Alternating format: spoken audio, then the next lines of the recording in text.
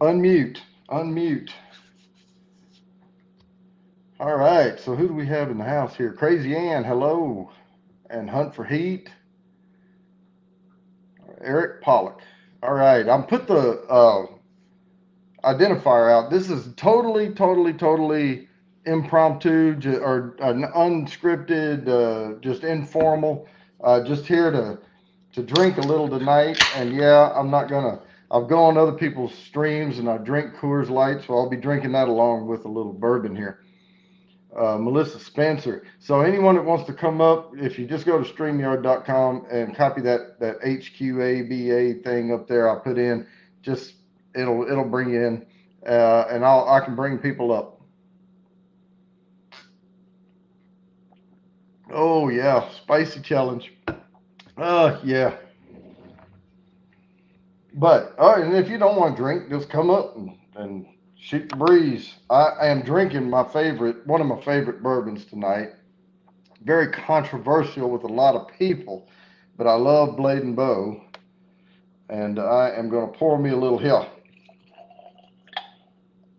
All right, so we can get the party started. Big Tank Hank, how's it going? Teresa, Neighbor Girl Bradshaw. Forgive me now if I don't know your names. I've seen a Hunt for Heat on other streams, and I know sometimes people call people by their real name. I don't remember. I'm horrible with names to start with, so if I can't read it off the screen, it's tough.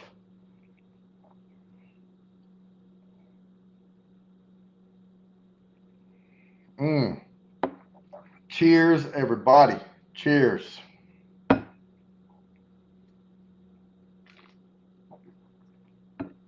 Yeah, please. Thank you, Teresa, for mentioning that. And again, hey, if anybody wants to come on, I'll post it again. I'll keep hitting it. I don't know if this will. I don't know how to post a link. I don't do this very often. You all know I'm set up for uh, VR 180. So, but that is the unique identifier for StreamYard.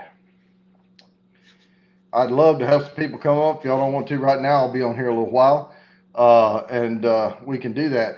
I played that stop motion animation. I'm kind of clumsy on this thing. I'm a tech guy. That's what I do for a living. But man, uh, you're not used to using something, and let's see, Bounty, copy your Earl link on StreamYard. I am on StreamYard.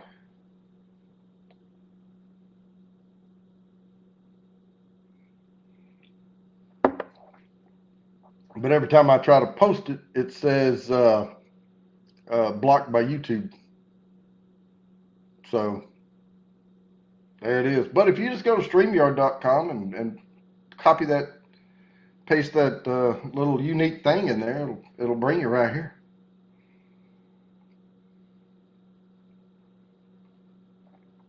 All right. So what's everybody drinking tonight?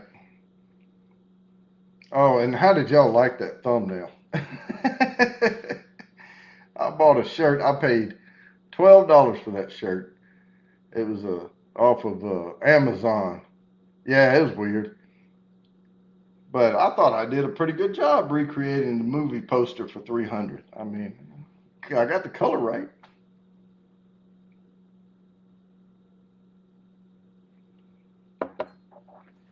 Nails that pop that people, and grabs attention. Whether it's a beautiful thumbnail or a train wreck, either way, you can't not look.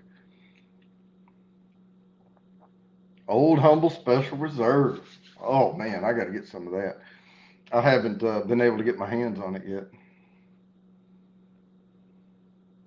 Oh hey, yeah, great. Yeah, I've been on with Phil a few times over there on everything spicy. I'm just too much of a. I used to be a chili head back in the day, and it started bothering me more than just the heat of it. It was the after effects got too much, and there we go. whatever that is.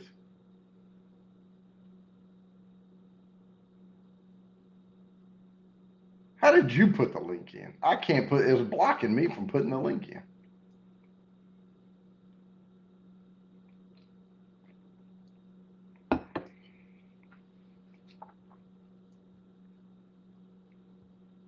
Got some from. Oh yeah, in North Carolina, the law here is funky. It's illegal. I mean, they have the ABC state ran ABC stores, and it's illegal to ship alcohol in the mail.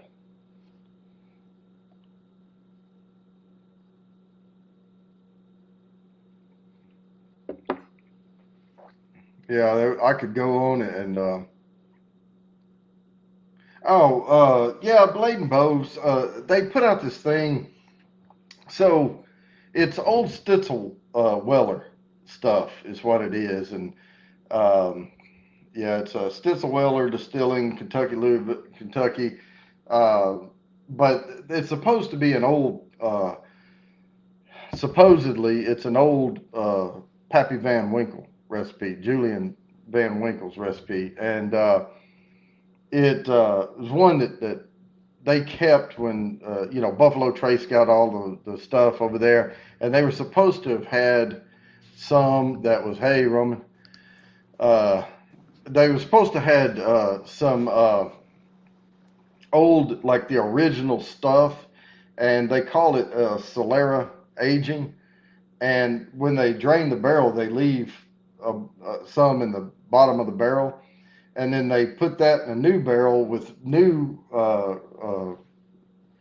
the mash it's moonshine basically is what it is before they age it, but they put it in there with some of the stuff left in the that was aging in the barrel, and they say that it still today contains some of the original recipe, which is BS because it's so diluted. But I mean, if they're making the mash the same and everything, I mean, it's what it is. But what I like is the double aging process on the part of that bourbon. Yeah, I've got a little bit left here of a bottle of, let's see, it's called the Cheetah single grain whiskey from Japan. Oh yeah, yeah, yeah, yeah. I love some Japanese whiskey. Now that's more Scotch related because they went to Scotland to study Yep. and then went back to Japan and local sourced everything to make it in the style of Scotch. Yeah, so it's very, very Scotch-esque. But of course, it can't be called Scotch because it didn't come from Scotland. All right. And it's pretty damn good. Bottoms up. All right. Mm. I'm missing people. Cindy's here. But yeah, anyway, about the Blade and Bow, there's a lot of people out there that like to hate on Blade and Bow, but I'm a key collector, so you know. Hoo-hoo! That makes my tongue dance. That was good stuff. I like the Hibiki from Japan. Yeah, I've only tried about 5 or 6 Japanese whiskeys. They're Oh all yeah, good though. oh they're smooth. Yeah, they got a little burn sometimes. Yeah, the single malt definitely gets you a little bit, Yeah, but it always does. I don't remember. I've had Hibiki and I've had the I forget the one that starts with a Y. I always forget that one. What how to say? I lived in Japan for 4 years, so I can definitely pronounce all the stuff, but I can't remember exactly what it is. But I haven't had a smoky one at all. I don't know if they have a peaty. Uh, Oh, I had a smoky one. oh, I you had a did? smoky one. I had yeah, so just I mean I've been to Japan and I probably tried some whiskeys there, but I was too young to give a damn Oh, what I was yeah, drinking or yeah, or even notice. But anyway, I had a company that I work with. I work in IT. yeah. I'm an IT guy. So I had a company that mailed me 5 sample bottles of Japanese whiskeys. rare Japanese whiskey is hard to find stuff. You can't really find it here. Mm. And then we did not like an online Zoom meeting. We did a tasting, and they had an expert there to explain what we were drinking and how to drink it and that type of thing. But I don't think I have the card around here that shows which whiskeys we had, because I won't remember. I was drinking whiskey. Yeah, I drank a lot of beer too. I like to say, I drink this Coors Light because you have to stay hydrated while you're, drinking bourbon. But I actually kind of like the flavor of it. If I'm not trying to dissect a bourbon, I love just going back and forth with them.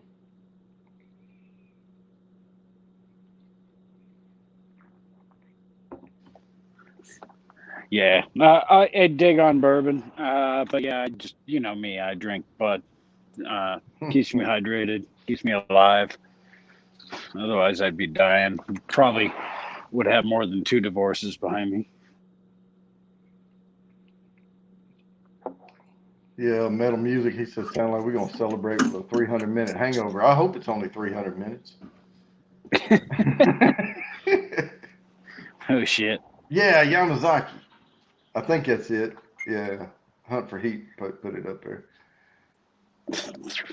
Yeah, I think that's it. Yeah, that and the Hibiki. Yeah, 300-minute hangover. Yeah, that never happens. Mm-mm. It's usually all damn day and up into the night, and sometimes you're still feeling kind of tricky that next day. It God, depends on how turned on you did. So what have you been Hey, up to? Austin Shane, welcome. What have you been up to lately, Bonnie? Just I got some really good news about my job yesterday, Friday. This is Saturday. Yeah. Um, hopefully it's Saturday because I hope I don't have to It's work tomorrow. Saturday. All right. But yeah, uh, my company's being bought by Allstate, and there was just a lot of uncertainty going on. But I got some news yesterday, and a hard copy something I'm not supposed to discuss. That is legitimate and proves I'm not going anywhere. Put it that way. So no Awesome. matter how good of a job you do, the acquirer can always say, we don't need your group because we already have a group for that. It's always a risk. Yeah, you just yeah, you're disposable. You're always disposable. Everybody's disposable. you know. Yeah. So how's it going? Yeah, Let me I'm get. just now coming. I'm exhausted. Oh man, yeah. I kind of took it easy earlier. I was just sitting around, uh, kind of watching the tube a little bit, trying to rest up. And this is the first drinks I've had because I didn't want to come on here half buzzed because I figured that if I was going to turn it on for a little bit, I might as well come on dry. Right. Yeah, I'm a little exhausted because I just got doing one of those spicy challenges, and I'm just now Oh coming back to man, normal. yeah, and especially whiskey, that Oh, doesn't go well with spicy. no, does it? Now, after the heat comes down a little, beer's good. Yeah, yeah. I've got a couple. I think I've got a Belgian quad sitting out in my beer fridge right now. I meant to click that one in Crazy Ann. Hey, Neon. Yeah, Crazy Ann jumped in there, and I went to click it, and her. Uh, Not that I don't want to show you on the screen, Crazy Ann, but you know. Oh yeah, you're all replaceable. Yeah, They shouldn't say that in a workplace, though.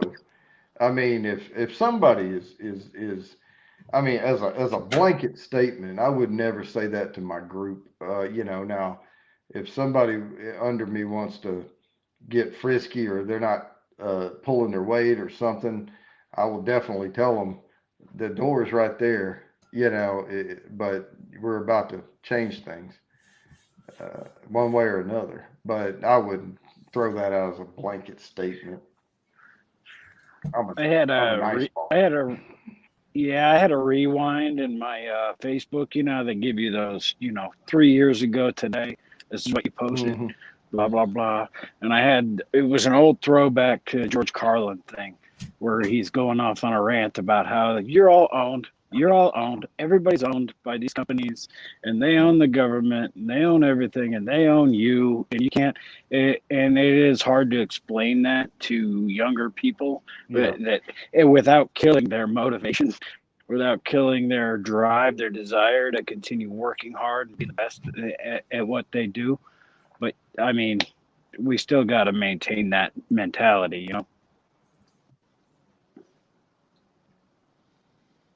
Oh, I have that as dessert every day now. That's what Crazy Ann wants to know, Joe. You Yeah, gonna have no. that? Yeah. That was a half pound of triple chocolate peanut butter fudge with 22 different super huts in it. Now, when I show this, I am not doing it tonight. Let me just tell you that. But I will show you. And I know this is lightweight. This is lightweight, according to a lot of people. Oh, I'm holding it up to the wrong one. But So it's I still do a have the Choco Challenge. yeah. I've got another one coming on the way, but I've got that one's gonna be part of my 100 sub special. Yeah. I think I'm waiting for 500 subs on that one. I don't know. I might need to be getting paid for that one. I might need to wait till 1,200 subs or something if I can get my view time up there. But yeah, oh yeah, you have one. Now Phil said that's one of the easier ones, and I It haven't done it in a while, so I Yeah, figured I would. And even if I chicken crap out of it, I helped feeding America, you Yep. know. yeah. So, there you No, go. it's pretty mellow, man. You won't have any trouble with it. No, it's got some bite to it, but it's survivable. Yeah. Yeah, it's nothing to get nervous about. No, Is I what I mean would say. I still eat pretty spicy wings and stuff every once in a while, but I space them out, a long way because I have to live with that for 3 or 4 days after, and I'm in pain. I hear you, but I mean, I'll be at work and I'll just dump a bunch of atom splitter on some pizza and be amazed at how well I get through that. And yeah, I don't know if Mm, you've ever tried atom splitter, but that's one of the hottest of the hottest natural sauces. And yeah, and I'm uh, amazed to how I get through it, even if I wait a while. Of course, my stomach disagrees later, but yeah, me and my stomach, we quarrel frequently. yeah, I used to live out in Texas, and we would go to Arizona, New Mexico, around in there and stuff, and I would pick up a hot sauce whenever I'd find one, I've never had before. And some of them, of course, it's all hype. They make you sign a waiver when you buy it and all that crap. But whatever. It's like, yeah, I mean, that's like they put a warning on that sauce at Taco Bell, and I started dying laughing. I was like, "There's Oh, nothing at Taco Bell that's going to hurt you." Well, the except fire the food sauce. itself. I mean Right. that. The fire sauce. No. The ones that no, Yep. yeah. Yeah, the ones that have tried the worst of the worst, extracts, people that have done tincture. Mhm. Most people don't even know what tincture is. Yeah, and I had a bottle of pure capsaicin, and I ordered it, and of course it's little crystals, in the deal. They're dry, and it came with tweezers and medical gloves and a mask and all this crap, and you were supposed to reach in and like it said, add only one crystal to a whole pot of chili, and it had me thinking this was going to be like super hot, and I put one little crystal in because I didn't do it to the whole pot, I because the kids were eating it and everything, and I scooped some uh, about a half a bowl and dropped one of them in. Of course, they dissolve in there right away, and I put another scoop on top and I stirred it all in, and that was pretty hot. That was pretty hot. And it's one of those heats that builds on itself. Every bite you take, it gets hotter and hotter and hotter over your tongue. Yeah. and that one had me going for a while. But that was back before I had all the internal issues I can't deal with now.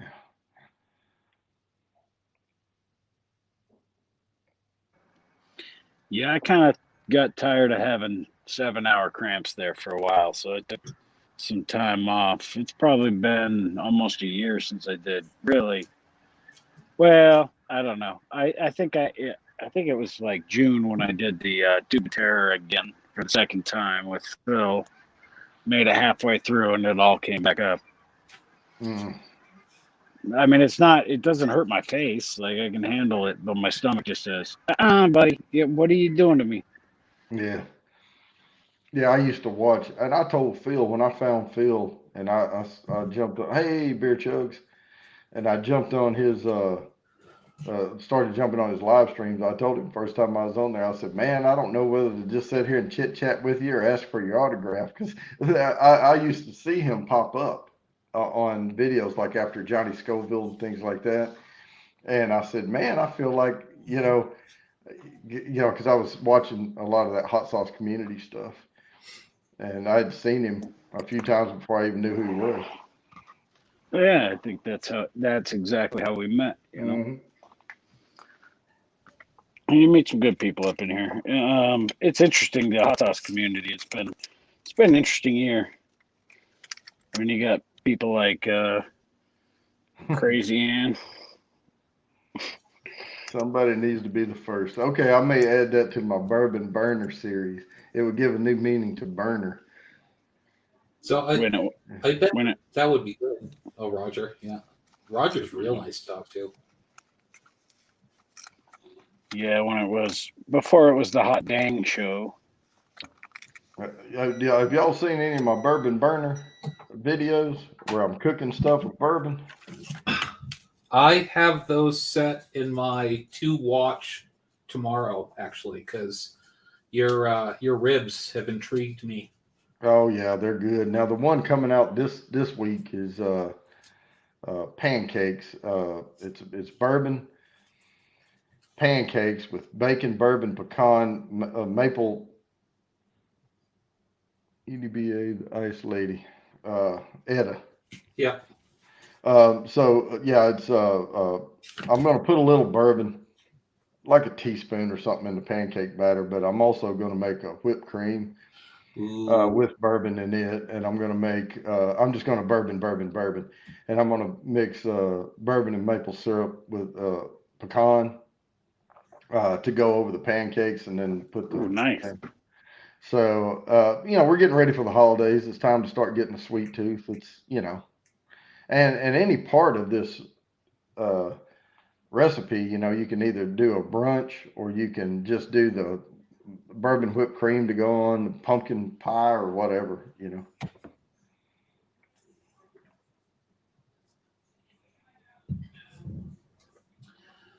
Yeah, the bourbon whipped cream on pumpkin pie actually sounds pretty good. Sorry, trying Oh, to show the old Phil there's sticker.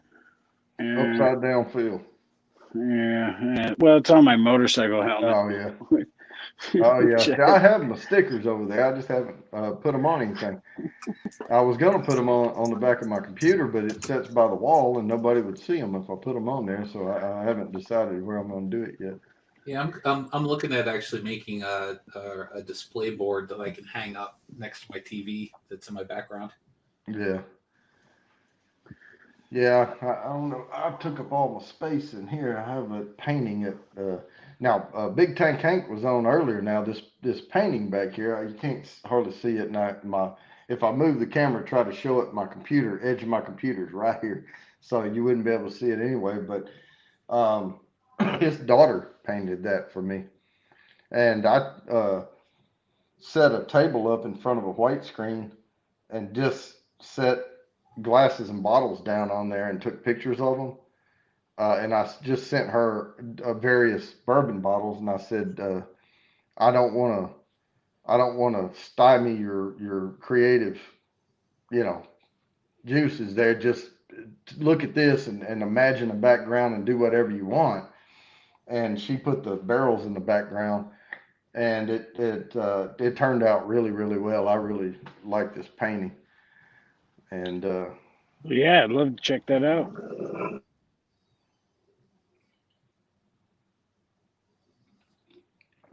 Uh-oh, Roman dropped. Yeah. All right, Crazy Ann, you need to get up here now. Don't leave me hanging. So I'm trying to see in the background there if there's anything that you've got that I haven't had yet. Well, I've got them triple stacked back there. Yeah. I probably have some stuff maybe that. Well, have you had the Bell Mead cast strength? No, I have not. Oh man, this is really really good stuff right here. I don't even think I've ever seen it.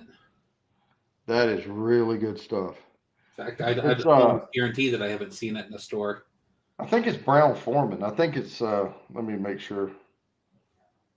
I think it is. So are you where what state do you live in? North Carolina. North Carolina? Yeah, so you wouldn't have it. You wouldn't have gotten it either. But Palisade Distilling is it's a small distillery right in Palisade, Colorado, just like 20 minutes from where I live. They had they actually have license 001 in Colorado, Oh, okay. and they just released their 10-year last year, Mm. and that was really good. But their Oh, there's cast Roman. He's back. Hang on. Let me nice. add him up here. Yeah. I have a secret place I shop at. Well, it's not a big secret around here. There's we're under ABC stores, state ran Hmm. for anything over a certain proof, Right. and all they can sell is liquor. Excuse me, but I just got lucky, and the stores here in Winston-Salem. I live in Winston-Salem, North Carolina. It's a big board, and they won't give you the time of day. But I go to Moxville. I drive about 35 minutes. I can go down to Moxville, and that lady there, she only has 3 stores, and she's the board. The chair of the board, and she's a bourbon head. So I found that store, and she'll order you anything she can, and now it has to be on the menu, for North Carolina, Right. but she can petition to have stuff added to the approved list as well. Now it takes a lot longer. I'm trying to get Smoke Wagon right now, and I'm trying to get Peg Leg out of Tennessee, and I'm trying to get there's a couple other ones I'm trying to get, and sometimes, but she lets me know. She'll text me when she gets it, and that's how I got that Bell Mead caster. Nice. It's always nice to know people. That's for sure. Yeah. Especially when it starts coming down to some of those ones that are hard to get to. Oh, absolutely. And like I tried to get them to order stuff here at the local ABC that's like 5 minutes from my house, and they're like, "Yeah, we'll get back to you on that." I mean, they don't care. Fine, I'll go somewhere else. But then I go to the other ABC store that's here and try to do the same thing, and they're like, "It's all the same board. You have to order through that same guy." Yeah. And I'm like, "Oh shit!" And then they're like, "Hey, you need to try Moxville." That's how I found out. Well, that's But cool. yeah, she said she usually gets 3 bottles of Pappy a year. Now she doesn't know. It could be Old Rip, it could be the 23 or the 20. I mean, she has no control over that. But a case of it is 3 bottles. That's how they ship it from Buffalo Trace. Yeah. And she said she usually gets 3, not every year, but she always tries to get as much as she can. And but they hold a raffle at the end of the year, and when you go in there, every time you buy something, for every so many dollars you spend, you get an automatic raffle ticket Oh, that's cool. if you're entered. If Right. you tell her you want to be uh, a part of that. And then, but the raffle only means you have the opportunity to buy, Right. but they can't sell it for more because it's a state ran store. They can't jack the price up. So you could get a bottle of Pappy 23 for $169. Oh, yeah, But you got, I'd be going there all the time. oh, I do. That's my I'd only place I shop. be going in for my friends. I'd be going. Yeah, let me tell Firefox I don't want to restart right now. Thing was about to restart on me. Kick me out of my own stream. So, guys, my neighbors are shooting off all these giant fireworks, and they got mortars over here. What are they? They're apparently celebrating something. Oh, they celebrating Biden. Could be. I don't know. I don't care. They just pissing off my dogs, and yeah, you see. Yeah, they're just pissing off my dogs. Is all they're doing. Yeah, I saw that burst in the background. I was going to ask you if that was some kind of crazy green screen or something. No, that's my backyard, bro. This is my backyard. Yeah. I haven't gotten smart enough. I'm an IT guy, but I haven't gotten smart enough to figure out that background shit. Yeah, it's my only thing is it always, no matter what, degrades the image. You know, if it's not real. It does. Unless you do it really, really good, you've got to have some Right. high-end equipment in order to do it, or you'll get tearing around your body. Yep. Yeah, you'll get that dark outline, Yeah. and when you move, it won't show all of your ear. You know. I'm not gonna spend that much money to watch Bourbon Bounty. Sorry, No, sorry, brother. Hey, I spent all my money on VR 180. I'm not putting any more into this StreamYard. I mean, the whole thing here, like I have my studio lights on, and this is my regular studio, but all I bought was a Logitech Stream Cam. And it's one of the best, like it is the best webcam out there. I've got like the 922. Is what I'm And on. I got this one because you see how it focuses well. That's clear, and it doesn't do it. See, I tried to show you, and then it didn't do it. But I can. The reason I bought it is because it focuses really fast, Right. and I can show you like words on the bottle, you know. And the other stream cam, I think this is, I forget the number on it, 920, whatever it is. The one just below it had a very slow, like it could be up to 5 seconds to, you know, Oh wow. Okay. focus in. And this had, I mean, it's money. I still spent a few $100s on it, but yeah, you can spend a lot of money quick. But I wasn't willing to get a SLR fucking digital camera and all that shit, you know, with the box and all you have to have to convert the video, and then you have to hook up all this because I'm on a Mac, and so you have to have a something to stream it with and turn it into a webcam, and I mean, not that I'm not technical enough to get in there and do it, but my wife, I don't want to borrow her camera. She has the big Nikon, and it would work, but I'm not spending another, you know, $1,500 on a freaking capture card. Yeah. Yeah. So I got. Well, I mean, I do my videos with this, but I mean, this is. I've had this for years. Oh yeah, but I mean, if I were doing like, but I put, like I said, I bought the VR 180, and I got a Zoom H1N recorder so I can do the lavalier mic, and I can take it anywhere.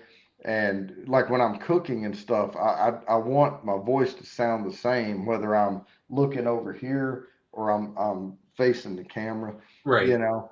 And so I can clip that thing on. And if you watch that one video, I think it's the rib one, you'll hear at one point I go to get the sous vide pot ready, and you'll hear a thump. That was my mic. I bumped into that immersion circulator. Oh. And I couldn't cut it out. I couldn't, you know, I worked with it on Adobe Premiere Pro, and I was like, hell, just leave it in, you know. At some point. Yeah, why not? Yeah. I mean, give me a break. Yeah, it's just a thunk. It happens. Yeah. Yeah, I've got the same 922 that I use sometimes. It's very rare that I put up a video. Because mostly I like jumping on other people's streams and supporting their stuff, supporting what you got going on. Yeah, I know. I always try to do that. I even try to. Mike was on here a little bit earlier, but he was probably here about as long as I am on his Saturday show. Him and his dad get together and they talk about sports. That is actually fun to listen to for a little bit, every once in a while. But I Yeah. try to jump on there and give him some view time and hit the like.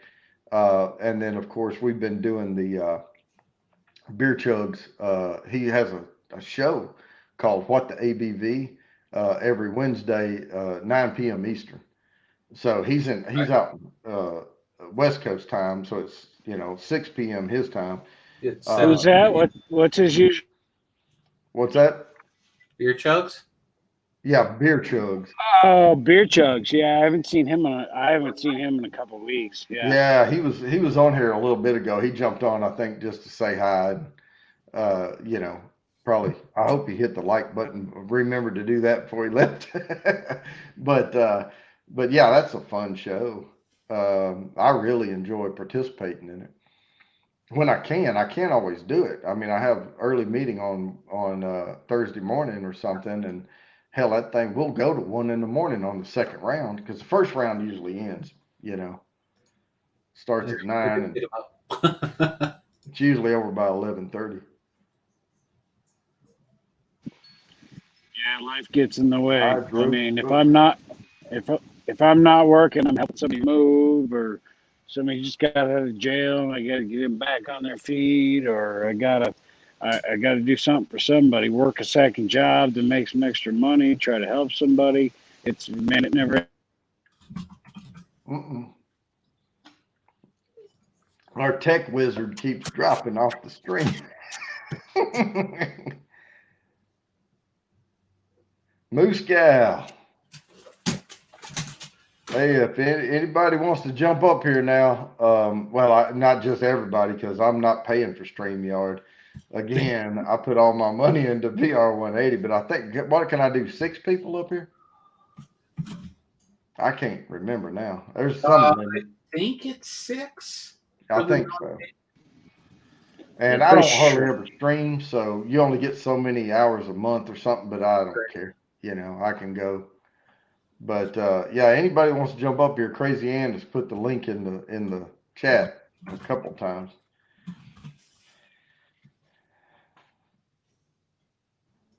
Hello, Saucy Shane, Moose Gal, Hydro Truck.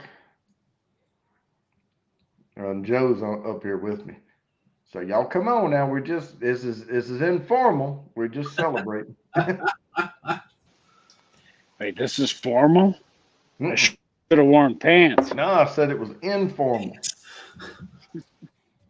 Informal. Oh, okay. Yeah. I'm good then. My balls are. Yeah, I left my tie in the closet. This is informal. So informal, in fact, I'm going to go grab a beer. Oh, That's not a bad idea, actually. The thoughts crossed my mind, but I'm not ready yet.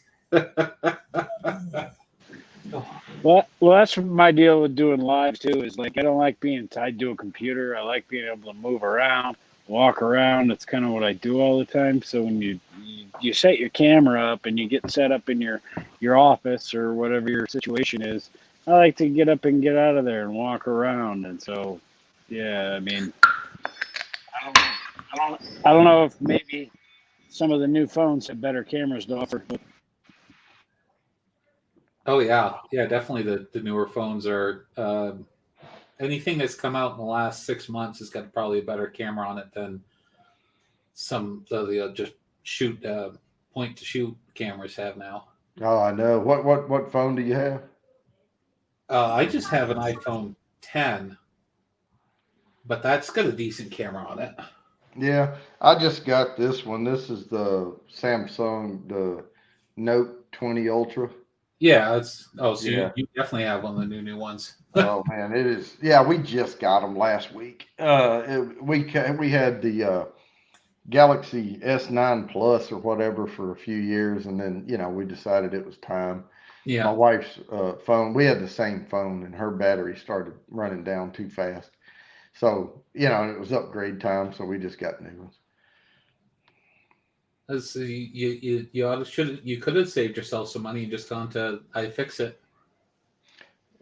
I don't care about money. Well, iFixit That was actually, a they joke, sell by the way. and do videos on how to actually replace the batteries that are in some cell phones, Hmm. and actually sell the batteries on there. I think they're depending on what it is, like $20 or $30. Yeah, but we like toys too. Yeah, I do You know, too. Which is why I'm building my computer next month. I did start using. I mean, I'm paying for it anyway. Adobe. With my subscription to Adobe Cloud and all, and I'm paying for Adobe Premiere Pro, and then on the phone, what the hell is that? It's I just started using it. I attended at Rush, Adobe Premiere Rush. Oh yeah, Oh man, that is sweet. If you don't, it's not for VR 180, but if you just want to do a video from your phone, yeah, you can edit it right there. It's not full editing like Premiere Pro, but it's plenty of editing capability. You can add background music. You can do all this crap to it. You can cut frames. You can zoom in, zoom out. Of the picture. Of course, if you zoom out, or if you make it too big, of course it'll pixelate. right. But depending on the megapixels or whatnot. But yeah, a Premiere Rush though, if you have a high enough resolution picture, you can zoom in and then it will reform it right there as long as it's a high resolution, and Yeah, it doesn't, then it will present it to YouTube as that, not the full thing, you nice. know. Okay, yeah. So yeah, you can do fade in, fade out, you can do video transitions, audio transitions, everything from your phone, and just boop, and it's up on YouTube. Hmm. But I like I said, I do VR 180, so I can't really use it for regular use. I might do a bonus video here or there. I saw Right. another firework. Yeah. Yeah, it's so loud. The dogs are freaking out. We got the TV cranked up inside. The dogs are locked inside, so they stop freaking out. It's annoying as hell. It's like, all right. There's nothing. Boom. Yeah, yeah. I mean, I appreciate it. It's cool, whatever. America, right? America. Yeah. Red, white, and blue. I'm So all for it. I think we're still in a fire ban, so we're not even allowed to do those here. We're not allowed to do them here either. We've never been allowed to do those here, ever. I mean, I've lived here most of my adult life. You've never been allowed to do those here. And I won't say that I haven't shot off 500 on July 4th or anything, but I would have 4 tubes in a row and just be putting on a show for the whole neighborhood. Right. You Well, drive up to Wyoming, fill your trunk up, drive back, and hope you don't get pulled over. yeah. Well, when I lived on 10 acres out in Texas, it didn't matter what was legal or what wasn't. We were in the middle of wooded 10 acres, and we had our oasis there, and I could do that was private property, you know. But we lived out of town. We weren't in a city. When we were in Fort Worth, man, they had all kind of stuff, and people would call the cops just like on anything. There was Yeah, people. we get that. We get that. If we shoot fireworks off out here, I mean, I'm in Aurora, Colorado. I'm southeast of Mhm. Denver. I've been to Uh, Aurora. I have two. yeah, I've lived here for most of my adult life, and yeah, there's a lot of this. And my neighborhood in particular is kind of secluded for Mhm. being a suburban neighborhood. We're dropped down in a valley. There's a park in the middle, so we can kind of get away with a lot of stuff that a lot of people can't. But yeah, I've had the cops call on me a couple times. You only bring the stuff out of your garage that you're about to use. You keep everything else in the garage. You hear the sirens, you hit the button, you close your garage, you go inside, and you wait till they drive away. Yep. Yeah, at Aurora, Colorado is where we went for our initial crypto training in the Air Force, and we were one of the last groups that went through before they shut that down and moved it somewhere else. Were you at Buckley Air Force Base? We were on the side of a mountain in a bunker. That's where they do Okay. crypto training. Yeah. Okay. Nice. Okay. Where is it? Yeah, I've actually been fishing in the reservoir there in Aurora. Yeah, I lived here. I'm in the Mission Viejo neighborhood. I've lived here most of my life. So, yeah.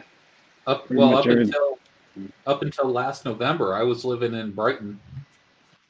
Oh, wow. Just Okay. north. Yeah. So I live out by Grand Junction now in Fruta. Okay. So a little less cow shit smell. Yeah. Yeah, it's and hot and dry. Yeah. Yeah, no kidding. Yeah. How far are you from Winter Park? From Winter Park. Yeah. Winter Park, Colorado. I'm think I'm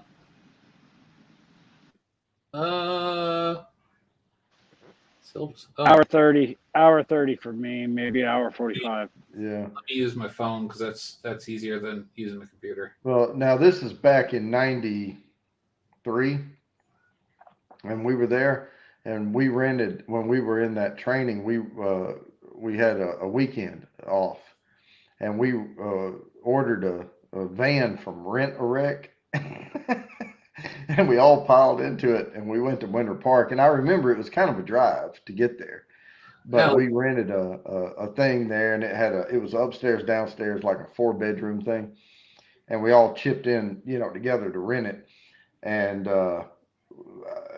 we got plastered that weekend. I mean, just totally blitzed. But I do remember that we had a huge snow because it's up, at elevation, and the snow drifts were giant, and we dared somebody to jump off of the balcony because the snow was right there. I mean, the drift was so high it didn't look that far down, and so dude gets up on the rail and jumps like on his back and like he was going to slide down it, and he just goes like Bugs Bunny, floop, right down in that snow, and you can see the outline of him, and we had to dig his butt out of there. it's a 4-hour drive for me to get to Winter Park. I'm closer to Moab, Utah than I am Denver. Yeah, I think it was about an hour or so from where we were to get to Winter Park. Yeah, it sounds about That right. was a long time ago. That was, I don't remember a lot of details from that. Remember we had a blizzard of '03, I think it was, where I rode my snowboard off the roof into the yard. It was 6 foot deep snow, and just poof, disappeared. Yep. Yeah, then you start panicking, getting your snowboard off because you're getting suffocated by the snow. Yep. Yeah, it's fun. Yeah, I don't go to Winter Park too frequently. That's more of a skier's paradise than a snowboarder. I'm a snowboarder. Yeah. We just did it because we didn't even ski. I mean, we only had Saturday and Sunday. We just stayed, I think, Saturday night or something, and just to sit around and drink. And somebody brought uh, Pink Floyd, that movie. Was it Brick in the Wall? Another Brick in the Wall? The Wall. It was just The it was Wall. just called The Wall. Yeah. The Wall. And they were playing that in the background, on the cheap ass bubble TV that was in in that thing. And we were playing cards, playing spades, sitting around just goofing off. Yeah, '93 was my first year in the Marine Corps. Oh yeah, yep. I joined was in January of '93. That was when I went into the Oh, Air wow. Force. I Okay. joined the Army in '95. Yeah, I joined the Marine Corps August 15th, 2003. August 23rd, 1995. Mm. Nice. These fireworks are making me crazy.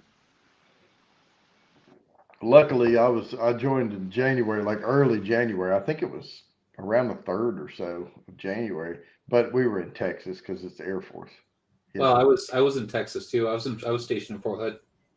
I meant for initial training. Oh, I was in Knox. I did Yeah. OSA, one station unit training. I had the same drill instructors for 15 weeks. Oh yeah. Yeah, 93 days at Marine Corps Recruit Depot, San Diego. And It then never off to gets cold in San Diego. Pendleton for round 2.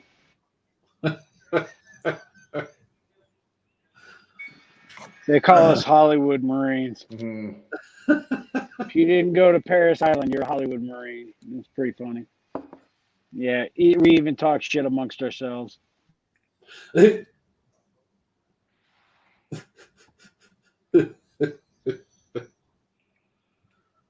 jeez. Oh, there was all kind of ways to become an officer in the Air Force, but one way was through the academy, and we called them ring knockers because they would get a ring when they graduated from the Air Force Academy, and you'd be in a big meeting room, banquet or whatever, and all of the cadets or whatever that came out of the officers that came out of academy would turn their rings around. Of course, they had a blue, you know, whatever that gym's called, Yeah. so, and they would bang, bang, bang, bang, bang, bang on the table. Uh, when you're supposed to clap, Yeah. for somebody, boom, boom, boom, boom, boom, boom, and you just hear that all amongst the group, and then they'd turn them back around. Ring knockers. That'd just be annoying. Yeah, that's an eye roll moment for sure. Yeah. Yep. Give me a fucking break. Get out of here with your bullshit. They wanted to sign me up. They wanted to sign me up for OCS when I was in. I won a billet for the battalion or for the whole regiment. They wanted to send me to officer candidate school, but then they're like, "Well, yeah, we'll send you to college for 4 years and you get a degree, but then we want another 3 years after that." And I was like, I was what 21 years old, and I was Yeah. like, 7 years right now. Do I want to commit another 7 years to this bullshit? I don't think so. So I stepped away.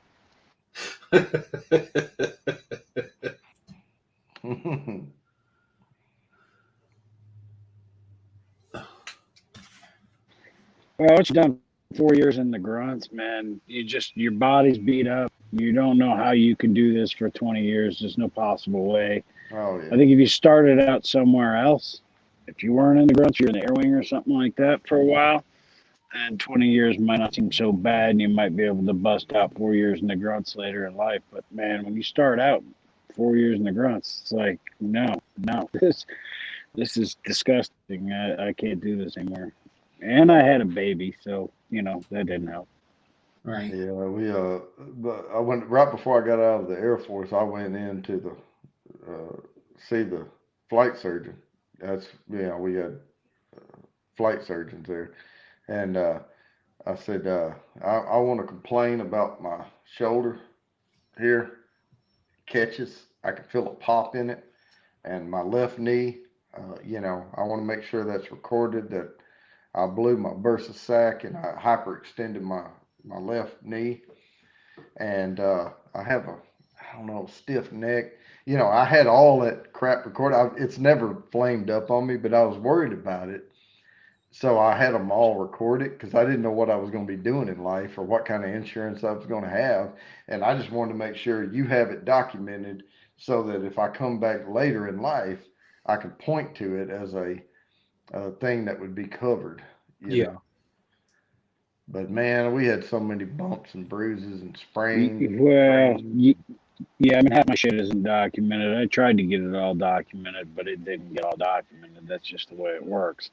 And then when I got out, I put in a thing with the VA, and they're like, this is going to take probably 2.5 years before you get any kind of settlement on this, or they end up figuring it out. They're like, you're going to have to keep coming back week after week after week. And I'm like, No.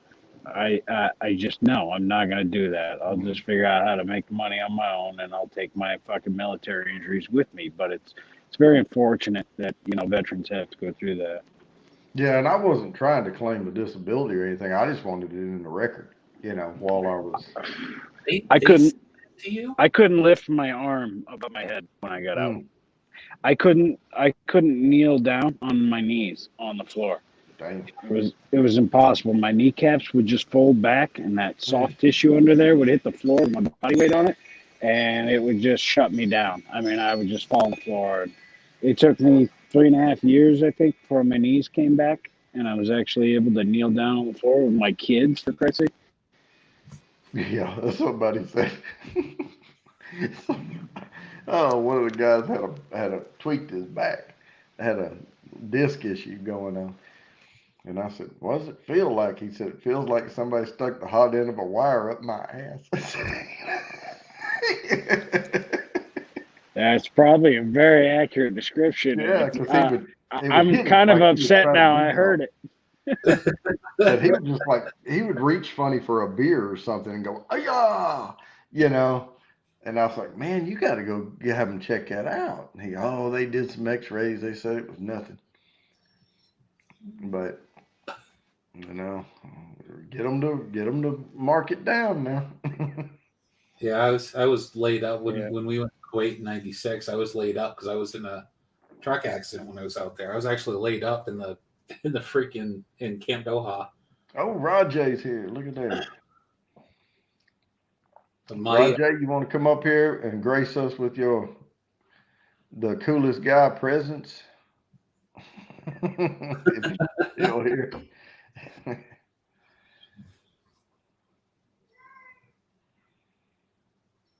the crazy Ann is on top of it. Oh yeah, there it is. Yeah, anybody wants to come up is welcome. This is Joe, you gonna informal. finish that story? What story? What were we doing?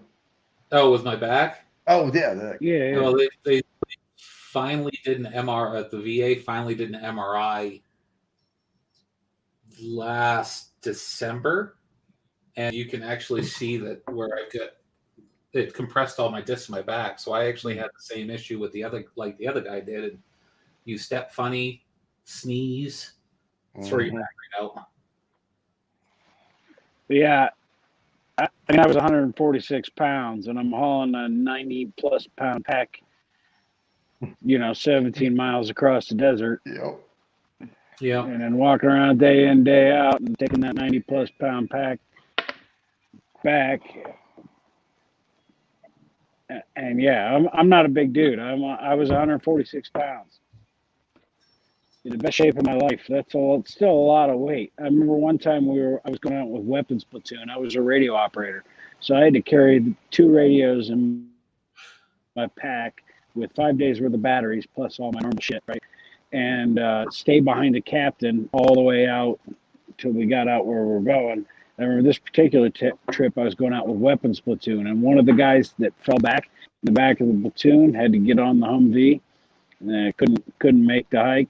He was carrying a mortar plate, and I don't know if you know what a mortar plate is, Mm-hmm. but they weigh like 60 pounds, and I was like, nobody wanted to take the mortar plate, and I was like, strap it on me, I'll take the mortar plate. So think about it, I probably had, that was like the last 6 miles. It was like last 6 miles in sand through the desert, 29 Palms, California, with a goddamn mortar plate. And yeah, we had one guy drop from heat stroke. We had 2 guys drop from heat. What do they call it? Not stroke, but Exhaustion. heat exhaustion. Yeah, we had 2 guys drop from heat exhaustion on the way, and then when we got there, one guy dropped from heat stroke. But all of our Navy corpsmen had gone back to the hospital with the other guys, so I had to do an IV on this guy under a tent. His face was just beet red. He was dry as a bone, and he was unconscious. He was passed out. He wasn't waking up. He soaked in 3 IV bottles in probably, I don't know, less than 10 minutes. Damn. It, I can't thread a needle, so But you we know. we had to go do combat IV training. I remember that. I almost hit a staff sergeant in the face because he stuck me wrong. Man, last time I got stuck by somebody in the field, I had a bruise down my arm. You know, like it bled under the skin. You Yep. know how it does, and it streaks out. Yep. Yeah, and I had 3 holes because. Oh, jeez. Well, that dude's veins were popping out so far. If Mm. you didn't get one, you'd have to be blind. I mean, his veins were all just bulging out. Oh, I So can probably hit that. Yeah. Ranger IV. I don't even. Cindy, I don't even want to know what a Ranger IV is.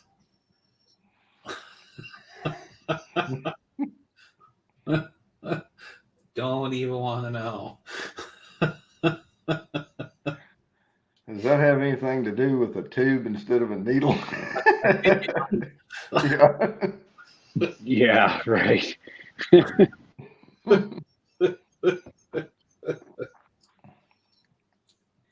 Well, Crazy Ann said, "Be right back again." Yeah.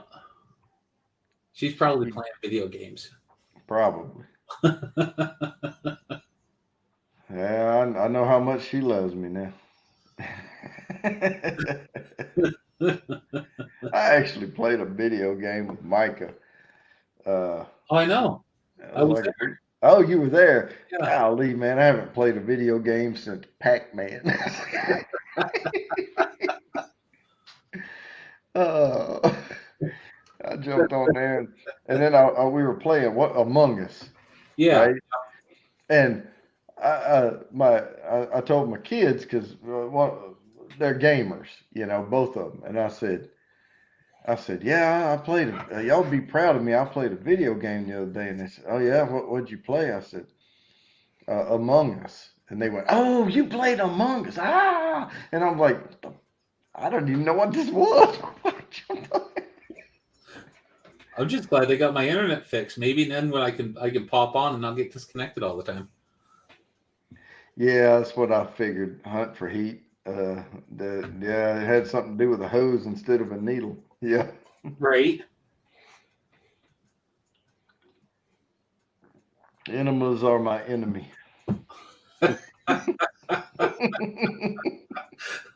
Aren't you glad you came up here, Rod? I'm trying to figure out why I got on here again. Hey, Rod. How's it going, man?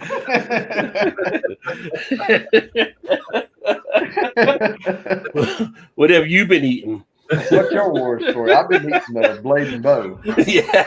You need an enema. No, we were talking about IVs in the military, like heat exhaustion, stuff like that. And somebody mentioned a Ranger IV, and I said, does it have something to do with a hose rather than a needle? And then Hunt for Heat comes on, and here, that's what he posted. Yeah. Oh, it's one heck of a rinse.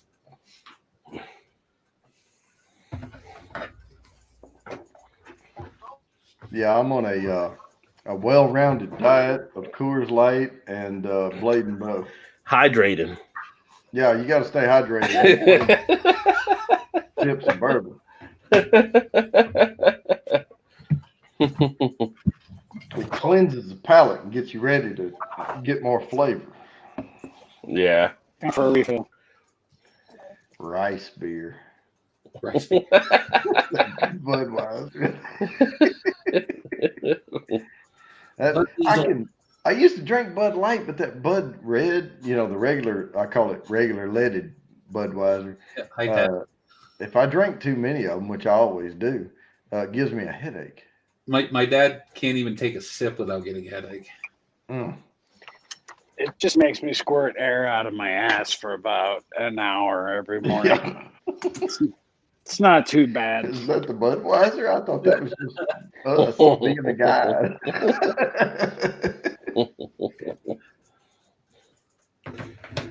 Can't think of the last time I had a Budweiser.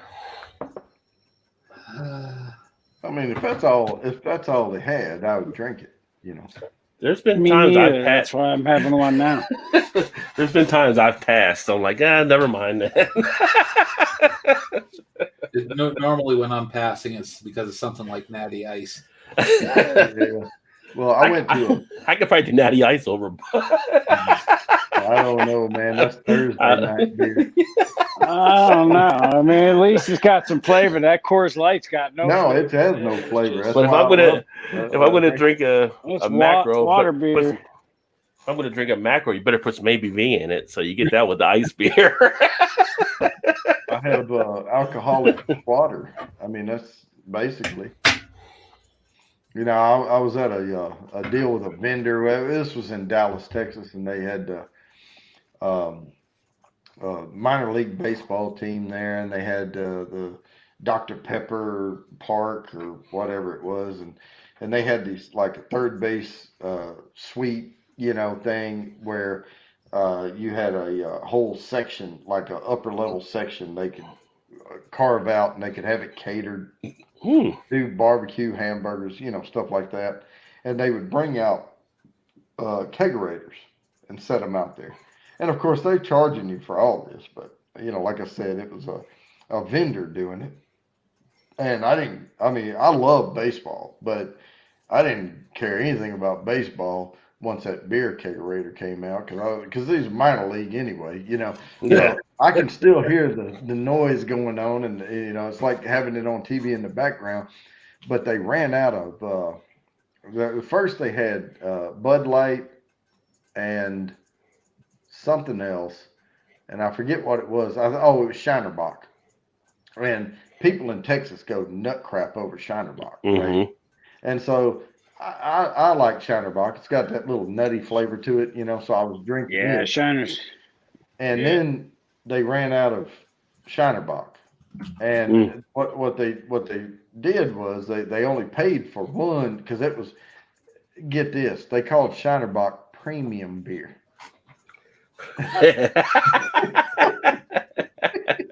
So they ran out of the premium beer, so they brought regular Budweiser over. And I thought, well, I'll just go to Bud Light then. And I went over there and tried to draw it, and I got half a glass of foam. Yeah. So I was like, hey, we're out of Bud Light over here. And we'll get that fixed. You know, because they'll just swap, you know, kegs around. And I waited and waited. What felt like eternity, which was probably 10 minutes. And I was like, screw it. I have to have a beer. So I went over and got a Budweiser, and immediately I got a headache, you know, because I was already about 6 beer in. And I didn't even finish that. It was a plastic cup, you know. Yeah. And they finally got the Bud Light out there, and I went to it. For whatever reason, Bud Light doesn't hurt me like the red does. Well, it's probably with the ingredients and stuff. Yeah, they do it a little differently. Water it down a little bit more with the light beer. So, yeah. I mean, I've heard other people that get headaches. I've never gotten headaches off of any beer that I remember, but I know that some people have said headaches off of Budweiser. I mean, I've had bad beers now, Roman. It's just I don't remember getting a headache off of it. Right. I've had some that I spit out. Like, what is this? Like, don't ever get this. Well, it's like when you go to a Rockies game, all they got is Coors vendors. They might have 1 or 2 Budweiser vendors in the whole facility, and you got to walk for days to find the Budweiser because it's all Coors. Yeah, it's always on the other side of the venue too. Yeah, it might have something to do with it, right? You know what? That would do me just fine. I'll sit there and drink Coors Light. I don't care if it has no flavor. It makes me happy. Well, Bud makes me happy too, so I'm right there with you. Bud or Budweiser. But if I had the choice between Coors and Coors Light, I would take Coors Original. But yeah, and I'll tell you what, one of the best flavored, I think, light beers is Miller Lite. I'm talking about domestic, you know, the crap you can get out of every barbecue joint, even if it's a hole in the wall, you know, on tap or whatever. Right. My dad drinks Miller Lite, but I just drink Coors Light because it's just something to pour over my tongue, you know. Yeah, I got some Miller Lite in the fridge upstairs, actually, that some guy that just got out of jail left in there, but that's another story. Yeah, Miller Lite was But the first light beer. Now the one I didn't mention is Yingling. I don't know if you can get Oh, Yingling.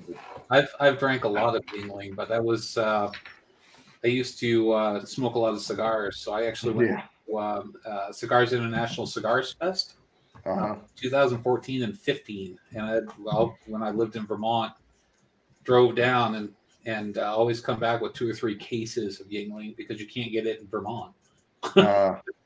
Yeah, Vermont prides themselves on that. That they do a lot of brews up there. Oh yeah, And so does Maine. But Maine more recently. Well, Yingling got purchased by Coors, so they're going to be like national. Yeah, I mean, when I go to the local grocery store, the Yingling's right there with. There's Budweiser, Coors, Yingling. You know, it's all right there together. Except for way on the very end over there, stuck back in a dark corner, is Natty Light. That's where it is.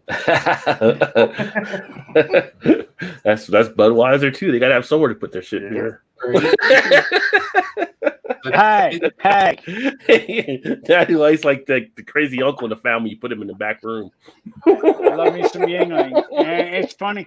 It's funny because Yingling you couldn't get out here a year ago, and now it's everywhere. Yeah, I haven't seen it, but it might be just because I'm on the other side of the mountains. Well, they just got purchased, so it'll be probably next year by the time it starts getting everywhere. They're taking it all west of the Mississippi, taking it all across the country. So, of course, put in all 50 states pretty much. Oh, yeah. I just hope they don't change the recipe. They start messing with it. Tasted the same. That's always the concern. Well, they haven't taken over anything, but sometimes when the big companies take over, they put in cost controls that switches the recipe up for some. But they probably will leave Yingling alone now. Wait. What are you waiting on, Sausage Shane? Oh, I need a drink, but I better wait. 7 of those rummy bears. Yeah, his gut is not. Okay. His gut. No, you don't want to do that. Okay, I didn't know he did a spicy challenge too. Certainly nothing alcoholic. Do not introduce that to your belly. That is the worst. I at least did mine at like 1:30, so I'm pretty much safe. But I've actually been kind of eyeballing my homebrew that's in the closet. Ooh. So I did a barley wine, and it got overactive on me, and I got it's 14.2%. Oh, that's a good one. That's a good ABV. Oh, yeah. Well, if y'all can't tell, I like Boilermakers. I just don't put them together. I mix them here. Speaking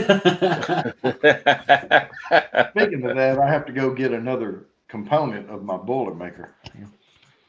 Be right back. That was a Coors. Yes, it was.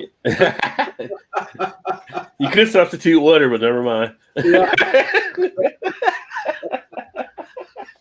Ain't got a sink in there? Yeah. Got everything but a sink right there. Could have kept bottles of water next to him, but he didn't. Hey, I told you at the beginning of this live bottle of water. I said, I come on to y'all's live streams drinking Coors Light. I'll bastardize mine too. We got to give each other shit. Hey, it's all about what you like, right? So. Yeah. Well, that's exactly it. It's all about what you like. I tell people, don't be a dope. Well, see, this is the way you do it. This is the way you do it. Party for 40 minutes every morning. Oh, yeah. See, I don't know what causes that. Oh, sorry. Yeah. You open your Coors Light. You take a drink. Mm-hmm. You hide it so people don't know it's a Coors Light. And then you chase it with flavor. He didn't hear me when I was teasing him. You missed the second step, Bourbon. What's that? I say you hide it in something so people don't know it's a Coors Light. No, I know you had to cooler on it, but I was just teasing you. I was honest about it. Look, you can see it. It's pizza.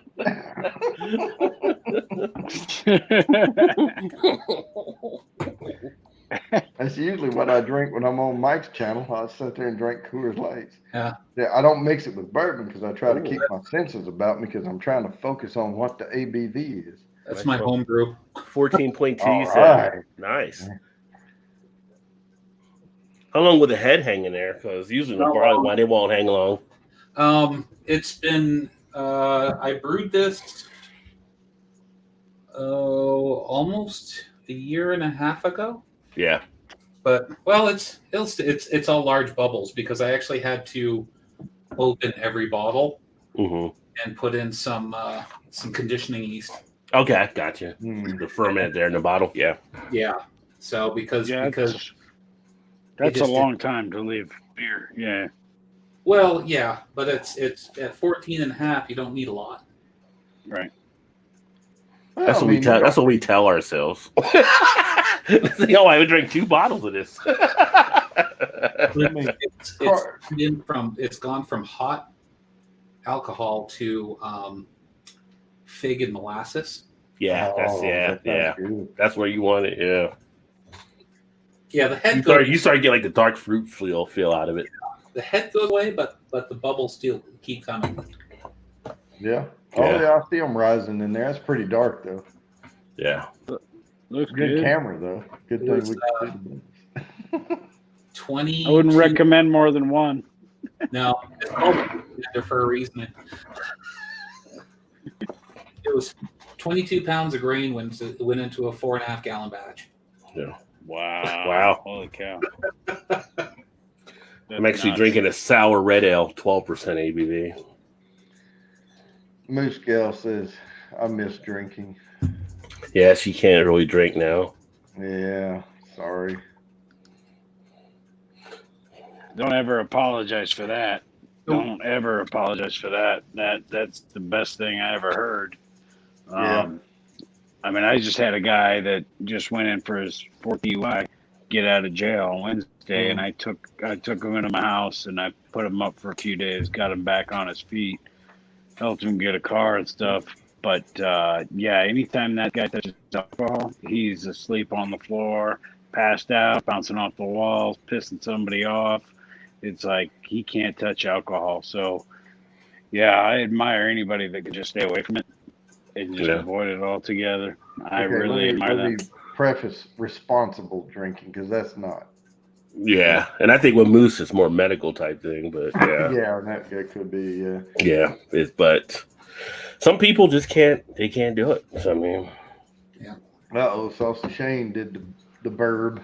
He gonna be right back.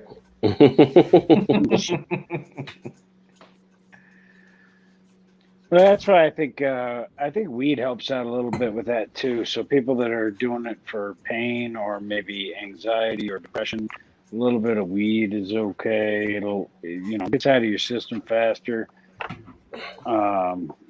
It tends to make me drink less if I do it when I need it, or if I have insomnia. You can't sleep. Take a weed gummy, you'll sleep the best you ever slept in your whole life, and you'll wake up feeling amazing in the morning.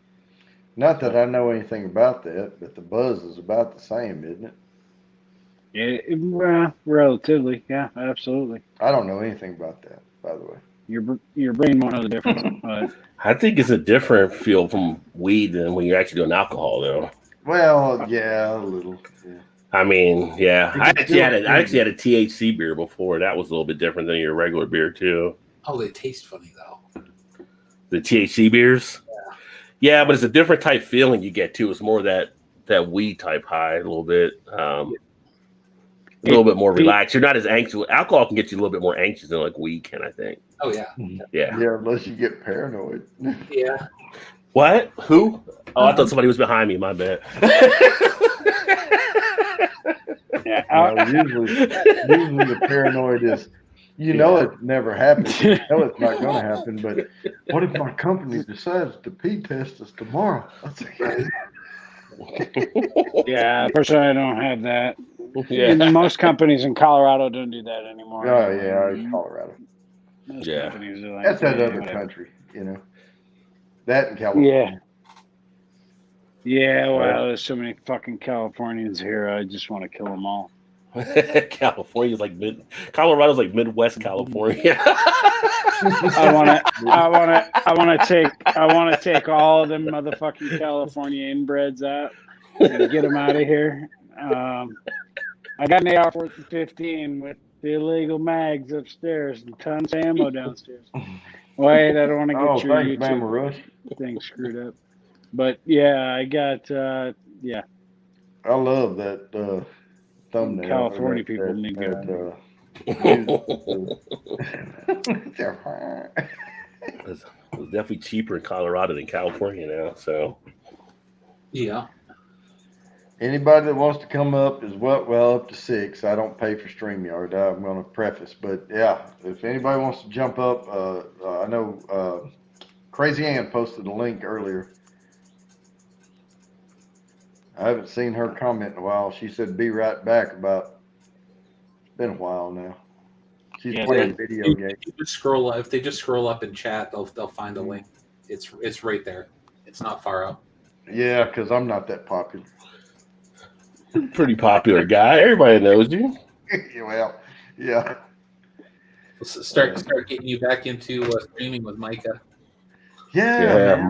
Where's Micah tonight?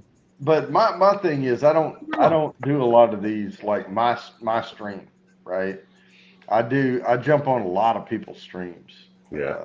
21090 every once in a while, and I'll jump on with Phil or whoever. But here lately, man, they've been killing me at work, and I have to be very mindful through the week.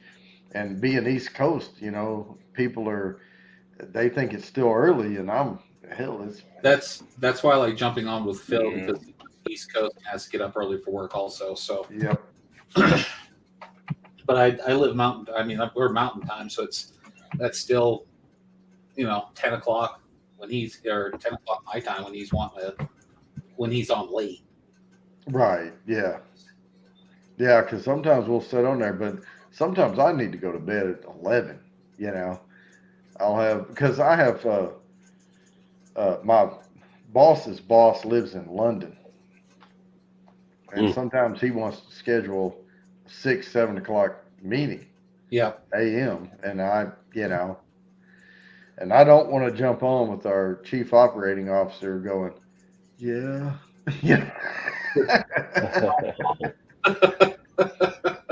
Well, can you repeat the question? No. Sorry.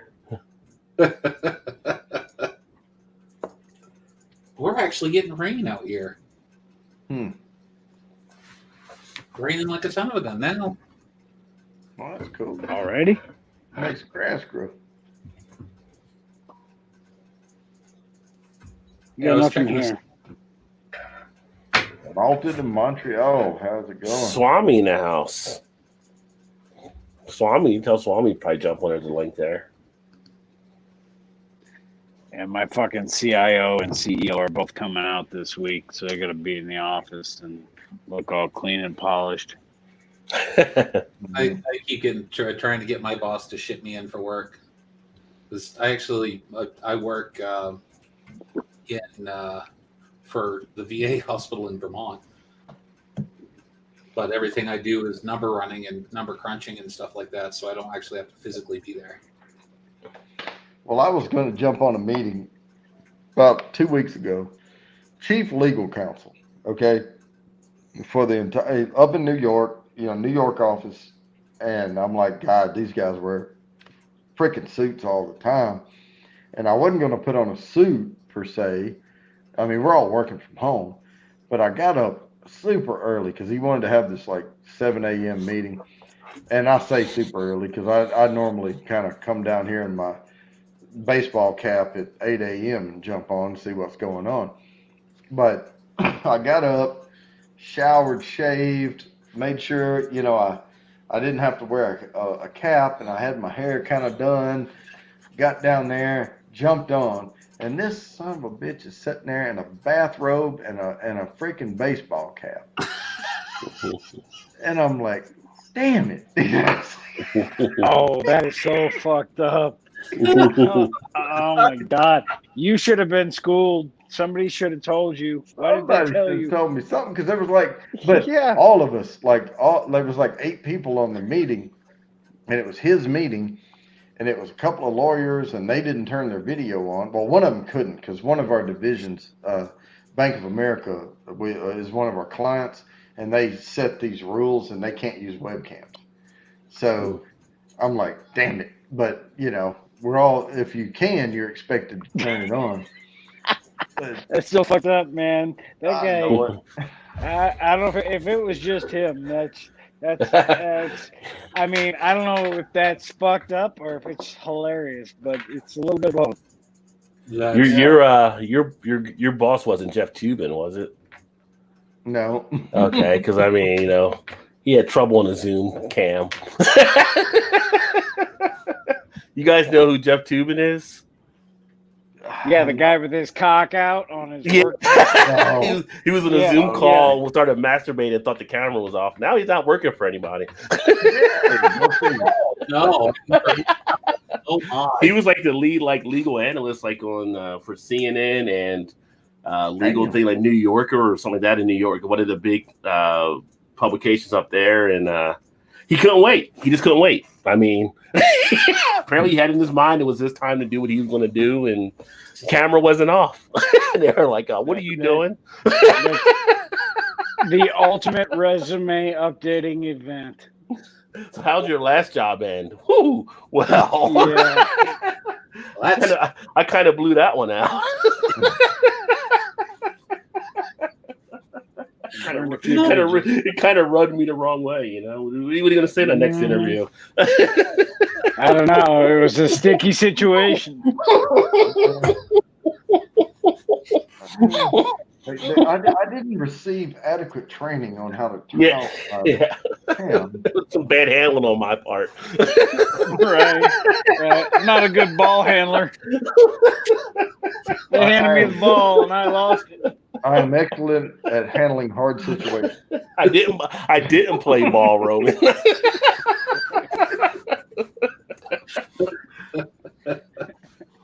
Oh, jeez. Yeah.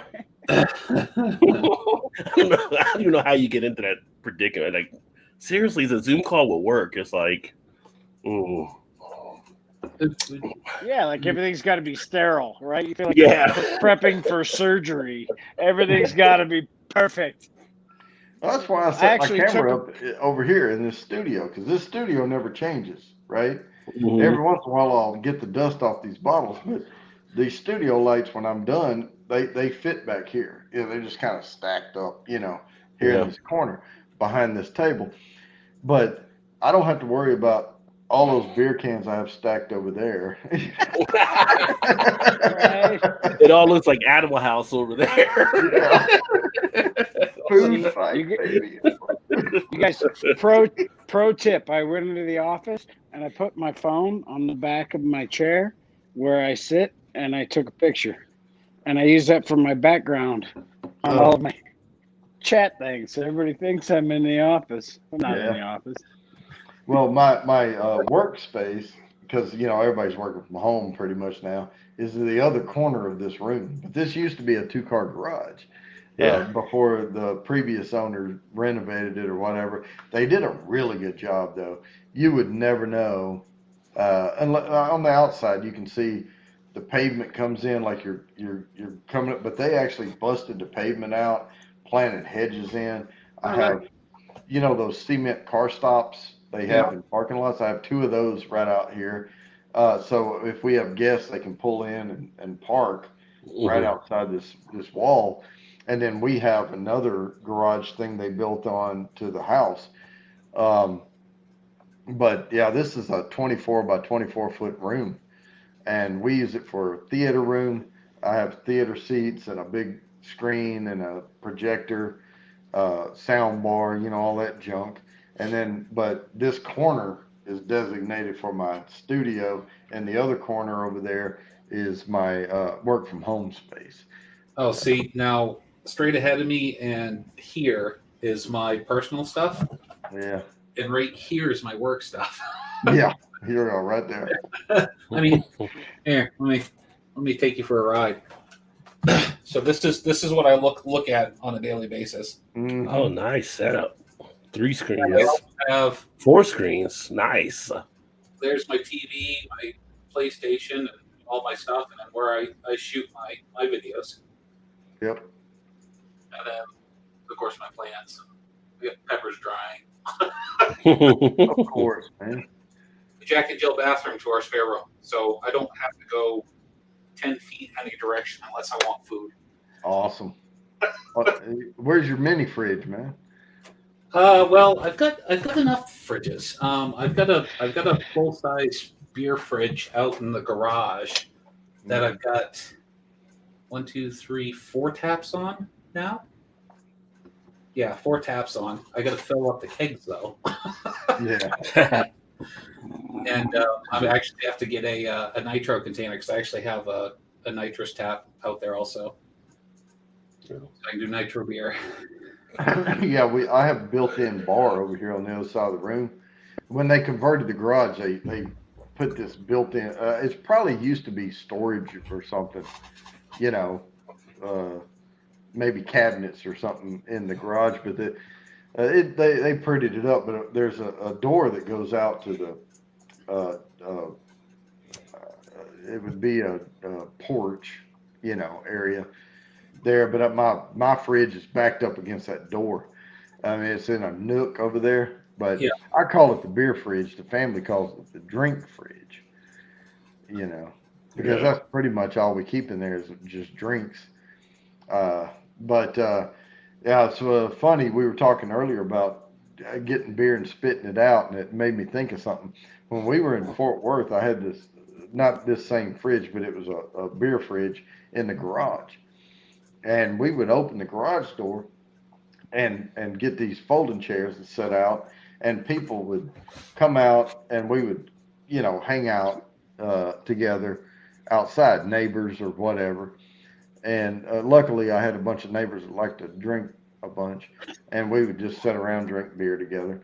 And we would either meet at our yard or their yard or wherever, but that fridge, I called it the beer fridge, and the kids called it the drink fridge. But they had these blue cans, and I was drinking Bud Light at the time, and they had these blue cans, and they had like fruit drink in it, no carbonation. It was like some kind of orange or grape or whatever was in there.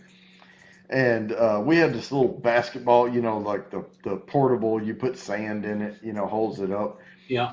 And they were out there playing, and I was trying to show them how to flip a shot, instead of just, throwing it up there. I was trying to use your wrist, you got to let that ball roll off your fingers. And I'm sitting there watching them try it, and do it. And I opened the beer fridge, and I reached in, I grabbed the blue can, and I closed the door, and I walk over there, and I'm focusing on them, pop the thing open. And my wife is sitting there about to die, but she's not saying anything. That's what wives do.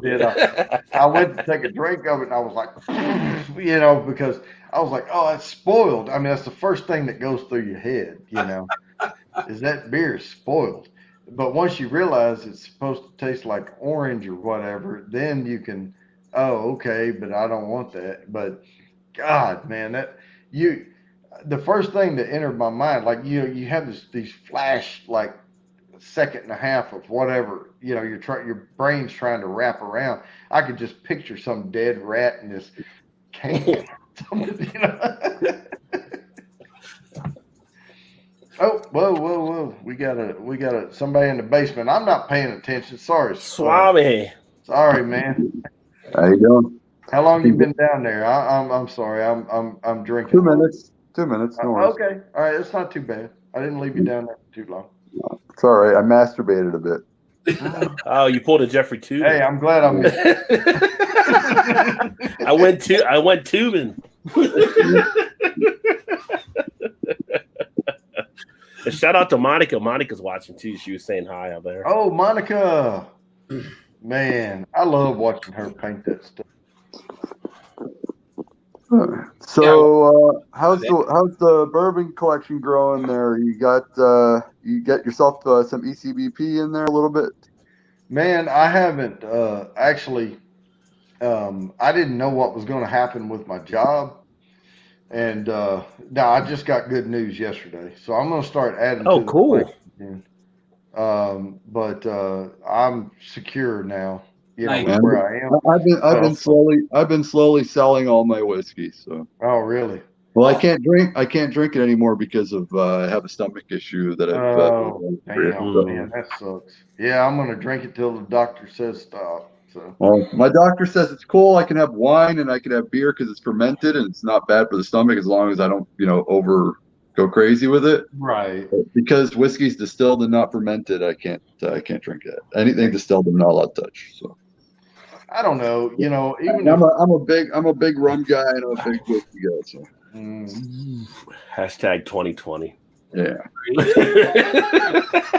Hey man, I made some pretty good money. I sold one of my bottles for 450. Awesome. So. ooh, nice. Well, you got a good collection. Well, you had a good collection. I had about 280. Now I'm down to about 70 bottles. So, Man, if my doctor started telling me something like that, I'd be like, hang on.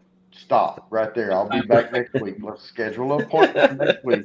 Because I have some bottles I hadn't opened yet. And I don't want to hear this until I get to try these. I had a good listen. I've been drinking. I've been a bartender for close to 22 years. I drink every single freaking scotch and bourbon and rum under the sun. And I'm paying for being a little too heavy on the sauce for a long time. So I don't mind. I got my wife and I got my life. I got my motorcycles. I prefer doing that shit and living it out. Drinking was a luxury. It's fine. Like I said, I can still drink beer, so it's not the end of the world. Stick to the Coors Light. Yeah, I like the stout. Good barrel aged stout. Yeah. Anything stout or porter I like. I like reds. I like ambers. I like browns. Lagers I never really got into and Rod knows I hate the IPAs, so I don't. Can't drink, and the sours. The sours I'm not a big fan of either. Always a love-hate with the IPA. Always. I love when I have a friend that's like, oh, I love IPAs, and then we go to a bar and I see his face every time he takes a sip, and I'm like, yeah, you look like you love it. Right? Yeah, I've seen that too. Yeah. It looks like he's sucking on a lemon. Like okay. Not all IPAs are the same for sure. Yeah, not all IPAs are the same. So you got to keep that. I've had some IPAs though, man. They taste like pineapple and tropical fruits. Yeah, some do. Man, yeah, it's good. I find it tastes like bong water mixed with fucking grapefruit. Well, that's more like your West Coast. There's different styles of it, so it's just a matter of you get some of the milkshake IPAs. They're pretty much just like milkshakes going down. I tried, Rod. You saw me. I've tried it. I've tried every IPA under the sun. They never. I don't. No, it's not my shit. You got to go to Dry Dock, right up the street. Dry Dock. Right I mean, 7,500 plus breweries in the country. There's tons out there. Yeah. Like I have one of my friends, she hated every IPA in the world until she had a Two Hearted, and that's the only one she'll drink. She loves it, but any other IPA she cannot drink. There's the one with the pineapple in the front that's in a black can. That one I don't mind too much. It's like something fruit, double fruit, or something. I can't remember what the name of it is, but that one I have every once in a while. But I don't think it's an IPA, but it's more of a, what do you call the beers again where they have fruit juice added to them? Like the sour. It's more of like a sour. Yeah. I mean, sour does a lot of the fruits. Yeah. All right. There's sour IPAs out there too, so it might have been that as well. That one didn't bother me too much. But. Yeah, I'm just gonna put Monica. Yeah, Monica Tiamoni Arts. If you just search for her on YouTube, you'll find her. Oh no, I was looking for her Facebook page. There's a Monica. There's a link there too. Yeah. If you want some help, Bourbon, I'm good friends with Mash and Drum Jason and also Bill from the Whiskey Dictionary. So if you want me to maybe talk to them and get you to get on one of their shows or something like that. Yeah, I mean, hey, I try to stay professional when I'm doing these things. Well, I call it casual professional. I could add you, if you go on the Discord and add yourself to Whiscord, everyone chats in there, like all the whiskey community. So cool. Yeah, I was really, really worried I was going to have to switch jobs, and every time I, switch jobs, I have to really focus for at least three or 4 months, learning, all this. But I'm just glad I get to stay where I am. Yeah, there's Micah. I've only worked 14 days this entire calendar year because again I work as a bartender, so the bars are closed. So, hey, Micah, the link's in the stream if you want to jump up. So you guys still have stuff shut down in Canada? Like you don't have anything like you have something limited hours? Everything in Quebec is that's not essential is shut down. Gyms are shut down. Bars are shut down. Schools are open. Restaurants are closed except for delivery, so it's pickup or delivery. We were open all summer, but then once fall hit and the cases started going up, we closed down. I honestly think that the half measures don't really work. It's either you go full measure like what happened with New Zealand, or you just let everything open up. It's one or the other because it's not half measures don't work. But the school's open and people using public transportation. It's curbed, you can say, because the cases are not rising. It's staying steady, but every day it's still 1,000 cases per day, kind of thing like that. So, but it's not like jumping from 1,000 to 4,000 to like a report like what's happening in the States right now. Right. But it's still to me it's just it's a slow burn. It's just continuous and continuous. Well, the best analogy I heard was one of the doctors. He said, "Look, because the cases aren't rising doesn't mean our boat's not still sinking. It's just we have no new holes. We still have the same amount of holes in the boat, Yeah. Yeah. If it was up to me, and I think a lot of Quebecers feel kind of the same way. Just it would suck, but we all think that everything, including the school, should just be shut down for a month, just to give it a time to cut it down. I know it's not going to kill it, but to give it time to bring it back down to what it was in the levels in the summertime, to bring it back down to like 20 cases a day or something like that, so people can safely do their shit. Because eventually, we all know what's going to happen. Eventually, it's going to get into some senior citizen's home or some shit like that and cause havoc. Yeah, has been a lot of places. Well, that's like the. Well, that's like the UK right now. They're going down to 4 weeks again. So they tried to do what they can. They're like, no, we're just shutting it all down for 4 weeks. It's wreaked havoc on a ton of old folks' homes. Yeah. Well, my aunt passed away during the first wave because of it. So. Sorry. Well, it's sad because she was 97. She was really close to 100, and she still had all her mental capacities were perfect, and she was like, we all thought, first she's gonna be the first centenarian in our family, and she missed it by a bit, but kind of sucked. Yeah. It's life. It was in March, so at least she lived a long life. So yeah, that's a good thing. Yeah. If I make it to 97, I'm not going to complain. If I make it to collect Social Security, I'm not going to complain. You know what? If I make it to 97, that's probably all I'm going to do is right.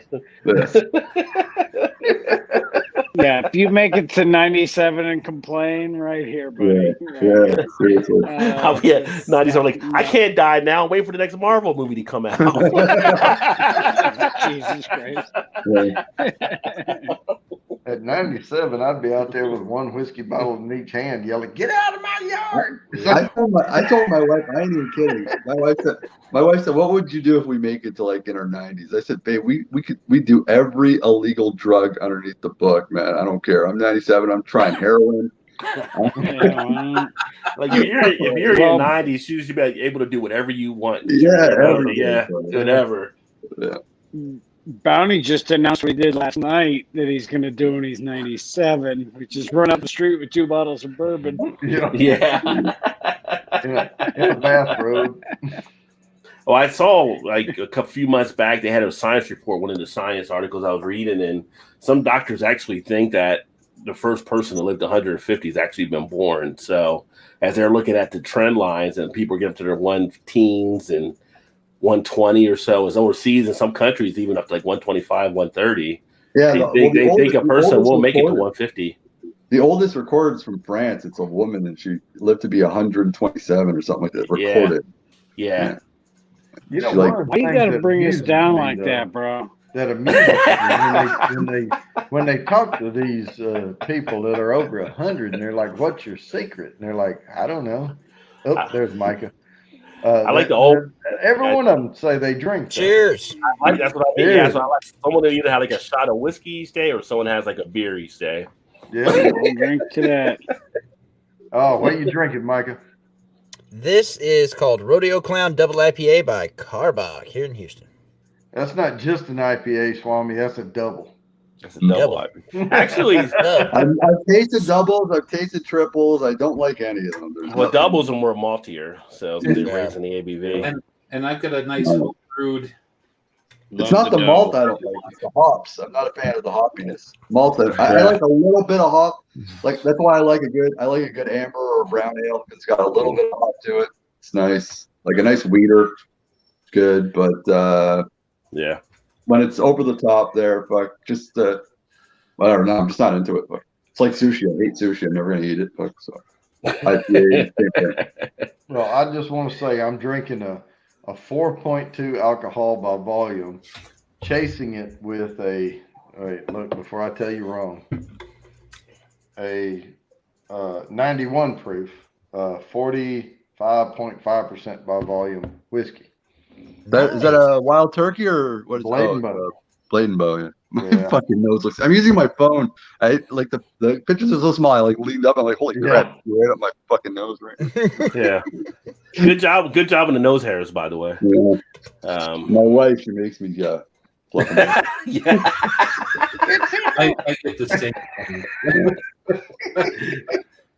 Who was the old guy on 60 Minutes? They used to do the reading and stuff at the end. Andy Rooney, no, the old white guy. He was like Andy Rooney was like the old guy. He had hairs out of his nose and ears. Like you don't want any of that stuff as you get older. It's like what if somebody told him to trim his shit? Like in the world of HD TV, he was bad. He was bad because he wasn't trimming his stuff. Manscaping.com. Meant to be RVing. I've seen those videos. Hey man, there are so many YouTubers that that get sponsored by Manscaping.com. Mm-hmm. Like commercials, all and I like now the new the shape of your balls. Like what the fuck? You didn't ask what I was drinking, bourbon. The razor head rotates. I'm drinking a Planet Rouge bourbon. You didn't ask what I was drinking there. Oh yeah. Wait. What was that? I'm drinking a Planet Rouge from Deschutes Brewery out of Oregon. Awesome. See, I don't know the protocol, man. I'm not on your channel enough. This is a 12% ABV. It's a sour red ale, barrel aged in wine and brandy, with notes of dark red fruit and apple. And the only reason I asked Micah is because he as soon as he popped up here, he goes. That's what I do every time I pop on somebody's stream. That's the easiest way. It really is. Like, if you're not drinking, I don't know what you're doing with your life. Exactly. What the hell are you doing if you ain't drinking? You're bored. You're bored. That's all you are. Yeah, I do want to I've been drinking while I've been editing all day. That's all I've done. Just drink and edit. That's it. I will say one thing. Meant to be RVing. I know that we texted a little bit. And don't worry about my disappointment with the other thing I had going because I just got good word from my current company yesterday and I'm good to go.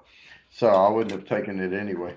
So anyway, there we go. They know what I'm talking about. So it's a real celebration. That's awesome, man. Yeah, and congrats on that 300. That's awesome, brother. Yeah. I love the thumbnw too. That's hilarious. Yeah. I paid $12 for a shirt that I'm going to wear once. Well, if you're anything like me, you'll find another reason to wear it. That's what I do. Yeah, when I get drunk enough. So have you had a chance to try any Japanese or any Scotch or any Irish whiskeys, or are you sticking to your bourbon and rye? No, I like Japanese. I like all whiskey. I like Hibiki. Hibiki? Yeah, I really like Hibiki, and that what was it? Yamazaki. Yamazaki. Yeah, I like that. That's And hero. I mean, they're in the style of Scotch, because that's where they studied. Well, And they're technically most Japanese whiskeys are actually blended from Scottish whiskey, so there's no law against it. So. Yeah, I'm a big fan of Japanese gin. Have you had any of that? There's one called Kenobi. I'm not a gin guy. Delicious. It's delicious. Like, I'm not a big fan of gin, but that was good. Well, here's what I told my son earlier. He was asking me about gin, and I said, well, gin tends to taste like you go to put on aftershave and you actually accidentally get some in your mouth. And if it doesn't taste like that, it's expensive as hell. Yes. Well, you can make your own gin at home. You just need to get berries, put it in your vodka, and let it settle for a bit. You'll have your gin. Not the hardest All right, thing. I have to grab another beer. Y'all talk about yourself. Tastes like gin. Tastes like sucking on mothballs to me. Oh no, y'all just trying to have a good gin. I like some gins. I only like gin if it's mixed with tonic and I put some grapefruit in it, then I like it. But other than that, I don't like it straight and neat. Yeah, I haven't had gin since my early 20s, and I'm sure everybody I was around just had the cheapest shit available. Problem though, if you have gin, then you're gonna have to get like the handlebar mustache going and buy the 1940 steampunk fucking shirts. And the monocle, you gotta have the monocle. Yeah. I mean, I already have the top hat. Yeah, I was gonna say monocle and the top hat would actually go pretty good there, right? Yeah. But I have the top hat, so I mean, I guess I just need a monocle, and I need to let this grow out a little bit more, and I can wax it. You're on your way. I'm on my way, man. I'm on my way. I don't make enough cash to afford the special beard waxes and mustache waxes and shit. I was just laughing at Monica's comment because it's like sucking on chili dogs. Sucking on a chili dog outside the Tasty Freeze. I got Mark. Just from being Jackie's got his hand down there between her knees. Yeah. Oh yeah. There on Diane. Gonna run off to the city. Keep it going, Cougar. Keep it going. Exactly, Micah. Yes, see, I know exactly what song. That was early days of MTV. Life goes on long after the thrill of living is gone. Cheers. That's why we have alcohol. It makes everything sound better. Monica, you started karaoke night up here, and I hold you fully accountable. That's what I was just thinking there too. Like he's going karaoke. Yeah, I host karaoke for a bar here every once in a while. So yeah, I mean, like songs or music and singing, all that shit. I love it.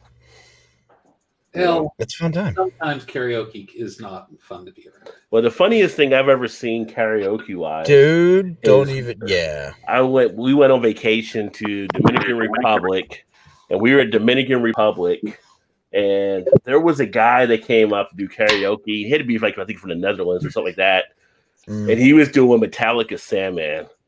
Oh, and that had to be horrible. His accent, it was horrible. We know how things get so horrible it becomes funny. Like just and he's just going down to it. But it's vacation. Everybody's drunk, having a good time. But it's just like this is like terrible.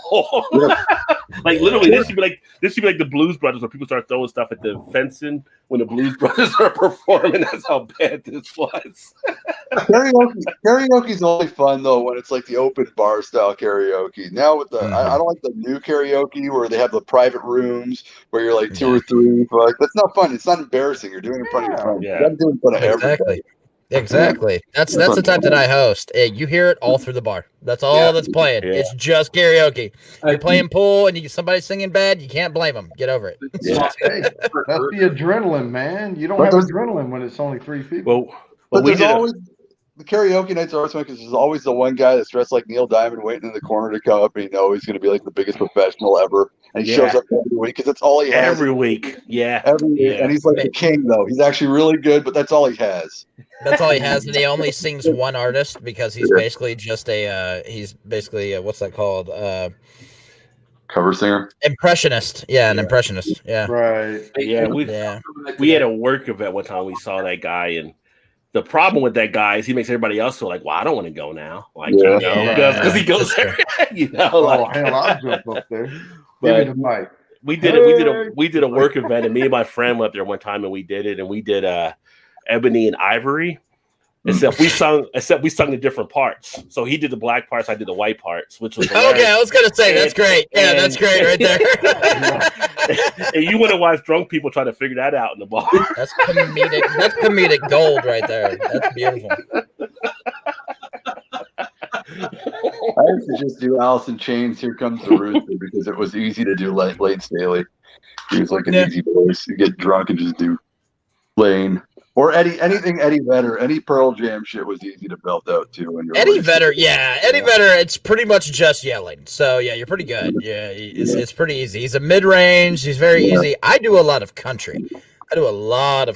Anything, John Michael Montgomery, Blake Shelton, any of that type of stuff. I'm your man for it. That's all in a twang. All in a twang. I got that. You watched my video yesterday when I'm riding. Oh, the cycle. That was awesome. And then the fuck the police part that came on when you put it next to the police car. That was hilarious. No, it wasn't fuck the police. It was KRS-One. Yeah, it was KRS-One, the sound of the police when they came up. That was pretty funny how you edited that in. That's the sound of the police. Yeah, when I'm doing karaoke, I do Eagles, Leonard Skinner, CCR. That's pretty much it. I want to see somebody come up and do Informer. That is one that I am missing from my karaoke repertoire. Somebody coming up and singing Informer. Wow. Why would you want to bring that back? Why would you want to bring that back? That was in the days I DJ. That was in the days when I DJ. It's like, no, nobody wants that song. Love that song, man. You let Snow in, then you got to let Hammer in, then you got to let Tone Loc in, and you got to let... Okay, no, you don't have to let Hammer in. Nobody wants to hear that let Hammer in. Nobody. Informer was amazing. It was horrible. One of the worst things that came out of for the Canadian guy, right? It was terrible. One of the worst things that came out of our country. Nobody listens to Canada. Screw Canada. Yeah, Swami, I see you over there. Shut up. He's from Canada. He's from Canada, Snow. You didn't know that? I knew he was, but I mean, he's like I don't really know who else to say is good from there. Ryan Reynolds. I love Ryan Reynolds. He's my man crush. Michael Myers from Canadian. He's funny. Mike Myers is funny. He's a stretch. 70% of Hollywood is Canadian, for Christ's sake. Yeah, a lot of it. And the other 25% is Australian and British. There are like no American actors left in the world, from what I see. But Monica, you messed that up. Monica, it's Informer. Licky boom boom down. That's the. Is that what your dots are supposed to be? You should have just gone the whole like. It's not allowed on your keyboard. Yeah, that's exactly how the song goes. That's exactly how the song goes. That's exactly how the song goes. The one thing, if somebody claims to be an excellent karaoke person, they usually suck. Then I want to hear you sing "Tom Sawyer" by Rush. Ooh, that's not easy notes to hit for a lot of people. That's not an easy song in general. All right, like that's not an easy song in general. There's singers that can't even do that shit. If you're the best, go out there and nail "Tom Sawyer" by Rush. You have to be an alto. You can't do. You can't. Rush unless you're an alto. It's impossible. A tenor for a man. Tenor. You know, gives me a tenor. Altos are typically women. I don't think I've ever met a man that's actually an alto. So tenors is typically as high as the male. Not after the balls drop. No, that's fair. Like Justin Bieber before he moved down here, yes, totally an alto. I don't understand the Justin Bieber thing. Like he looks like a crackhead now. He's not even. Like he's fucked up, bro. He looks like Macaulay Culkin .2. It's fucked, bro. It's fucked. Like if he stayed with Corey Feldman for a few months or something. Well, he's married to a Baldwin, so I don't know. Maybe that's it. That's the problem. That's the problem right there. He's married to a Baldwin. All right, bye, Monica. I didn't even know there was a female Baldwin. Thanks for stopping by. I know, right? I thought they were all dudes. They practically are. All the Cheers, famous Monica. ones are dudes. All the famous ones are dudes. She's off to go drink daiquiris and what's the other stuff? Monica, cheers. Cosmos, daiquiris, sex on the beach. Martinis. What's the other one? The apple martini. Appletini. Thank you. Although those are fucking delicious. Well, Appletinis are actually fucking delicious. An appletini though is made with vodka, not gin. So no, that's fair. Cheers to Saucy too. I'm gonna check out his videos. Saucy just hit 1,000, dude. Definitely check out Saucy. Love that dude. Yeah, and in fact, he had bears tonight because of that. Because he had Let's not forget to let Bounty take up. Bounty's watching the chat. Bounty, he's not going to announce a lot of people. A lot of people are leaving because Bounty's not acknowledging the chats. We're all having great conversation. I mean, watching. I love it, but yeah, Bounty's got to drive the wheel here. Well, yeah, it's hard to get a word in, but I don't. I will say this. I've tried to acknowledge some chats here and there. I have been trying to do that. But I also have somebody downstairs, and I don't pay for StreamYard, so I can only have 6 up here. I'll drop off. No, I was about to take off because I'm kind of tired, actually, so I want to get back to my video game. But it was just want to say hi to everybody. Have a good night, and again, he left. He left already. Well, hey, if you can stay, you can stay. We got Beer Chug's in the house. Oh, what's up, Beer Chugs? What's up, guys? What's happening, brother? What you drinking? Oh man, I'm drinking. All right, hey, Hunt for Heat. Thanks for stopping by. I appreciate it. And sorry, we're this is informal. We're hanging out. We're just having a good time. But, put the offer out earlier. Anybody that wants to come up. We'll rotate through if we have to. Yeah, if someone else comes up, let me know. I'll drop off. Yeah. Hey, yeah. I'll keep an eye on the basement. Sorry if I'm not clicking off on stuff, but when I see somebody comment and it catches my eye, I can't always be watching because honestly, when I said I had to go get a beer earlier, I had to let 2 out before I could get another one. So, that's why I was gone for a couple minutes. So, we're just here. Chugs. Cheers, brother. Cheers, dude. Cheers, everybody. Cheers to the panel. Cheers to you. Cheers. Bourbon Bounty for 300, man. Congratulations. Absolutely. You're already, we don't even have to have one for 310, man. You already passed that. So, congratulations, buddy, man.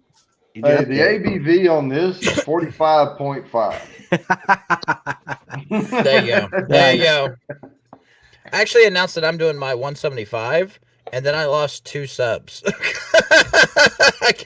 got to 175 on Monday, and then I lost 2 on Tuesday, and I'm like, fuck them, whatever. I'm still doing my 175 celebration. Fuck it. That's why I try to get to like 05 or something above, before I start planning it, because it fluctuates. But actually, I think I'm at 307 now, because it took me a little bit to get it out. But I mean, I'm amazed that I keep picking up subs like I do. It's not rapid. I mean, it's you do good stuff, Bourbon. You deserve it. You do. But that's what I told people though, is I don't want mercy subs. I want people who are subbing because they liked what they saw. Yep. And then, because that's your retention sub, I've been trying. Apparently you're at 311. You're at 311. I've been trying to destroy my channel for a fucking year, but people keep subbing. I don't know why. But. Hey, I don't either. So I don't either, man. Swami, I really don't know how anybody can sub to you. Well, because I subbed to him for his road. I love his motorcycle adventures, man. I'm telling you. I do too. I just like giving him shit. Yeah. Who doesn't? But hey, Bourbon, you're VR 180, man. I thought you might be doing VR 180 in this tonight. And I can't live stream because there's the VR 180 camera records in 2 huge blurry like circles. and I have to stitch the video and edit it, and I have to stitch it into Equa. Boy, this is hard to say after my third blading bow. Equa rectangular format, and so then I can put it into Adobe and all that. But no, I can't string from it. What this tells me is we need to have Bourbon on Among Us right now. Is what this tells me. Yeah. I already sucked on that game. Oh man, you know what? It's all good. You drunk on Among Us is even better, bro. I'd probably do better. I'd probably do better. Just the only way to play Among Us is like everybody on the Discord and like the game. We play it for like a couple of hours because otherwise it's like people jumping in and out and stuff like that. The only thing I hate about Among Us is it's another fucking thing where everyone now is saying sus. And I'm like, oh, shut the fuck up. Yeah, it has a lot. Well, you know what? I feel like Swami. I feel like Swami is sus for saying that. So just. I feel like everyone who says sus is slightly retarded. That's actually how I feel.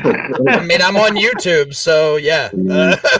Cheers. It's like people that say LOL and BRB instead of just saying "be right back" and laughing. That does drive me nuts. I don't equate the two, but I do get what you're saying. But yes. For the record, I have never typed sus. I have not either, but I did eat tonight, so I have. Oh, what's that? The one? Triple chocolate peanut butter fudge challenge brownie? Number 56. Is that full of weed? Reaper Scorpion and 20 other super hot peppers. I don't think there's 20 other super hot peppers. I thought it was a special brand. Oh, okay. It's all the powder. That makes sense. So who's taking a trip to Oregon? I know, right? Oh. Dude. That would be like the only. Y'all were talking earlier. You were talking earlier about whenever you hit 90, just go ahead and do all the drugs that you want because what are they going to do to you at that point? Yeah. I mean, has anybody seen Beer Man since this passed? By the way, no. Dude has disappeared. Dude has dispeared. He is. He went back on the wrestling rink. Well, yeah. There you go. He's wrestling again. I sent my friend a message yesterday. You know the whole thing there. It's like. This, I'll hold my beer. I sent them one. I was like, Canada legalizes weed. Oregon, hold my crack pipe. Like, yeah. It's more hold my meth pipe, but yeah, absolutely. Wow. Okay, I did not know that. Oh yeah. Well, they didn't legalize. They didn't legalize everything. What they did was decriminalize. That's how you know you have an interesting week in the news when no one hears about the fact that Oregon legalized all fucking drugs. You hear about every fucking thing. We can grow shrooms out back. We're good to go. Mescaline, baby, mescaline. In Denver, you can do shrooms. Yeah. Denver, they legalized that. Did they legalize that? Decriminalized. No. In Colorado, they legalized psychedelics. Yeah. They legalized Holy mushrooms. Shit, Amsterdam. Here we go.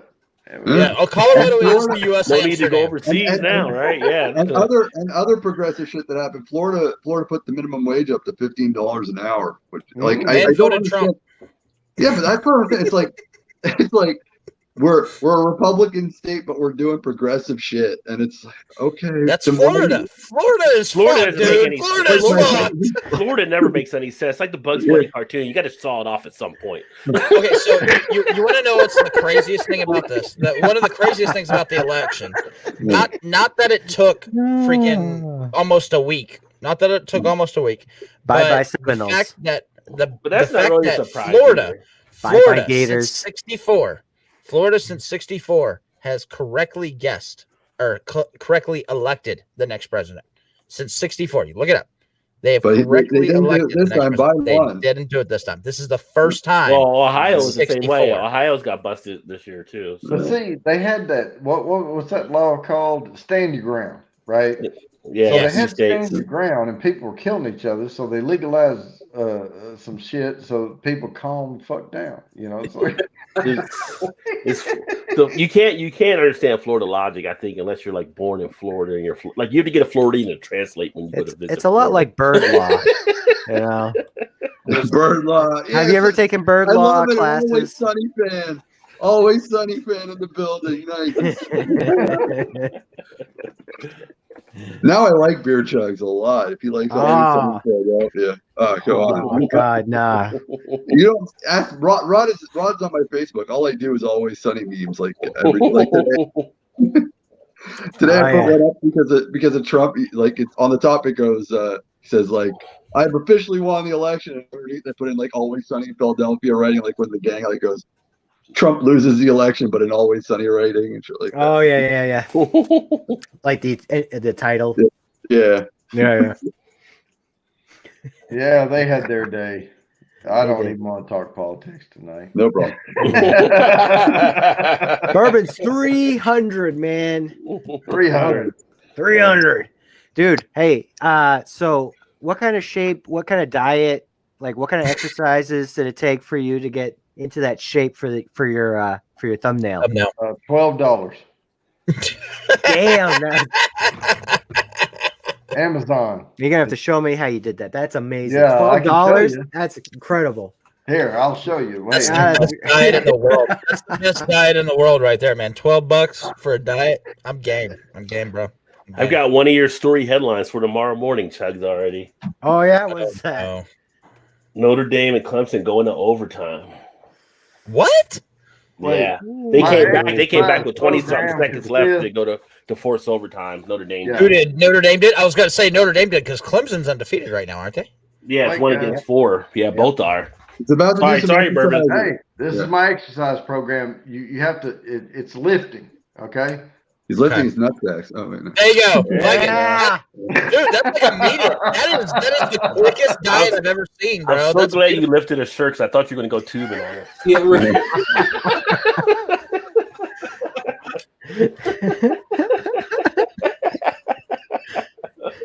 That was it right there. $12 off of Amazon. And I have Prime, so it's free shipping. There you go. Nice. And you get some shows with Prime. Get that Prime. I told my wife when I bought that shirt, I said I just paid 12, and that was when I had like 293 subscribers, and I was getting ready. That was like weeks ago, and I said I'm gonna get the shirt. I said I just bought a shirt and I'm gonna wear it once. Okay. So you liking that, Rod? You still enjoying the Lovecraft County, or did you find it the way I told you that the first part is good, the middle kind of sucks, and then it gets good at the end? Or are you talking about Good Lord Bird? No, Lovecraft County.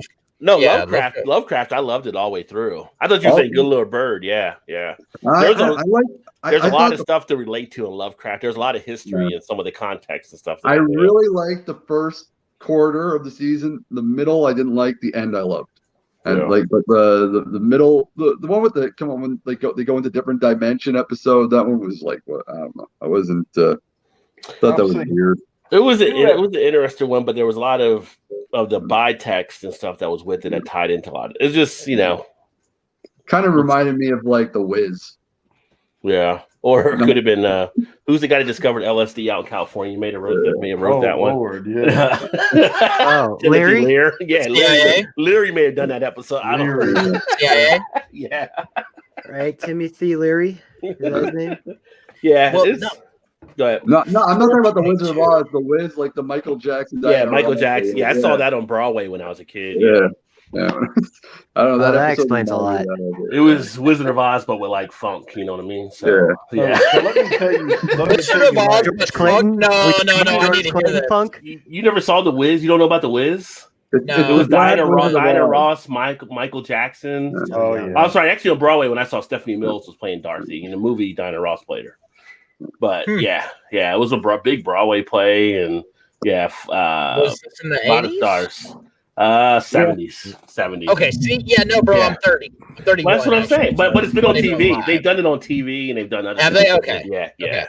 They did it. I think the last couple of years they've done a TV version of it. But these young people don't know what we're talking about, right, Bourbon? Ease on down. I know a lot of stuff way before me. I do, but like that, I don't. So, you like singing? Hey.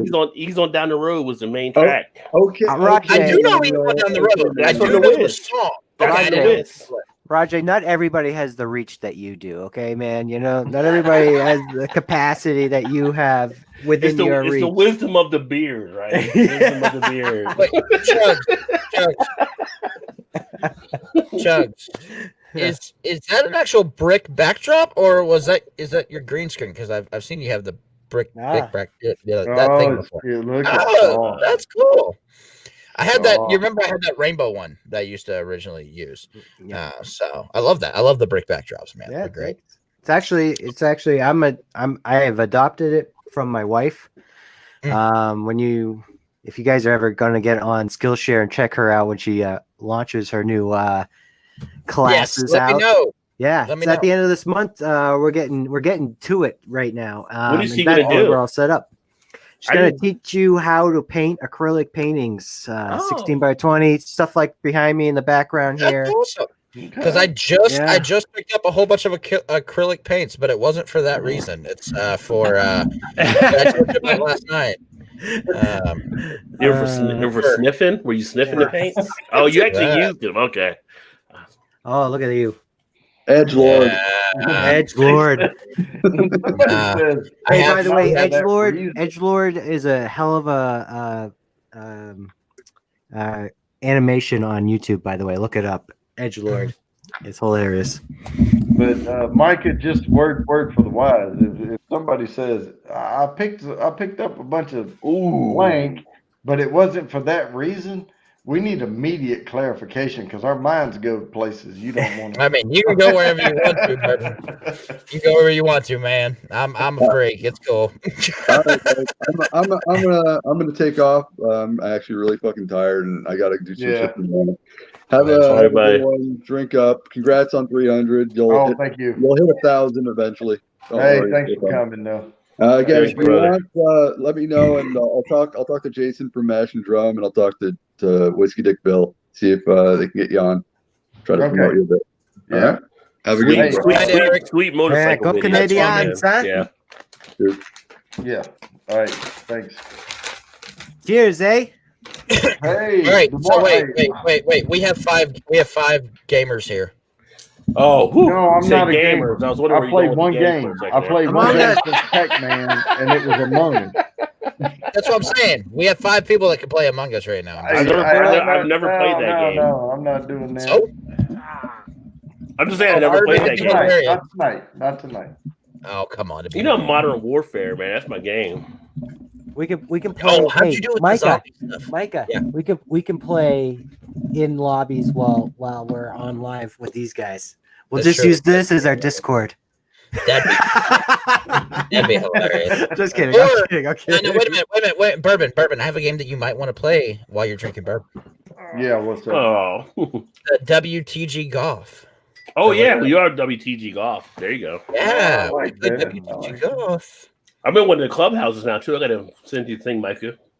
Oh, please do. Yeah. If you got a clubhouse, I'll totally do. Straighten out my hook and slice. I'm telling you, man. We can play. Have you played WTG Bourbon? I don't know. I don't know anything about it. I don't play games.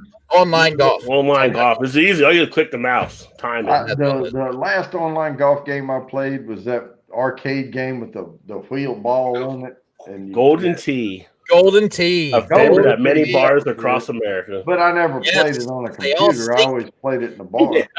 It's all sticky. Like that's not as physically impossible to do that you just did on this goddamn video game. Yes. Absolutely. WTG is crazy, man. I know some guys here who go to the same bar every night and just play that Golden Tee all night long. Same bar every night, but they have like they've played it for years, and so they're just ridiculous. Yeah, Bart breaking some money off of that game. This guy, he bought one. He had an arcade thing in his house, and he had the card, and he could, scan it in and all this shit. Got it from Dave and Buster's. I feel like Golden Tee Golf. Golden Tee Golf. Did they go under? Okay, just ask it. Yeah, you said you got it from Dave and Buster's, so my immediate thought was they went under. It's the only place that I know of that uses a card for their games. We got a place there, Jack. Golden Tee also uses a number pin. They also have a number pin on some of their. They can send them up different ways, I'm sure, but I just feel like Golden Tee Golf is like our old NBA Jam back in the day. Or if you weren't an NBA Jam fan, you were playing Teenage Mutant Ninja Turtles. So. Golden Axe. It was one of the two. Hey, that was a big game. Now, if you were a little older, I could say Golden Axe. So thanks for bringing that one up. Golden Axe. Golden Axe and Teenage Mutant Ninja Turtles was like those were the big ones. Like right after Double Dragon. Teenage Mutant Dragon was pretty big. Double Dragon. You get in some arguments with your partner with Double Dragon. Like, what are you? Oh yeah. Are you watching? Are you paying attention? Why? Contra was another one. Contra was that way. Contra, I understand. I need somebody else to watch on that. Now, freaking, we were talking about music and then talking about games, but the Teenage Mutant Ninja Turtles brought me back to Vanilla Ice because everybody says he was a one-hit wonder, but Go Ninja Go is one of my favorite songs ever, and that is totally Vanilla Ice, and I'm totally down with it. One, that might be a personal problem. Technically, he was really on because that was the big hit with Ice Ice Baby. Compared, Teenage Mutant Ninja Turtles was popular. It just wasn't to the hit level. That's fair, yeah. But the Go Ninja Go was amazing. All right, that was a great song to have in a movie and have the turtles dancing to. It was absolutely amazing.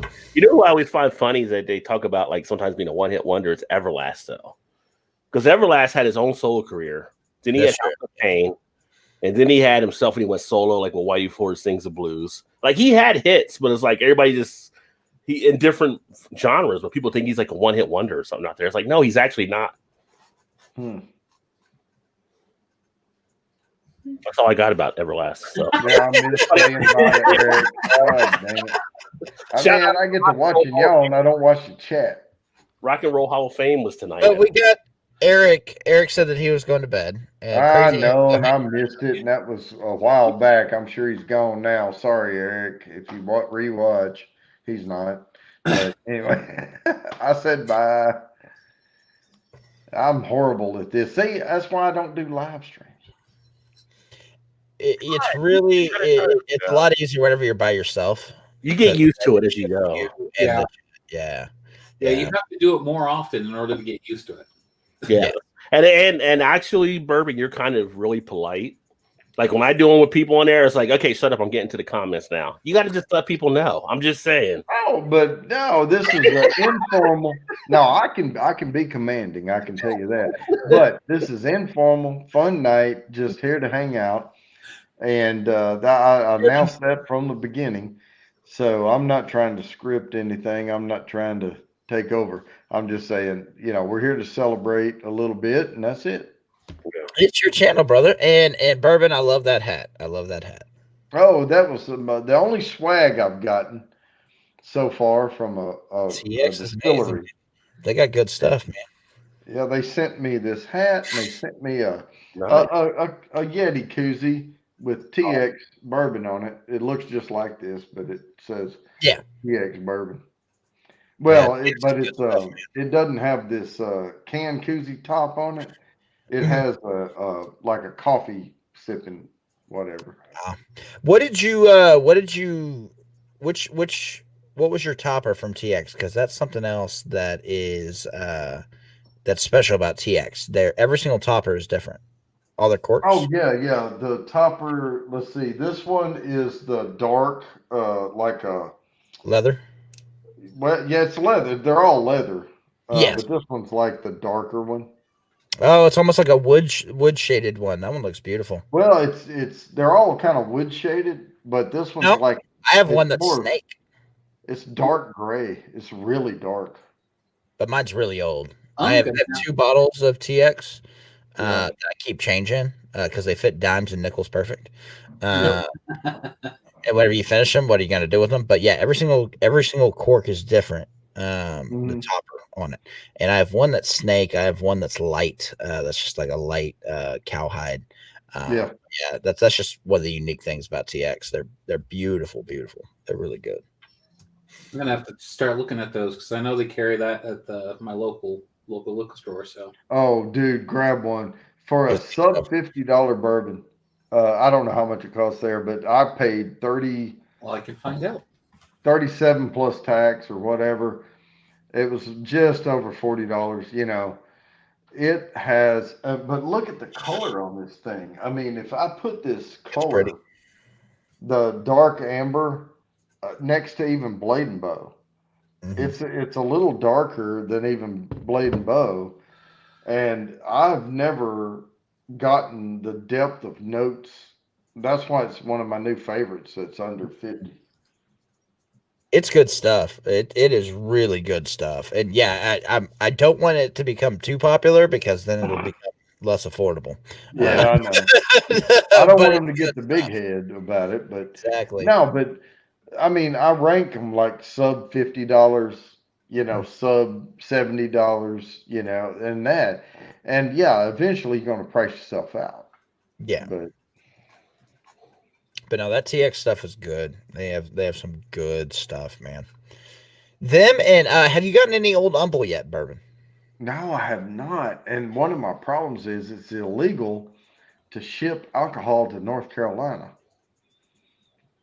So if I have it, Bourbon, get with me off stream. Yeah, no. I'm saying I do it now. They I do it all the time. Get with me off stream. No, I mean, but a distillery is not going to mark something hand sanitizer and send it to me. No, they're not. You know, because that's too risky for their business, right? They'll send me a hat and they'll send me a Yeti cooler, but they're not going to send me a bottle of bourbon because it's freaking illegal and they'll get fined. Technically, it's not illegal though, because they actually, as a brewery or distillery, you can send it because you can still send it through law. You just have to indicate it. So I get stuff sent. No, depends on. I get stuff sent to me from breweries and stuff. You cannot. No, you can't. If you look at the USP, if you look at the UPS guidelines, it tells you can send alcohol, but it has to be marked up front, and only distilleries or breweries have permission to do it. I'm serious. I've been on their site. I've been on their site. They can only send it to an ABC board. They can't send it to me. It's because companies that send me stuff. That's all. It's because the liquor stores in his state are state owned and regulated. Are you saying just for where he's at there? Yeah. Yes. In North Carolina. Bourbon. Trust me. Bourbon. I looked them all. I looked them all. Yeah, I know. No, but I can get it done, and I know I've done it. I didn't do it, but I know I've done it. But I'm just saying, a legitimate company is not going to do it. No. But considering I know the person and I'm going to hang out at his distillery, just let me know. Email me. That's all. I'll do it. He ain't going to do it. Hey, Micah, I'm running out of hand sanitizer. I'll get with you. I got you, brother. I got you. We'll take care of that hand sanitizer problem for you. I wouldn't. With COVID and everything, I have to be able to get my hand.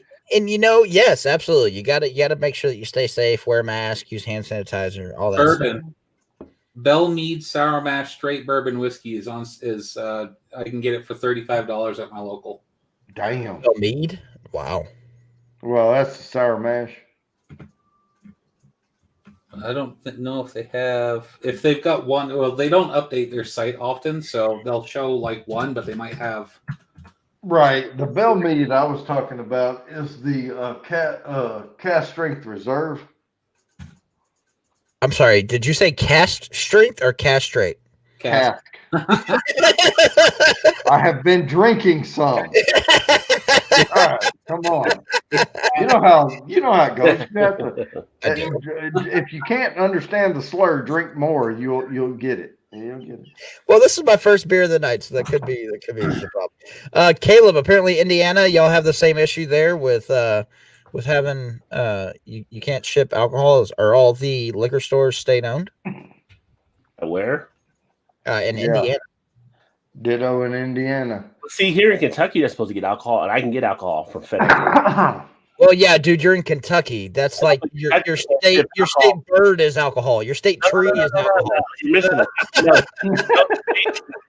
it. The state won't allow you to ship out. Like I used to be in a beer in a month club where they would ship alcohol to Kentucky. Mm-hmm. They can't do it anymore because Kentucky doesn't allow alcohol to come in that way. But if they ship through FedEx and UPS, they're able to ship alcohol in. That's why I'm saying USPS won't do it.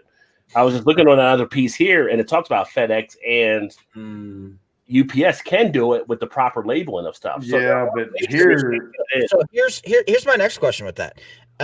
With all you people who have like state-owned liquor stores, like New Hampshire, apparently Indiana, apparently North Carolina, do y'all have the blue laws? Because here in Texas, we don't have that. They don't own shit here.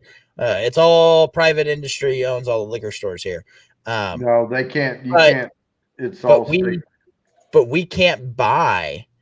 We can't buy after 9, and you can't buy beer. You can't buy liquor, period. But you can't buy beer until noon on Sunday. Yeah, we can. I can buy anytime on Sunday here. Yeah, if the grocery store's open, you can buy beer. That's interesting. That's the blue law here in Texas. Yeah, can't buy alcohol after 9 at a liquor store. You can go to a bar. They can only sell it to you till 2. Or actually, they can only sell it to you till 1:45. All alcohol has to be consumed by 2 in Texas. And then on Sundays, you can't buy beer until noon. And you can't buy any liquor on Sunday in Texas. Oh, yeah. No, not here. You can't buy liquor on Sunday in Texas? See, we have different blue laws. Yeah, but the blue laws. Well, we have counties too that are completely dry. You can't even buy at certain times. Like some counties you can't buy it before 11, and some you can't buy till 1. But we can get it here in Kentucky. There are dry counties in the southern part of the state. Yeah, Texas mainly it's all like East Texas that has dry counties like Nacogdoches County and East Texas. You can't even buy beer. You can't buy anything, anytime. Period. I like how almost every town here in Colorado actually has a drive-through liquor store. So, well, San Antonio has a drive-through liquor store. So does Houston. So does Austin. But there used to be one in Killeen, I think. It's not in Killeen. It's actually in what's the one next to it? Copper's Cove. It's in Copper's Cove. Yeah. Which is Killeen, Copper's Cove, and Heights are practically all the same damn thing now. Then they weren't, but now they are. Back in the 90s when I was there. Yeah, Copper's Cove has a drive-through. They still have a drive-through. Yeah, San Antonio has several drive-through margarita stops, which are great. God, they're amazing. The Bourbon disappeared. I just put a link in there. Like, there's a site I just put on there where you can order whiskey and liquor into North Carolina. There's some sites that can do it. Interesting. Yeah. They've got to have a way that they're doing it. Indiana has noon to 7 on Sunday. So you can't buy during that time or after. I would assume during that time is the only time you can buy. They just went to Sunday sales last year. Did they? Yeah, that's first because Todd, my buddy that's on the show with me usually, he's in Indiana and they used to not have Sunday sales. So just last year is when they started, which is crazy. Like 2019 is the first time you were able to buy liquor on Sunday in the state. Arizona. The other thing that's crazy here, you can't buy. The only thing you can buy in a grocery store is wine and some beer. Like the beer is that's how we are. ABV. They break it out. Everything else you have to get at a liquor store. Arizona, I was able to buy Jack at the corner store. They didn't give crap. They were like, buy your alcohol. They didn't give here in North Carolina, it's 40 ABV. You know. Yeah. I just put a link on there too, Bourbon, for you in a private chat. Yeah, okay. I've read all of the North Carolina. Trust me, dude. No, I'm just saying there's a site and they talk about how they can send stuff into North Carolina. Oh yeah. And but I went here and I was like, crap, I'm out of beer, and it's Christmas, because even in blue law, in Texas, you can't buy shit on Christmas Day at all. Period. And no, I was like, not at all. I was like, crap. And I was like, well, let me go check. And I went down there, and it was like 9 a.m. and I went to the grocery store. I could buy every fucking beer they had, and bring it home. Yeah. But it's at 40 ABV you can't buy here. Yeah. Which is when you need alcohol when you got family around. I tell you what, you drink enough of 12s, and it'll make up for the 40. Yeah, we have places here like on a holiday they'll be open for limited hours that we can buy whiskey or whatever you want to get. So it's a good money making day for them. But here, even on Sunday, if the grocery store is open, if it opens at 7 a.m., I can buy a beer. Yeah. You know, I love that here. Yeah, that's what I'll say. It depends here. It depends on what county you're in. Because some counties you have to wait. Like where I'm at, there's 3 counties around me, and 2 of them are after 11, and another one's after 1. Yeah. Yeah. I call them. They call it blue law. I call it churchy law. No, we got dry counties though too. Those are the blue ones. Yeah. Like you can't buy them at all on Sunday. Like church. We went to Lake Cumberland a few weeks ago, and that was a dry county, so I had to pick up beer before we got to the county. I'll be right back. Dana Carvey law. Church lady. Yeah. Could it be Satan? I don't know why. I don't know why there's any place where you can't get alcohol nowadays in 2020. It's just stupid in my mind. Oh yeah. Oh yeah. Yeah, we are now here though the blue law type stuff. Like even on any holiday, the ABC stores can open. You know, they're open Monday through Friday or Monday through Saturday unless it's a holiday. They're not open on Sunday. They can't open on Christmas and certain other holidays. I mean, you know, you just have to look up their schedule. But with bourbon though, or with whiskeys, I have 190 bottles. I don't need to buy anything on a holiday. I mean, if I'm missing something, just fuck it. I'll pick something out of one of these. But my beer and wine and champagne, if you're planning a brunch and you realize you need an extra couple of bottles of champagne, it's nice to be able to run to the grocery store, even on Christmas morning, if they're open, you know, and or Christmas Eve or whatever, and buy another couple of bottles. And I kind of like that. But it really hog ties us with what kind of bourbons we can get. Yeah, you can't make a mimosa without champagne. So, I mean, you definitely need to have accessibility. Hey, let me tell you what. I was talking to my son. My oldest boy, is out in Kansas City. He's in tech. He's a Salesforce administrator. You know, he went into technology. You know how it is. Yeah, we had Salesforce has some pretty good programs. Yeah. And his dad does tech, and he does tech, and you know he's a developer in there. But we were talking about a bourbon. Would a bourbon mimosa work? Okay. Here's what we came up with: is if we took apple cider vinegar, or not vinegar. I'm sorry, apple cider. Okay. Apple cider, and take maybe 5 parts to 1. And added an appley bourbon to it. And then, you know, let that mix in. And then put that in the bottom of the mimosa glass instead of like orange juice or whatever. And then put a thin slice apple wedge in there and then pour champagne over it. I think that would work.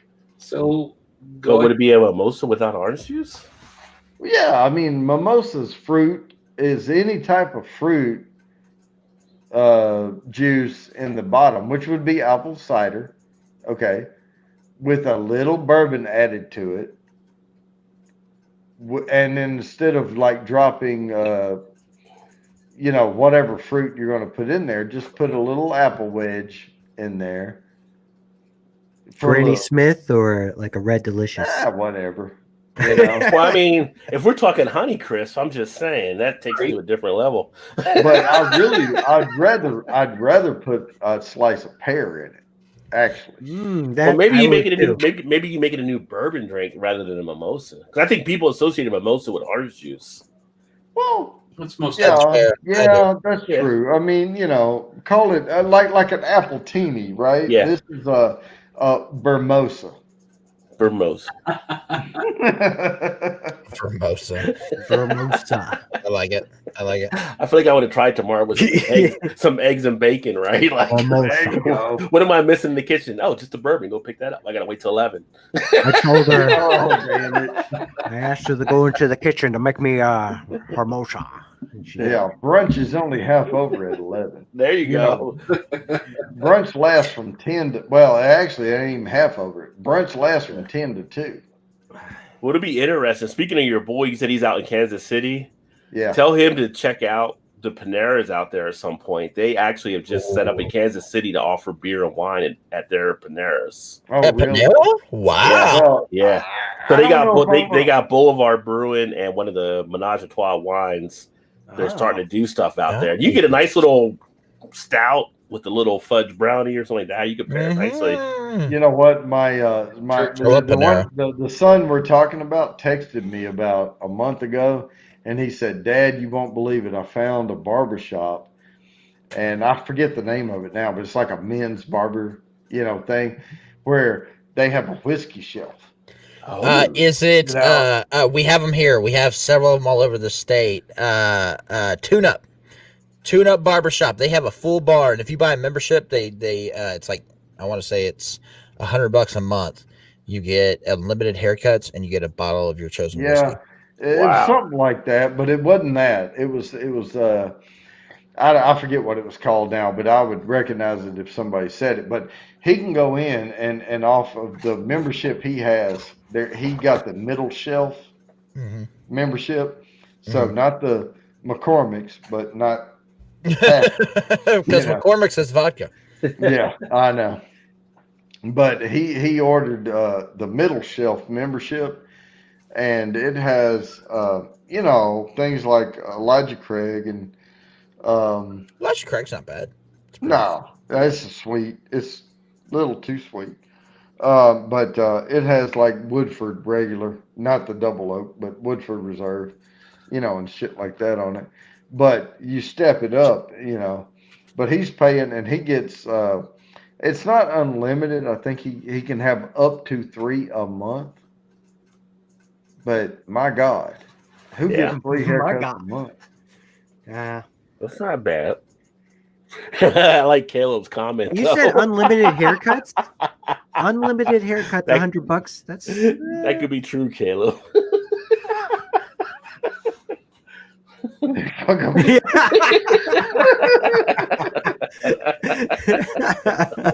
Yeah, that's about right.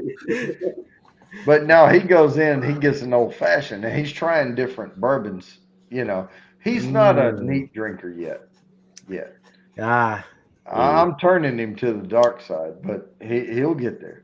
Yeah, I started off with the old fashions myself. I love old fashions. When I started wanting to really indulge into the liquor side of things, and then I would go to like on the ice. I moved to on ice eventually, but yeah. Yeah, I drank too slow for that shit. I started out, my favorite was a Long Island. I loved Long Islands. Long Islands that's what I got drunk on whenever I was 21. Like whenever I turned 21, I got drunk on it beforehand, but whenever I turned 21, that's what I stuck with because I knew that was the goal. You stick with one alcohol. You can't taste it though. That was the point. At 21, well, you're 21. You're not trying to taste anything. You're trying to get your buzz on. Tasting shit. I'm just trying to get drunk. Made a lot of those bartending back in the day. Like you weren't trying to taste it as much. You just kind of something like never always tasted like an iced tea, but you had. Yeah. When I did it, we had 4 alcohols in them back in the day. I mean, what was the stupidest name of the shot that you guys took when you were young? Like Dingleberry. Like, you know what I'm saying? Like, we had Starfuckers. Starfuckers were really good. Duck farts. Bartender Sweat. Bartender Sweat was a shot that we had as well. You know what? Which was a mix of like six different liquors. No, it's not.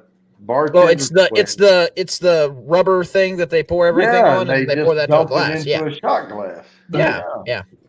That's what Bartender Sweat. If anybody orders you a Bartender Sweat, turn it down, because when they're pouring shots, they pour over all this, and they have bar mats, and they have little rubber things sticking up, and they're like this deep. And when somebody orders a bartender sweat, they take that bar mat and dump it into a shot glass. You don't want that. You're not supposed to do that anymore. Not want that shit. God that damn. Is nasty shit. Yeah. And we have the upset of the season. So I mean, I fucking hate Notre Dame. God damn it. Yeah, aren't they just a bit of a pisses, you know? Yeah. Yeah, they just knocked off Clemson, so they'll be number 1 now. Oh, we're definitely talking about that tomorrow. But I think I can't think of the worst shot name I've had, but the worst thing I've heard taken as a shot for me has been fucking Uzo. I hated that shit. Uzo. Yeah, chugs. Not a fan of Uzo. Wicked Pessa. Oh. Yeah, that's what we used to. Oh, hey, I have that. So yeah, this is. Yeah, that I got a couple of those. Not many people say Wicked Pessa. Yeah, my wife's from Maine. I try to get my Boston in any way I can sometimes. Yeah, my wife's from Maine, and we would go to Boston to Maine and all. Yeah, and, yeah. Yeah, wicked piss off. Yeah. I park my car in the garage and drink out of my wicked piss off glass. Yeah. That's how my dad hunts. He just sits out in the garage. In the garage. In the garage. With the car. With the car. With the car. Yeah. You know, I went to New York. Hey, while you're there, go see number 4, Bobby Orr. Yeah. Close the door. I'm out in the car, in the garage. God. That's so much worse than the actual Boston accent. Everybody trying to impersonate it. Like, no, the Boston accent is atrocious. It is absolutely atrocious. But people trying to impersonate it is even worse. It just makes it nails on chalkboard for me. God, I hate it. I mean, my wife tells me, even when I think I'm getting it perfect, she's like, "Oh, that was bad." Yeah. And yours was way worse than mine. I feel good now. You know, the one that I really don't like is Vermont. I hate that accent. God, I hate Vermont's accent. I hate Vermont. I hate Vermont in general. It's Canadian with like a little bit of Boston, so it's like a Boston-speaking Canadian. It's hilarious, but it's horrible at the same time. It's go Pocky Con in the garage, eh? It's fucking horrible. That was pretty. I can remember Vermont and ski in Killington. That's a great place to ski. I tell you that. Vermont is a horrible place in general. Like they have nothing there.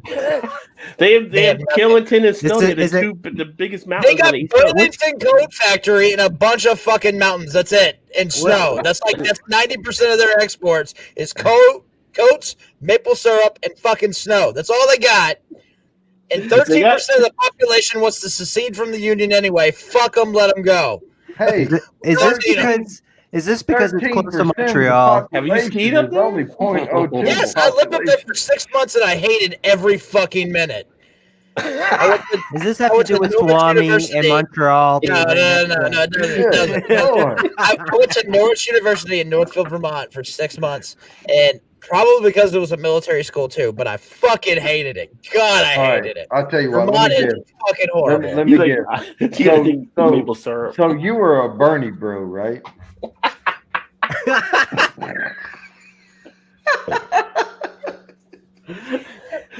Feel the burn. Feel the burn. Fuck Bernie too. Fuck all of them. Fuck everything from Vermont. Fuck everything from Vermont. Even the maple syrup? Even the maple syrup. It ain't good. I get my maple syrup from Maine. Or New Hampshire. I rather live in I would live in Maine, New Hampshire, or Massachusetts first. Yeah, I'd move back to Massachusetts. Vermont has no state tax, right? No. That's New Hampshire. Okay. Yeah, Vermont has a high tax. Actually, they're actually one of the highest taxes. Hey.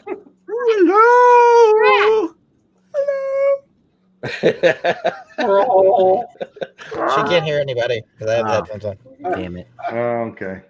So if I sing, it's the most wonderful Micah's person in the world. and she won't hear It's me. Giggles. Old Humble, you're probably Yeah, I right. know. There probably is a video of that That's somewhere. Giggle Hey, Squid. speaking of Old Humble, there's the Oh, Old Humble. Oh, hey, Yeah. hey. I don't know if the maple syrup would have to be in a jar still, or if it would just be kind of a spread, but there probably is a video out there. Old Humble, they're probably from Vermont. Hi, Old Humble. Fuck that whole state. I'm just saying.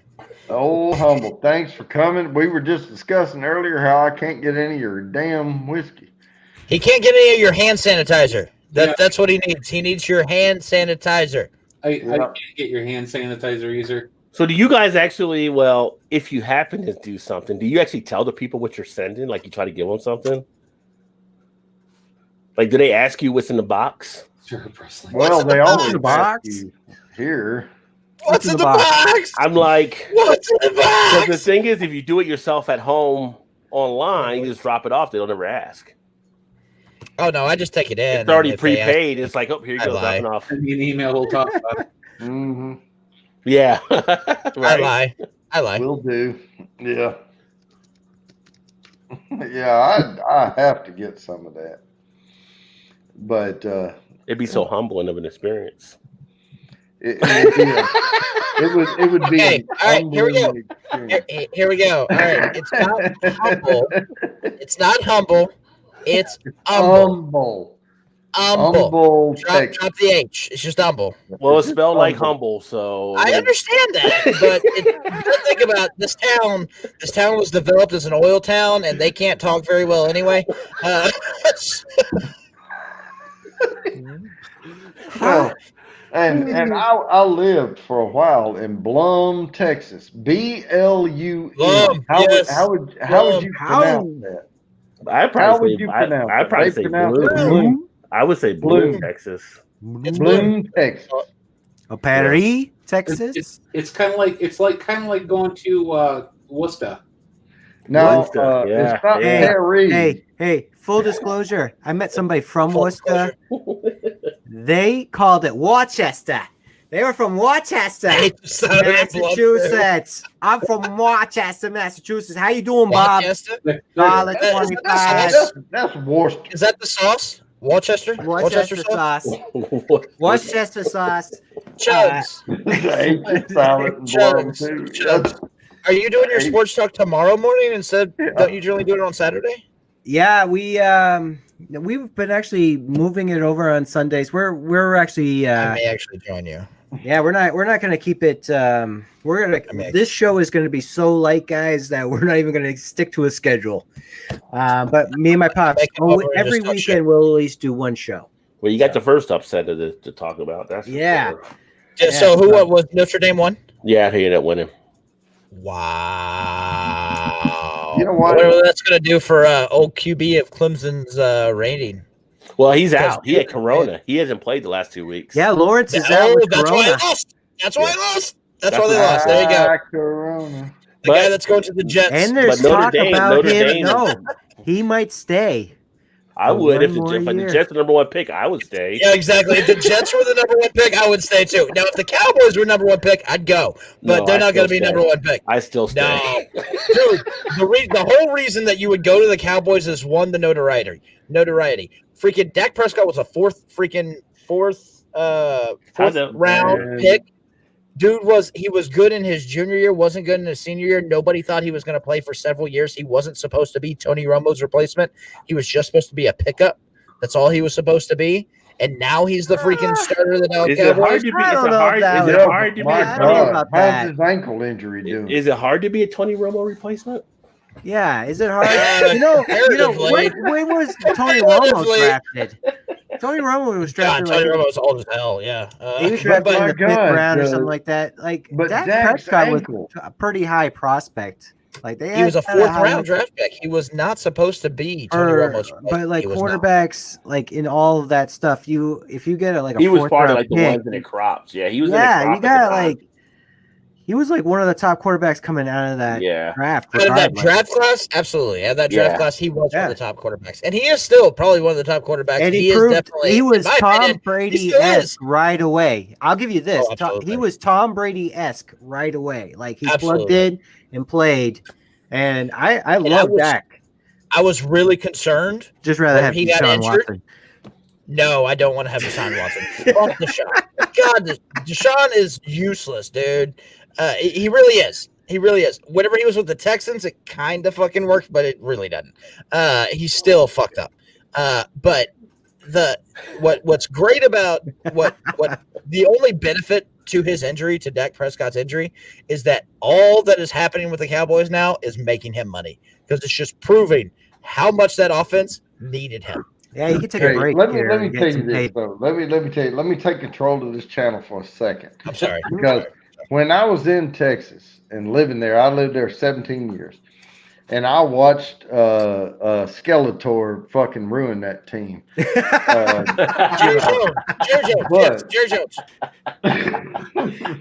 Jerry Jones. Yes. But I will tell you, somebody posted something in Texas. And it was to Blondie's. Y'all remember that Blondie song, "Heart of Glass"? Yeah. Oh yeah. And Tony Romo. And it was about Tony Romo, and it said, "Check my stats. I can pass, but don't touch me. I have bones of glass." Right? Yeah. Because that was the song. That was the little meme song going around in Texas. Because every time somebody rushed that song, bitch, he would fall down and get his back broke.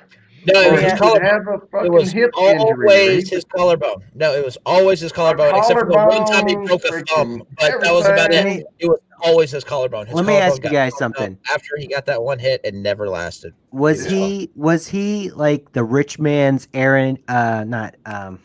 What's his name? No, Sanchez. Minus the rich man, Mark Sanchez. Mark Sanchez? No. Sanchez minus the butt fumble. He was the rich man, Mark Sanchez. Yeah, he was the rich man. He was the rich man, Mark Sanchez. Minus the butt fumble. Yeah. No. Romo was better than Sanchez. He was, especially before his injury. I tell you, his injury. He never won a playoff game, right? Didn't he lose every playoff game? No, he did. He did. His extra his extra Crazy Ann, bye. His like party ways and stuff like that. Bye, Crazy Ann. Crazy Ann. Thanks for coming. Thanks for the congrats. Love you. Romo evaded Watt and threw the game-winning TD. Romo was perfectly mediocre.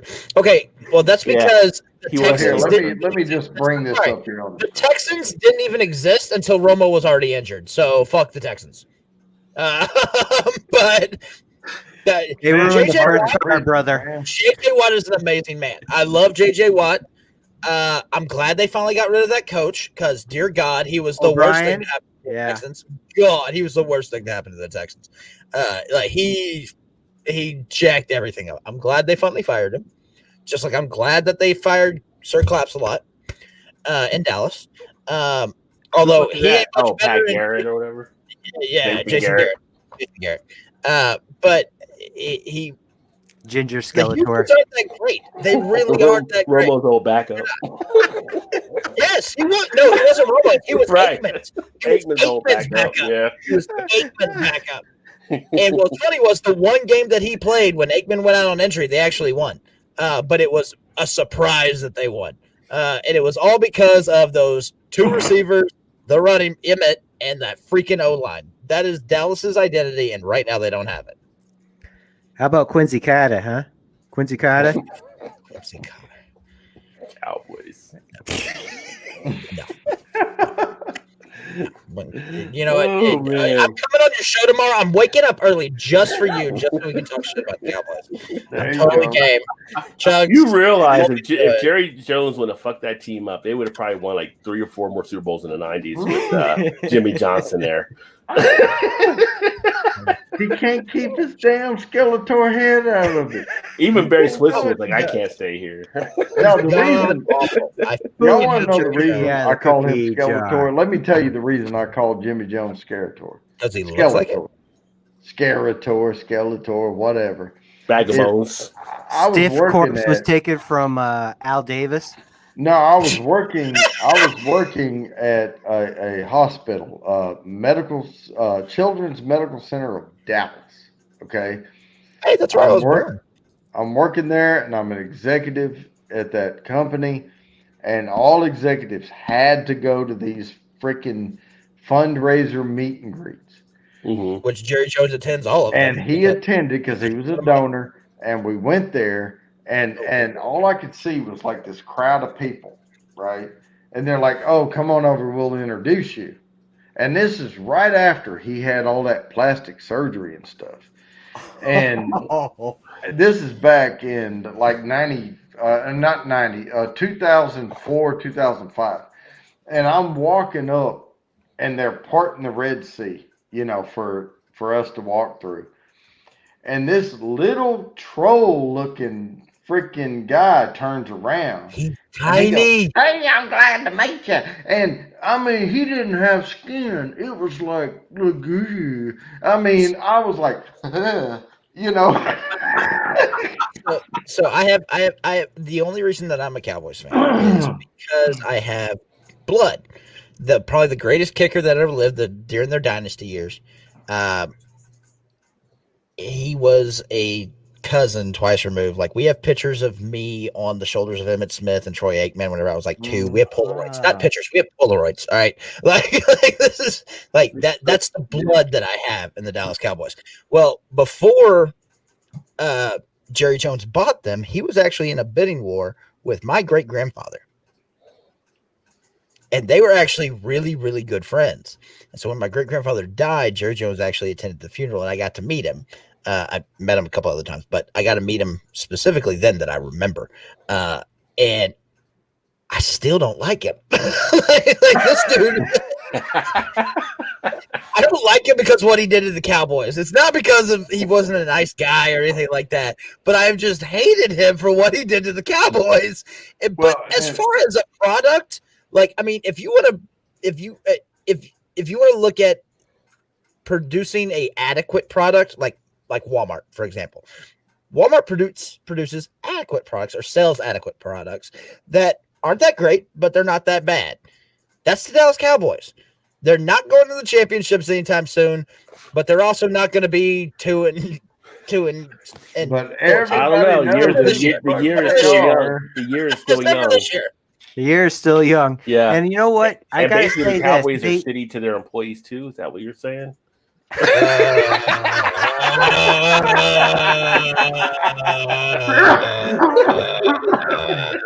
Oh, he went there.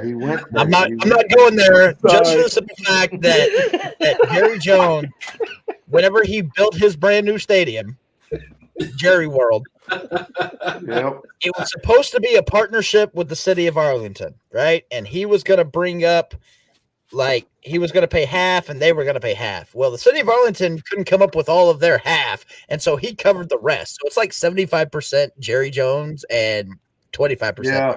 The one thing I loved, because I lived in Fort Worth, like right on the edge of Arlington, and I worked in Dallas for a while. What Jerry Jones did with that interstate, I-40 through there, with all the mega lanes. That's beautiful. Yeah, because he was planning for the worst case scenario of a flood of cars coming into that stadium. But on a normal day, he cut 10 minutes off my commute. Oh yeah, I could fly right through there because there was more lanes than there were cars on the road. Except for Monday and Sunday. Yeah, I mean, I like to make jokes. Hey, thanks. Yeah. My in-laws live in Dallas. And I'll be in touch. I'll get your email somehow. Dallas is horrible. Dallas is really horrible. Dallas, yeah. I mean, it is what it is. But they were near the stadium. But like my in-laws go to church with like Emmitt Smith and Michael Irvin and all them, and they actually know them. And even my nephew, when he was like, he lives down there now. He's in college now at one of the Texas A&M schools. But when he was like 12, when I go visit him, he's like, became more of a Texans fan than a Cowboys fan. He would just be like, Cowboys will never win with Tony Romo being a quarterback. They'll never win, so I'm not going to support them. He wasn't wrong. And I'm like, they're right here with you. He's like, I'll be a Texans fan before I'll be a Cowboys fan. So no. No. No, I used to watch the Texans when I played. Texas had a good squad for a while down there. Yeah, DeAndre Hopkins was the man for a bit, and Arian Foster was tearing it up. Last year they were good. Any other year? No. No, they had years before that. When they had DeAndre Hopkins and Dom Capers as the coach, they went to the championship, I think, one of the years they were down there. They made it to playoffs, but that was about it. No, I thought they went to the. I have to look to see here. I thought they made the championship when they had Arian Foster and DeAndre Hopkins, and I forgot who their quarterback was at the time. I think it was one of the former Panther quarterbacks. Back, it was like 2012 or 13 or somewhere, I thought, but maybe I'm wrong.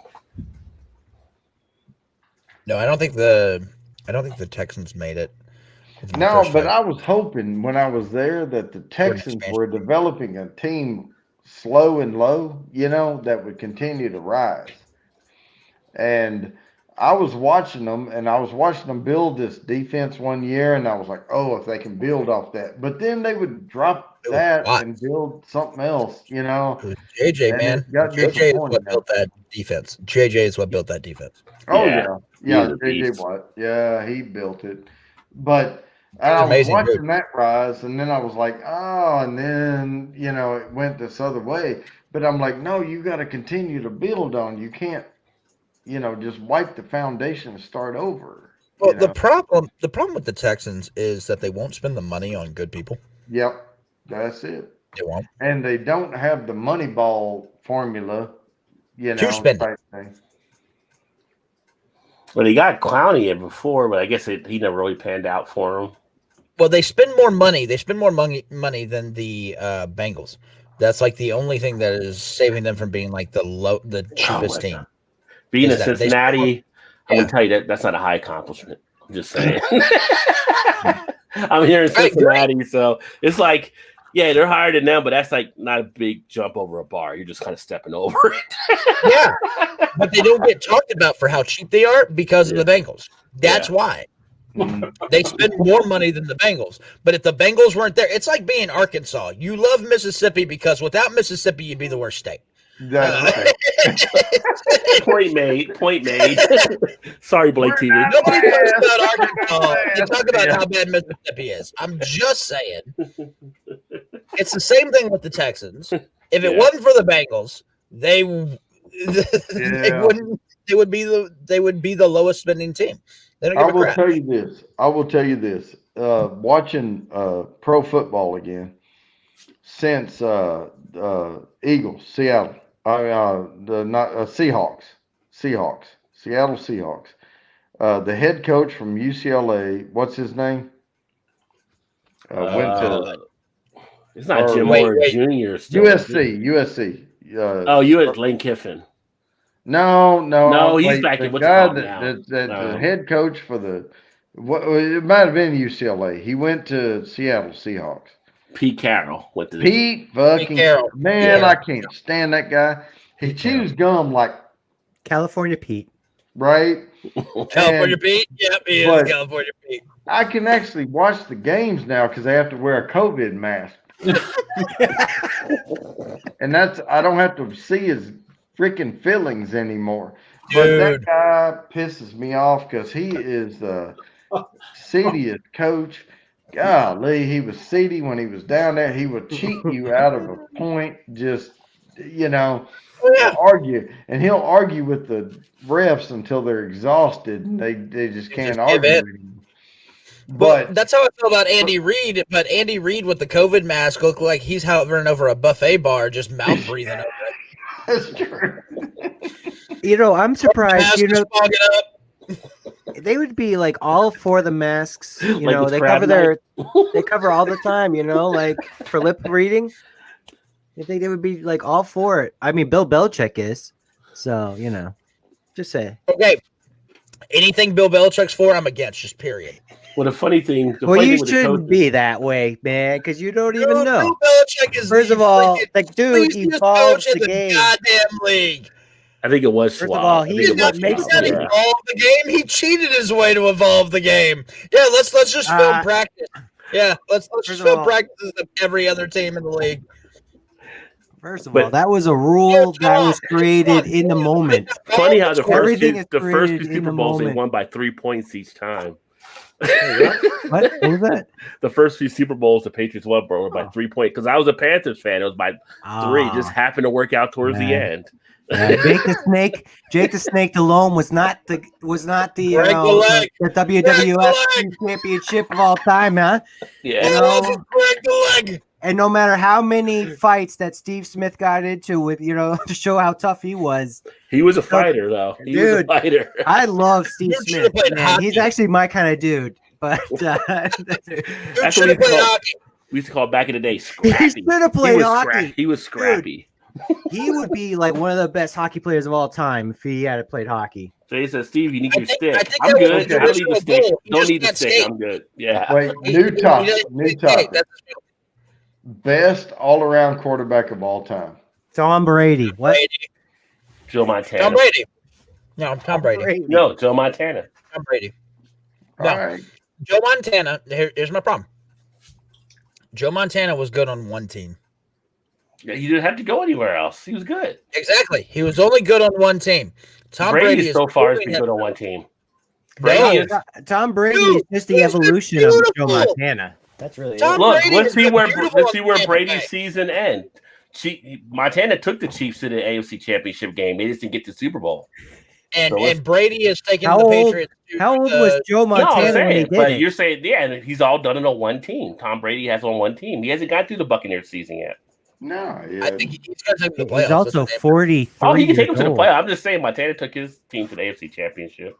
Okay, best all-around quarterback who... Okay, here's mine. Warren Moon. All right. Oh, Warren Moon's a good one. Yeah. Actually, Warren Moon would own the records. Warren Moon would own the records if he didn't have to go to the CFL first. Like a single season, single season type players, like longevity. Like I can't argue against Tom Brady. But no. Like Tom Brady, like longevity is like the ultimate. It's a different game now. They can't hit quarterbacks. That's the problem with Tom Brady. He wouldn't have lasted as long in the 80s. I'm sorry. No. I don't think he would have lasted as long in the 80s. The rules have changed. I don't think he would have lasted as long in the 80s. Well, everything has changed. The technology changed. They're not playing with single freaking bar mouth guards. You can. The rules have changed. It has actually pussified football. I'm sorry, it has. It still has, but I do remember Darren Dalton getting quite the whack on Bostic. Yes, last week was it not? Darren Dalton whack on Bostic was pretty nasty. Was that not nasty? There was the same hit that happened to Aaron Reed. Or no, what is fate? The guy that replaced the dude from the Bengals that's now the backup for Cowboys and then is gone. Andy Dalton. Players took hits like that in the 80s and you weren't getting flagged on it either. On stuff too. So I'm just saying it was a different game. It was a different game. Yeah, There's players you can NFL was a thing, and they weren't playing with freaking pads. So yeah, Bird only played 9 years in the NBA too. Like, I mean, what are you gonna do? Imagine LeBron in the '80s trying to whine about fouls. Totally different game. Totally different.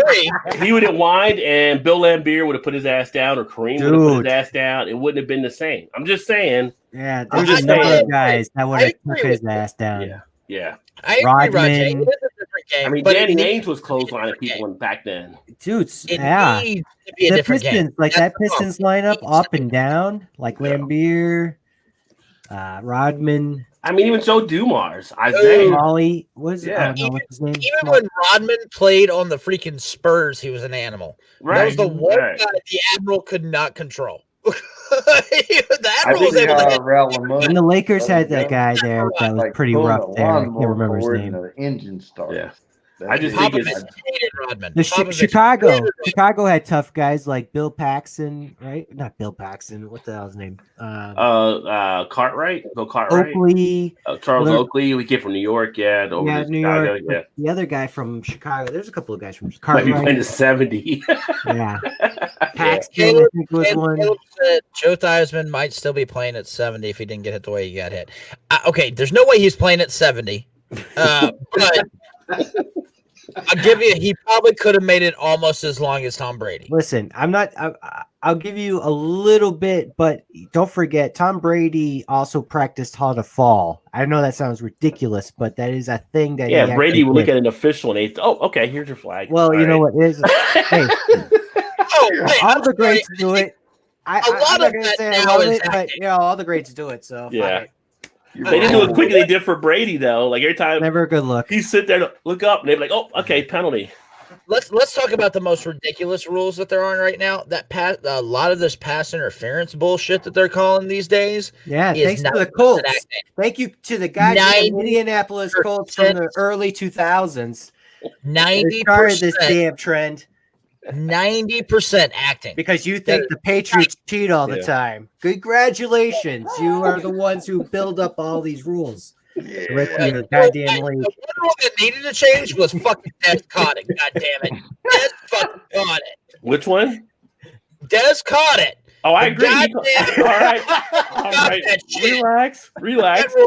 Needed to fucking change. Okay, Skip Bayless. One play Skip one Bayless. Bring it down. Bring it down. Let it go, man. I hate Skip. I actually love Stephen. I love Stephen A. I love Stephen A.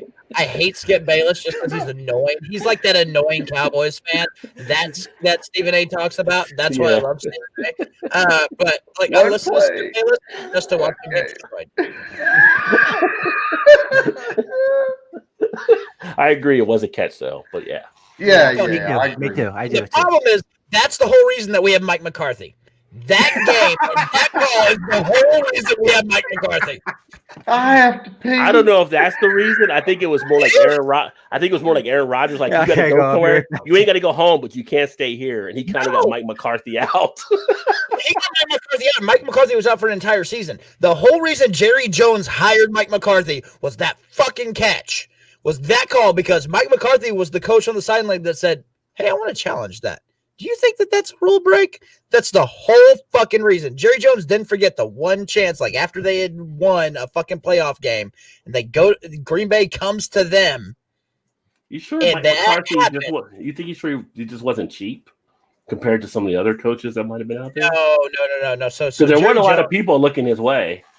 Well, no, who he should have gone with, honestly, is that coach that was college coach that a lot of these players played for. I think he was from OU. No, who was that coach? He's now like he does. You talking about Herm Edwards that went to Arizona State? No, not Herm Edwards. Dude, the guy that does actually broadcasting now. Rex? But no. Not Rex. You're like, no, you don't want Rex. It was whenever we were talking about all the coaches, I actually looked up all the coaches that they were talking about, like who was on the table type situation. Because he had Rob there for a while. Rob Ryan. Did he have Rex Ryan there for a bit? He did not have Rex Ryan. He just had Rob. Okay. He just had Rob. He didn't have Rex. Rex would have been better than Mike McCarthy. Really, my problem is Mike Nolan. It's really not Mike McCarthy. It's Mike Nolan because I don't know where the hell that came from, but dude hasn't been a defensive coordinator in fucking like 12 years. And the last time he was, they had the worst defense. It just makes no fucking sense to have Mike Nolan. Period. He never really did. Yeah, I saw you guys are starting Campbell tomorrow too. I guess that's your third string, dude. I don't even keep track of who it is now. It doesn't matter. The season's a wipe. Fuck it. Do you think you guys will get a win? Is the question, or will you go like Detroit? You think you'll be like Detroit that year, like 0-16 possibly? Well, I think we'll go 2-4. I mean, the NFC East, you got a shot because all the teams suck in NFC East. Yeah. But what? That's the best of the worst. It's like being the smartest kid with Down syndrome. It really doesn't matter. Well, I'm glad things calmed down. You're going to have a home game playoff that you're going to lose. Fuck it, man. Fuck it. I would rather us fucking wipe and try to get a good position in the draft than I can't get over that line right there. It's fucking true. Not the NFC East, it's the NFC least. And really, all that we need to happen is Winston get injured, and then nobody has a shot. Just wipe the whole. Let us catch up, man. Hang on. I gotta get a beer. Cheers. You hit a hot button. I'm here. Oh, I'm definitely gonna have to remember that line. Oh my God! Great line, man. Great line. That is the NFC East right now. Who's gonna win is the question. It's not who's gonna lose, because they're all gonna lose, but who's gonna win is the question. Oh my gosh. Okay, so the NFC East is Special Olympics. We've got that. Yeah, we have that sorted out now. It is. I thought when I went to let out a couple of Coors Lights, y'all would settle down, but man, I came back and it was hectic. Go to drunk Micah your bed. No, I'm not drunk. This is only my second beer. I am just heated because I am so pissed off at this football season. I probably don't have anybody still watching because this is chaotic. But everything's spicy. There you go. It just popped up. Oh, hey Phil, got to drunk Micah your bed. Go to drunk Micah your bed. Micah, I don't think Micah's drunk. Micah's passionate. That's passionate. what it is. There you go. Yeah. Passionate. You hear how I said that, right? Yes, you said it the right way. You said it the right way. But I said passionate. You have to hear the slur. You have to hear the slur. I have a little slur right now. This is my 5th tankard of Bladen Bow, tankard snifter. My 5th snifter, and this is I counted them in there. I had 12 earlier. I have 3 left.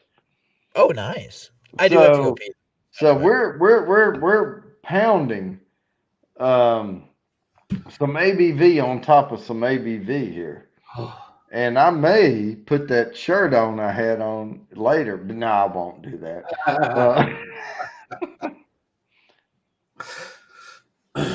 Everyone's either running for beer or taking a leak. Oh yeah, man, that felt great when I went in there just a minute ago. That was a good one. I have a professional bladder, and when I have to go, it takes me a couple of minutes.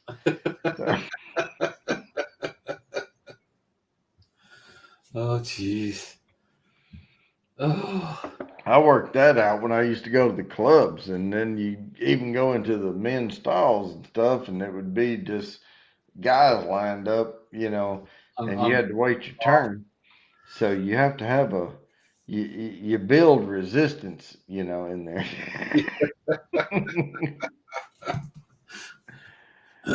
Everything's spicy. He's taking a poop break. I don't even want to know how hot that was. Did you even do anything tonight, Phil? Yeah, he said he was taking a break. See, the last thing Phil posted was that. Yeah, but I'm wondering if he actually did a challenge or something tonight. He probably, well, even if he doesn't do it, even if he doesn't do a challenge, he usually just bites a Carolina Reaper off the stem. Anyway, oh shit! Did he do some rummy beers with? I don't know. I was watching. I was trying to not drink and relax and all before this live stream, and so I was watching my big screen. And I wasn't online, so if they did it tonight, I missed it because I was just trying to, get my lighting set up and everything, and have everything ready. It's just tough knowing what night to come on. I'm not going to compete with anybody, right? Yeah, it's you gotta with the different people we talk with. There's a live stream almost every day. I know, and I try to support, at least if I jump on for, I don't know, an hour or so, I try to do that. Ooh. Oh, wait, here's a bourbon note. Ezra Brooks Distiller's Cut. I don't think I've had that. I think I've had Ezra Brooks. But... Yeah. Actually, well, they aged 2 years or, I mean, I have some 2-year bourbons, but boy, they're kind of weak. As Ezra Brook, I used to keep my whiskey barrels damp when I'm gonna barrel age a homebrew. Yeah. Because it's cheap. Well, you know what's crazy about Old Humble is he does the whole. He does it for 5 years in the normal barrels, and then whenever he does his special, he parts that out into I think 1 or 2 gallon barrels, so that it's that compressed, and so he only has to do it for 6 months. More surface area on the barrel is what you get. Yeah, exactly. Yeah. And so that's how he's able to get out a higher quality He's in such a short time. He's in Texas Yep. also, but Texas, it's 10 minutes from me. Texas ages the Texas climate ages whiskey faster than so faster other climate. Yep. Yes. You take a 1 year whiskey in Texas, and it's more than a 5 year more color in it than a 5 or 10 year whiskey. Except for I agree with you, but Old Humble's his color is not that dark. I'll show it to you. Well, that could have to do with the char level and the toast level of his barrels. It could. Yeah, there's the number whatever char. Yeah, it's pretty light. Yeah, he's probably just doing a heavy That's toast. his standard. He's not even doing a char. That's his standard. That's his Texas straight whiskey. Years. I mean, I've almost finished this bottle. Is he still in here? This is a 5 year.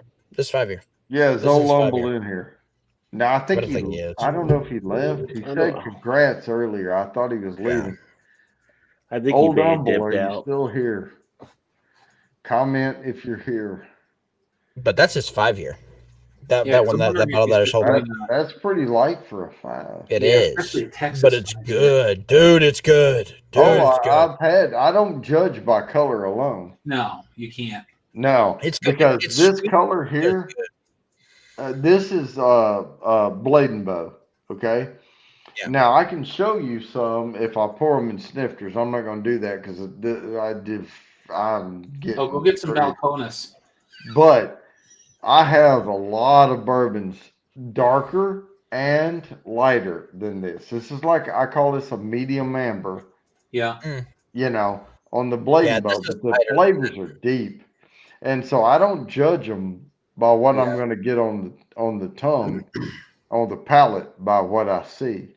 But I do kind of judge them by what I'm looking at. Legs, you know, is it... Yeah. You know, how are the legs coming down? How oily is the whiskey? Is it going to coat the tongue well? Is it, you know, what's the ABV? Well, Chugs ain't on, so I was going to throw that out for him. But this is a good deep noted bourbon, and it's a lighter amber, you know, from some of the other ones. What I like about whenever it comes to bourbon or whiskeys, my favorite is Knob Creek. Knob's good. My favorite. Yeah, Knob is a good one. It's got that sweet note. I really like that sweet note, like sweet corn type. This is very similar, but like half the cost. You know, Knob is drier, actually, you know, because sweet dry, you know. Yeah. Knob is a little drier than Elijah Craig. Regular. A little. It's a little drier. I'll totally give you that. This actually isn't that dry. This isn't that dry.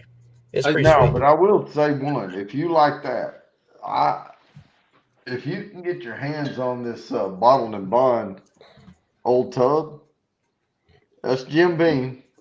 Yeah, I know Old Tub. Know Old Tub. I mean, that's apple in a bottle. Yeah, I mean, that's apple in a bottle, man. I've actually become quite fond of JC. Oh, what have you become fond of? Maker's Mark 46. Yeah, I like Maker's 46. I like it better than regular Maker's. Yeah. You know, they put the French oak staves in and let it age a little longer. It's actually considered a finished bourbon, much like Woodford Reserve Double Oak. Right. Is considered a finished bourbon.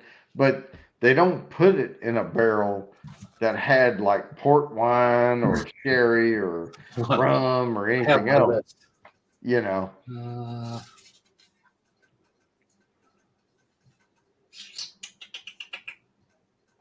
Four Roses single barrel too is another one of my favorites. Oh yeah, I have that right here. Yeah, it's got the little leather choker on it. That one. Yeah, I like that. You know, this is like what is it, 20-something% rye? I'd have to look it up, but I think so. I think it's like it's a 26. decent high. Yeah, I've been every time since we moved to where we are now. So just in the last year, I've been making a list of all the bourbons that I've had and whether I'm going to buy them again. Yep. Well, here's how my brain works. If you like that one, I could send you a list of 5 bourbons you need to buy. Well, shoot them off. Yeah, I will. No, yeah, because I either have them or they might even actually be on my list. Yeah, because I mean that's the way my brain works. I hook bourbon with bourbon. Yeah. Right. Or even whiskeys or non-bourbon. Just I kind of melt them together. If you like that one, you're a heavier rye mash type of guy. Yeah. Yeah, and you like the little spice in it.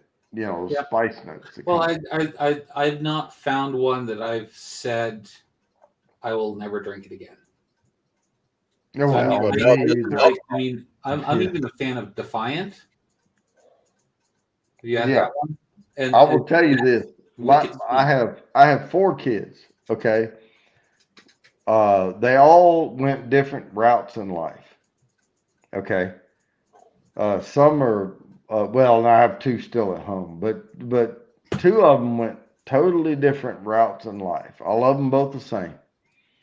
And that's the way I like my bourbons. I mean, one can shoot off this direction and one can shoot off this direction, but you know what? Be the best you can be in what you are. Yeah, and and every once in a while, I just like myself a good Ardbeg 10. Yeah. Oh wow. Yeah, you're getting. I love that Scotch. I have. I don't. Yeah, like I said, I haven't found one that I've not liked. I mean, a Lefroy Select, I actually quite fond of as well. But Ardbeg 10 is. I bought more bottles of that than probably any other whiskey. Yeah. Well, except for Jameson, I've drank a lot of Jameson. Yeah. I put most of my money into bourbon because I have this channel. Right. I have another shelf over here that you can't see that has scotches and other things on it. Yeah. I have my private shelf and I don't put it on this channel. But I'm about to call it a night, guys. I'll see y'all later. All right, hey, Micah. All right. I appreciate you jumping on. Hey. Absolutely. Congrats to the 300 and, hey, let me know when you're going to do your next special, man. Monday night. All right. Monday night. 175. We're doing the bites. So, I'll look for you. I'll look for you. Y'all have a good night. I'll see you later. All right, man. You too.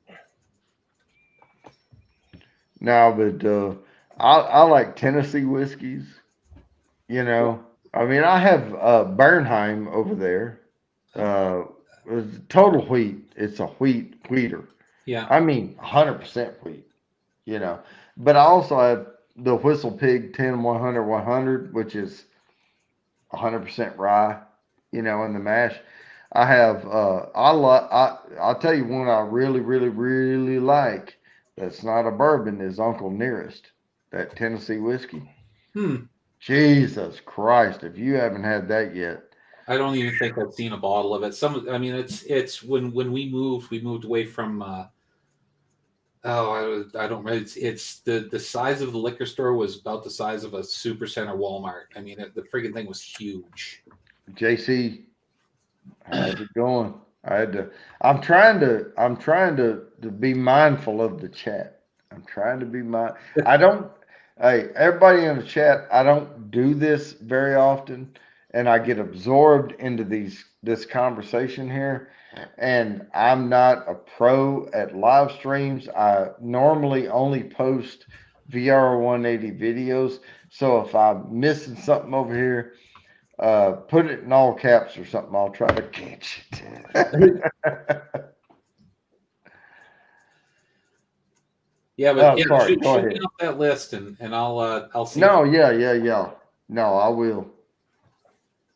because that'd be something I like getting the different suggestions on some of the different ones I try, because yeah, I don't have quite the selection that most people do, but I've got a couple. Yeah. No, I mean, my thing is I compare stuff with other things, Mm-hmm. and I look for the nuances and where it's leaning. And oh, this is sweeter, this is drier, this is deeper, this is lighter, and I try to, kind of match stuff up like that, Yeah. whether it's bourbon or not. And I will do things like Uncle Nearest. I'll do a little review on that as a bonus video because I have a bourbon channel, and that's not a bourbon, it's Tennessee whiskey.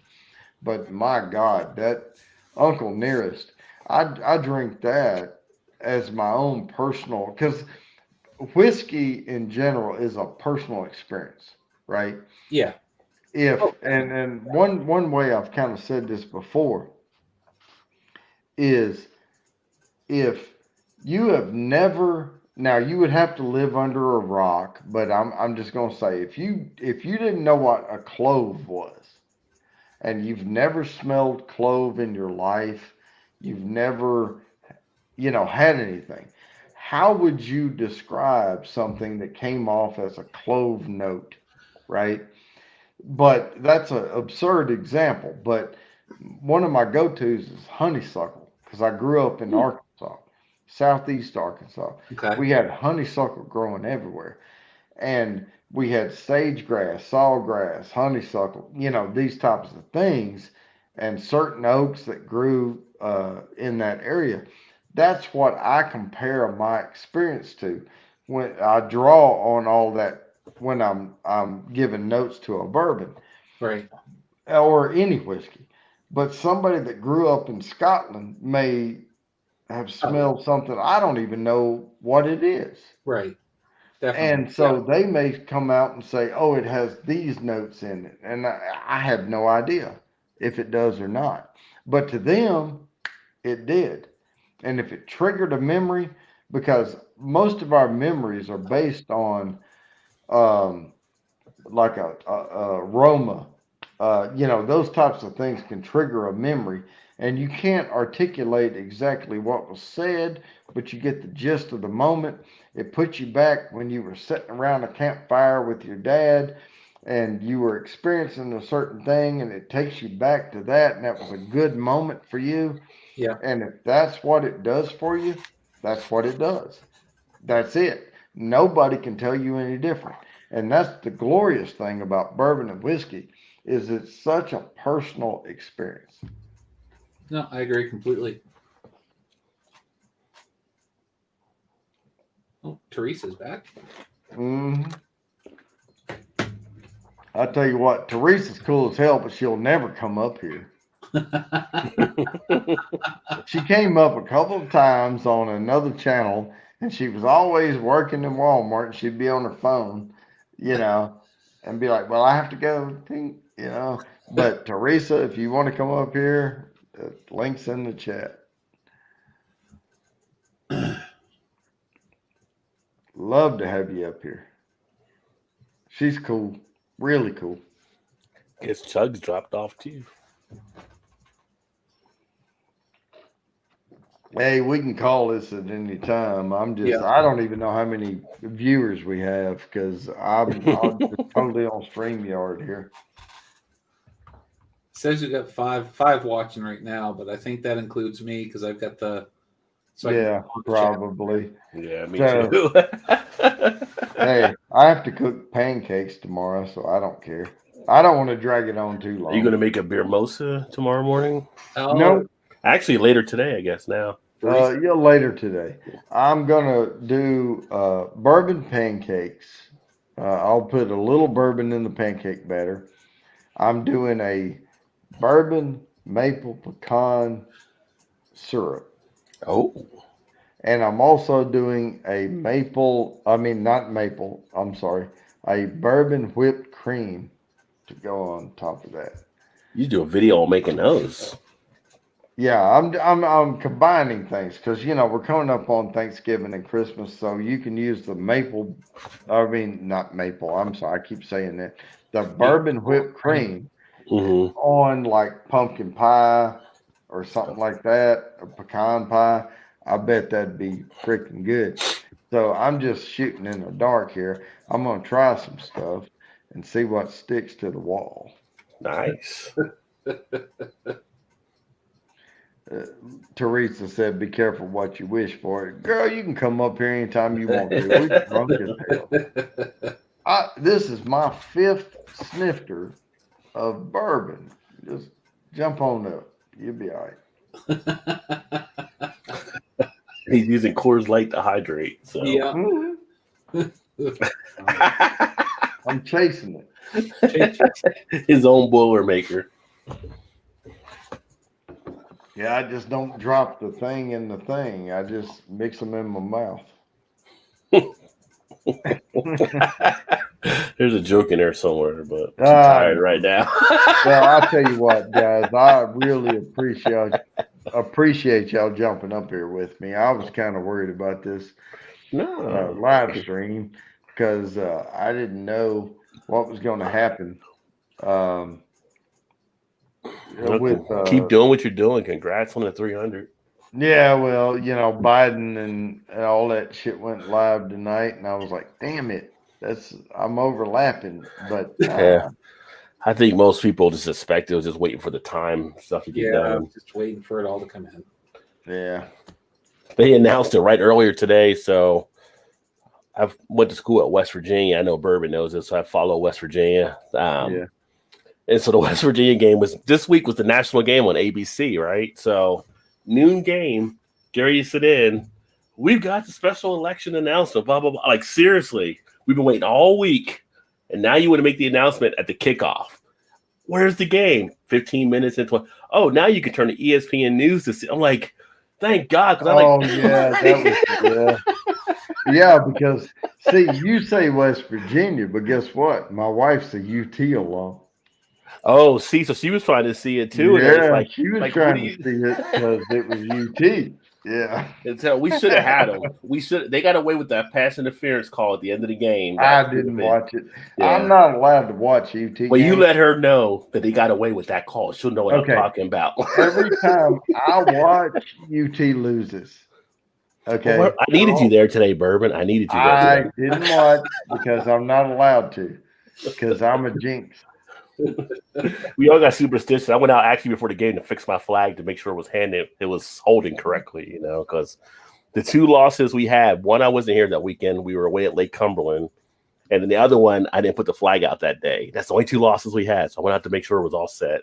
Funny how you get superstitious when you're watching these games. Mm-hmm.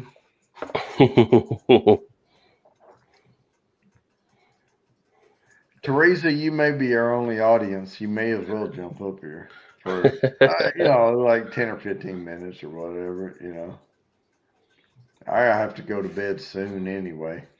Otherwise, I'm not going to record my Bourbon Burner series. I'm shooting it all tomorrow. There you go. I should get a cigar tomorrow, do a cigar beer video. It's supposed to be like low 70s, which is great in this area for this time of year. Man, I wish I had a cigar right now. We got these ones here that are like, I don't know if you've seen them down there, but they're Maker's Mark bourbon cigars. So it's like Maker Marks was using the infusion of it, so you get like a bourbon feel through the cigar, which is pretty sweet. I've got a Gurkha that's been one of the William the 14th Gurkhas. Yeah.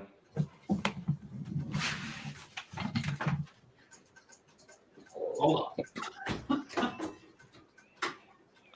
It's like every few months I'll have a cigar just to relax with the beer. All right. Good night, Caleb. Night, Caleb. Thank you. And you got Malt Muser in the house. Thanks for jumping in. Thanks for joining. Oh, Malt Muser. Hey, dude. The link is in the chat. Come on, man.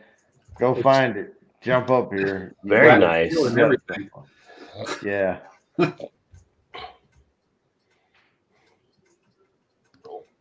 Thank you. Hey, the link's in the chat, man. Come on. We're about to end this in about 30 minutes or so. Just jump on for a little bit. I do actually have some Cuban cohibas as well. Oh, very nice. I had some of those when I was down in Jamaica last year. Well, was it last year? Yeah, last year, because we couldn't go anywhere this year because of Corona. Yeah, because of Corona. Yeah. Yeah. No, it's. I think I've got 1, 2. I have 4 different humidors, so depending on what's in what. I mean, I've got one that's specifically for flavored stuff too. Nice. Oh shit. Yeah, malt music can't jump up. Teresa said your link isn't there anymore. Oh, it does time out after a point in the scrolling, I think. Okay. Well, I couldn't get it to post. Every time I try to post my own damn link, somehow Crazy Ann can post it. Well, she's a moderator for you, but you should be able to post it. I try to post it, and it says YouTube blocked your shit. I can't post it because I'm not a moderator. I'm not a mod. Well, I can make you whatever you want to be. It can't work. Yeah. Well, actually, now I'm not paying for this. It's a free shit. Right. So when I click on your little dots up here, I can't make you a moderator. No, yeah, no, that's you have to do that in YouTube. In YouTube, right? Oh, damn it! Moderator. Whatever. Yeah, you do the YouTube chat. It's all right. Yeah, I don't know how to do this stuff. But anyway, I'm about done. I was only planning on going to midnight, so let's give it another few minutes here. Yeah, Chuck actually wrote in private chat that he had to go. Yeah, I see. He did have a little one for a bit, so that's probably why. Yeah. Yeah, we don't want to drag it past clean hour. But now I was only planning on going till midnight, but I didn't have really a plan. I was like, I'm gonna let this go as far as it'll go. But man, I really appreciate you guys jumping on there and I try to jump on stuff when I can and give some views, but 300 seemed like a good number. I think the next special I'll do is probably 500. Yeah. Yeah, I'm gonna try to do something. I'm at 82 right now. Oh, you have to do 100. You have to do 100. Yeah. Let me know on that one. What are you doing your channel, Joe? I sauce reviews, spicy stuff, challenges. Yeah, I've done a few challenges. You said that hesitantly. I've burnt myself a few times. Yeah. Yeah, I know. Teresa, they were just saying my link's not there anymore. But now you're 83. Now you're 83, Joe. Oh, sweet, thanks. Yeah, I've done 13 challenges, and I've got 5 more. Oh, there it is. It let me post it that time. There you go. There's my link. Uh-oh. Well, damn. Look at there. It wouldn't let me do it when I first started. It said this is spam or this is flagged or whatever. But look at there. It let me do it. That's the link.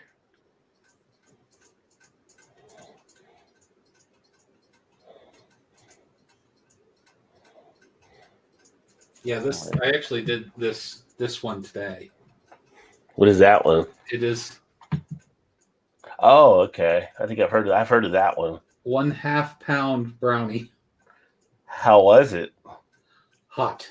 Well, did you have to do it and wait a certain amount of time before you could drink anything? Yes. So the entire it's an actual 15-minute challenge. You've got 10 minutes to eat the 1/2 pound brownie and 5-minute afterburn.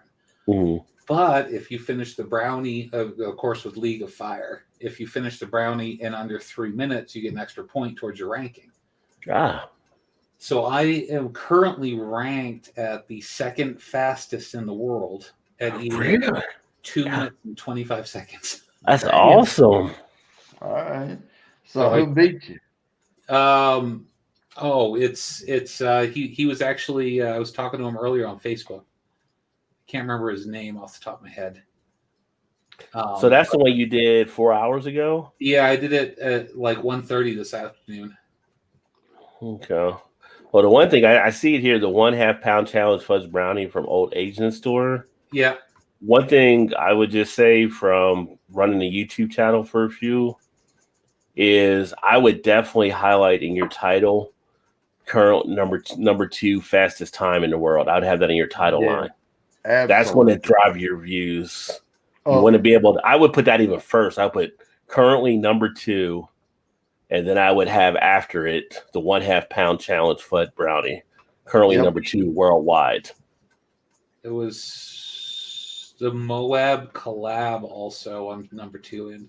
I would do both of them. Do that. Just because change the title. I would put it in whatever you put first in your title is going to draw it from the algorithm. Mm-hmm. I would put currently number 2 worldwide. I would just put that in front of what you have there right now. And then and that's going to drive everything like that. Yep. And try to keep it under 70 characters in your title so it doesn't get cut off when it gets put into the YouTube stuff. Gotcha. That's going to drive it. That will drive it up. And I had one video, my New York Mm-hmm. strip steaks, 2.7 thousand views. And it was just from the title alone. Yeah. So you have. And I would even look at the thumbnail. If you can go into the thumbnail, I don't know if you use TubeBuddy or not. If you don't, I would recommend it.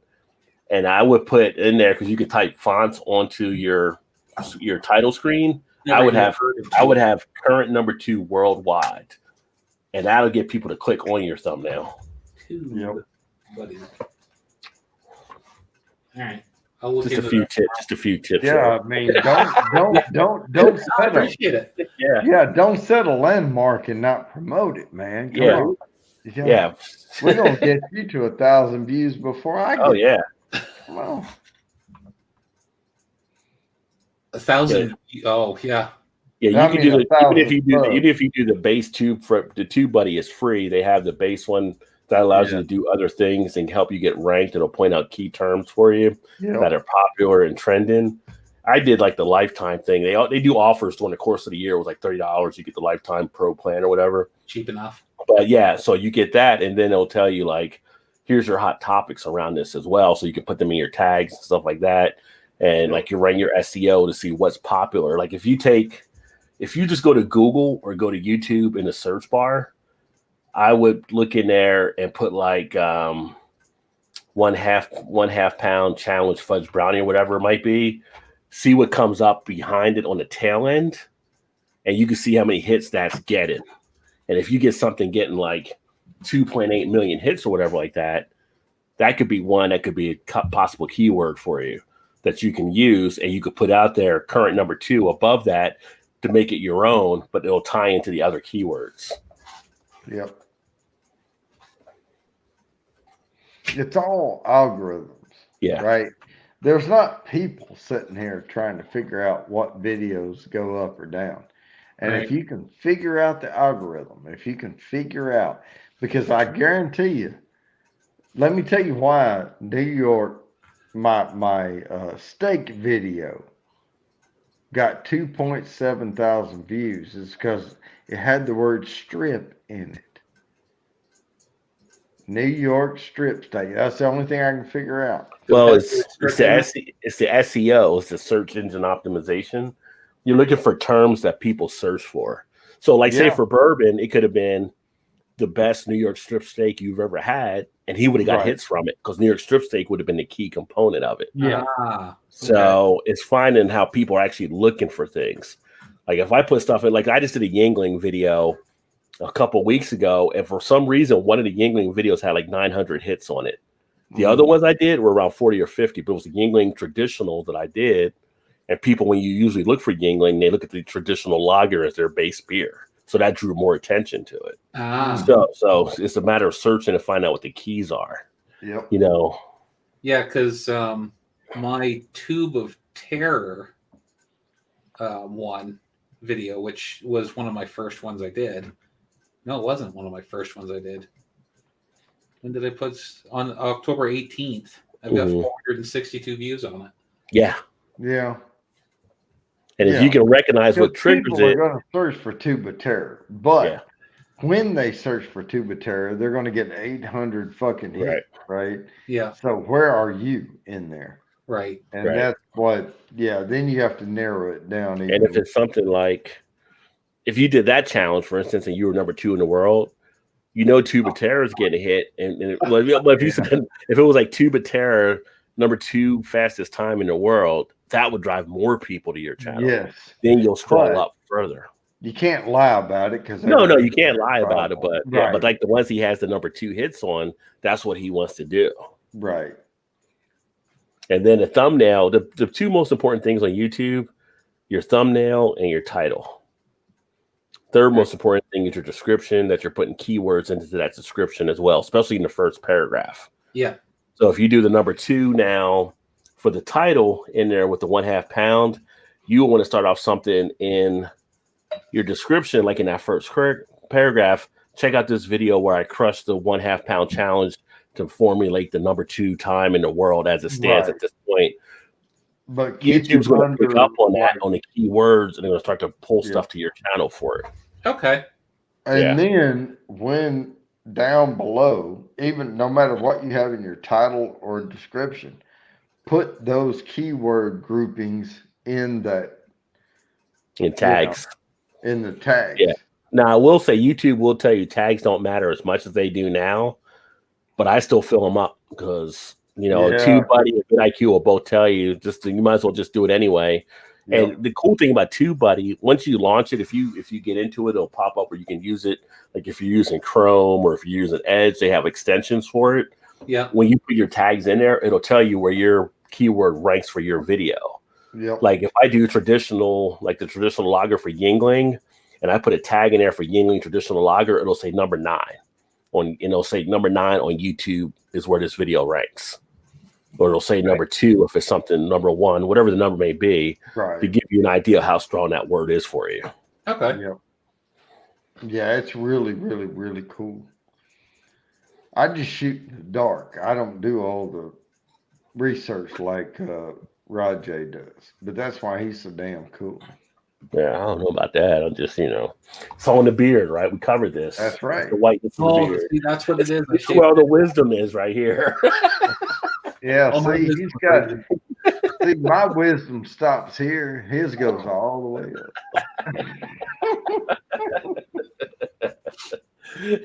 That's funny. But it's just tips, and I've done my channel for, I guess it'll be 6 years in March, but there's tips and tricks that you learn along the way, and it's just that you grow with. So yeah, I'm always about helping other people get their stuff rolling. Yeah, that's cool. No, I appreciate it. Yeah. If you have any other questions, just let me know. I will do that. If you want to know how to frick around with stuff in Adobe Premiere, I'm your guy. I can show you. Yeah, I'm slowly learning that. That's taken me a while. Because I used to, in fact, I still have it. It's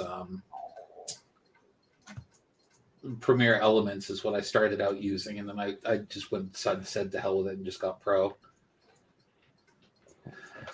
I guarantee you, Adobe Premiere Pro, if you already have it, it's like, they used to say we're only using 10% of our brain.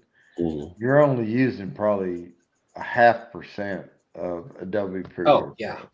Pro. Yeah. I mean, that thing's so god dang complicated. You can get down a spider web of stuff. Yeah, the timer, tint,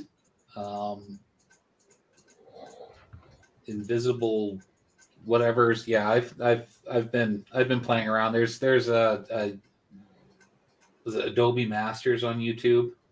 Yeah, they have a lot of little tips and tricks for Adobe also. Well, and there's some really simple things. So when you record your audio through that Rode mic, yeah. So when it records in, is it one single track? Like I record separate track from my camera, and I have to sync the audio, delete the track from the camera. Everything comes in. It's right there. It's video and sound. But still, even if it does, you can click on it and it'll highlight everything. But go up at the top of Adobe Premiere Pro and click audio. And then go to edit over on the right side. Yeah. And go down and select what do they call it? Shit. It's the voice. I forget what they call it now. It's not music. It's, you're talking. Right. Like a voiceover? What was it? Like a voiceover or something, is it? No, it's called something, and I can't remember right now because I've been drinking a fuck ton of Blade Bow. But it's voice. Right. You click that, and then it'll say just go all the way down, scroll down, and you'll see enhance voice, and you can select female or male. Select male because our range is different. Okay. That we talk in, and then listen to it and see what it sounds like. Because I guarantee you, I mean, click on it, listen, or don't click on it, listen to it, click on it, listen to it. It will enhance the male voice. And it's just looking for that range, within the DB. And then you can also hit enhance, or there's another function of remove background noise. And then you tone that thing way down to like maybe 3 or something. And then listen to it again. It just smooths it out. Okay. But you can do a lot with just like regular, just point and click settings. Yeah. And then, but you have to do that. So if you cut your, cut out a piece and do ripple delete and bring it back together, you have to set the FX the same on everything. And you can copy those FX settings and just paste them across the board. Oh. Huh. It just makes things sound like more professional on the radio, whatever.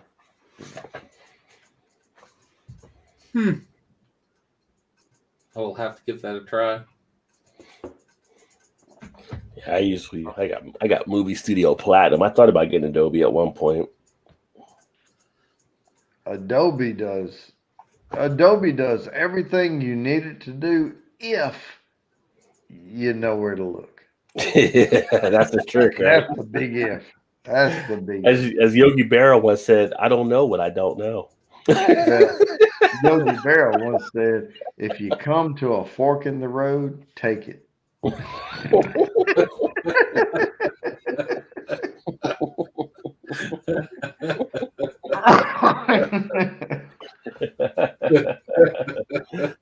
was that? W.C. Fields, right? W.C. Fields back in the day, yeah. MMA West. Of course, he was a big sock, right? Yeah. Drank lots of whiskey. And they said, W.C., why don't you drink more water? And he said, fish fuck in it. I remember being a kid watching those old black and white movies with W.C. Fields and Mae West. They would come on late at night back in the day. Before we had cable for the young kids out there and satellite, you had like just 3 or 4 channels on the TV. What are you talking about? Yeah, he used to watch that right after he watched Mr. Ed. I still watch the reruns of Mr. Ed too. Wilbur. Wilbur. Back when the TV stopped at midnight? Yeah, back when the kids were the remote control. Yeah. Had the picture of the Indian with the circle. And yeah. I can remember back when it came on like the national anthem or whatever in the middle of the night. Like they started playing the song and the flag was flying and we're going off air. Like, I guess I go to bed now. Like all the channels are off. Hey, Hey, Rajay, you have to remember Saturday night videos. You remember that? Or Friday night videos. You remember that? Which ones with Before MTV, I'm talking about Friday night videos on TBS. It was like the Turner Broadcasting was like early. Turner was after MTV, wasn't it though? Or maybe it was WMG out of Chicago. We used to have like USA Up All Night, but that was later on as well. Yeah. No, but I used to watch Friday night videos. Yeah. And it was like the precursor for what MTV became. For the music type stuff. We had music shows and stuff that started, but that was a little after MTV, I think. No, this was MTV started like pretty much right after like 81 or whatever. Duran, freaking Phil Collins and shit on this. Yeah, but that was after because MTV's first video was I Want My MTV. So like Hungry Like the Wolf and all that stuff came after. No, this was before. This was the precursor to MTV. Because MTV, the next year after Friday night videos or whatever it was, they started going my music. I know what you're talking about. You're talking about like on the NBC or whatever Friday night videos. Yeah, whatever it was. Yeah, I remember. I do remember those. Yeah, I do remember those as well. Yeah, because that's what really spawned that thing. And then what killed me though was MTV became that, and then they don't hardly play music on it anymore at all. Yeah, I mean, Joe's like, wait a minute, MTV played music? What's going on? Back in the day. Yeah. That's another day right there. Well, MTV used to have Saturday night concerts. They had the Saturday night concerts that would come on Saturday nights where you have artists doing stuff. Like I remember watching the Thompson Twins on there one time, and they'd have like different groups. They'd have the instrumental, like not instrumental, but a cappella stuff. Like you'd have like different artists where it was just them in the band behind them on Sunday nights. Like unplugged. They'd have the unplugged stuff. I love they have the Headbangers Ball. You had the Young TV Raps. And now it's just reality TV. Yeah. Club MTV with Billy Brown. Fucking horseshit now. But I remember like when I was by the time I was in college, like 91, I believe, was the first year of the Real World. And that was the one that started all the other stuff that came later with Road Rules and later into all the other TV shows. But like the first year when they came out with Real World, that was actually really interesting how they were doing it. And then the other seasons followed. They're like, hey, we could just keep doing this. And you just saw the music videos go down until they were there. And then they were like, okay, now we got MTV2 and we'll put music over there. I was like, well, why don't you put the other shows on MTV2? Because I mean...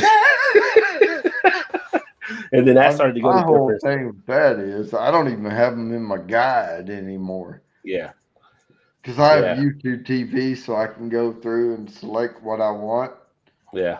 To see, and it's HBO's, the local channels, and then I have a select group through sports. And I don't even scroll past that shit anymore. Yeah. Well, I remember when Thriller came out, it was like an event for people. When Thriller came out from Michael J. It was like a 14-minute video, and people were like all around the TVs watching it, and kids talking about it in school the next day. Did you see Thriller last night? Because they would say world premiere, right? So everybody saw it at the same time. Yeah, but I never saw it. My favorite. You've never seen that video, really? Well, it was growing up until 99. My parents still have, in fact, it's still in their attic, but they've got this huge 20-foot antenna inside the attic. It was never outside because it was just huge. They never had more than ABC, NBC, CBS, and PBS. So they had all the old school channels. That's it. Yeah, but I gotta say something. I gotta say something to Rajay, because my favorite was boom, boom. Boom, boom, boom, boom, boom, boom. That was my favorite from Michael Jackson right there. Was that Beat It for that one? Billie Jean. Billie Jean. Okay, I knew it was one of them, but Beat It. I mean, now that Eddie Van Halen's going, he actually redid the whole strings on that one, and it was just like the more you found out about that, I mean. Oh wait. What's wrong What is tonight's topic? It is nothing. Tonight's topic is nothing. This is just hanging out, celebrating whatever. It's like a Seinfeld episode. It's all about nothing. Yeah, it's all about nothing. I'm a Newman. That's me. Newman. I think being Newman is like taking a shoe for the Monopoly piece. Yeah. Newman. Yeah. I'm more like Norm from Cheers. Now, do we remember Cheers? Oh yeah, of course. Oh, it's Buffalo. That was my favorite one. With what was the postman's name? That was Cliff. Cliff. You remember when Cliff went on Jeopardy? Do you ever see that episode when he was on Jeopardy? No. Oh, that was one of the funniest ones too. He was on Jeopardy. You know, Cliff was a know-it-all on Cheers, right? Oh, yeah. So he went on Jeopardy and was crushing it. Like went through single, went through double, got to the final Jeopardy. So Cliff Clavin's got $30,000. Yeah. Somebody has 1,000. Someone has 500. Like he's crushed them, right? And so they get the final Jeopardy, and he basically has the answer wrong. So Trebek's like, well, let's go see what the answer. And he's like, we don't need to do that. We don't know to do that, right? I already won, right? You don't need to. And they're like, well, of course you won. Unless you were stupid enough to wager everything that you possibly had. There's no way these guys will catch you. Trebek is like, what an idiot. Why would you wager all your the second place person wins it. It's hilarious. Yeah. That was a good show. No, his one was, he said, brain cells are like caribou.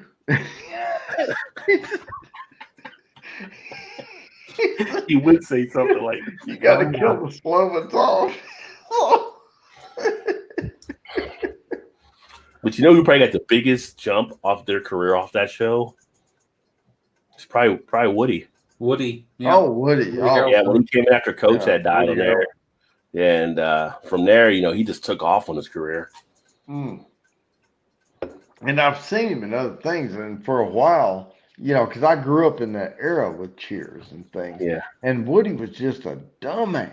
I mean, just like a airheaded dumbass. And then he would say one thing that would make sense, and you're like, right. And then I would see him in a movie, and I'm like, is this the same guy? But that's a testament to his ability to act. Yep. Yeah.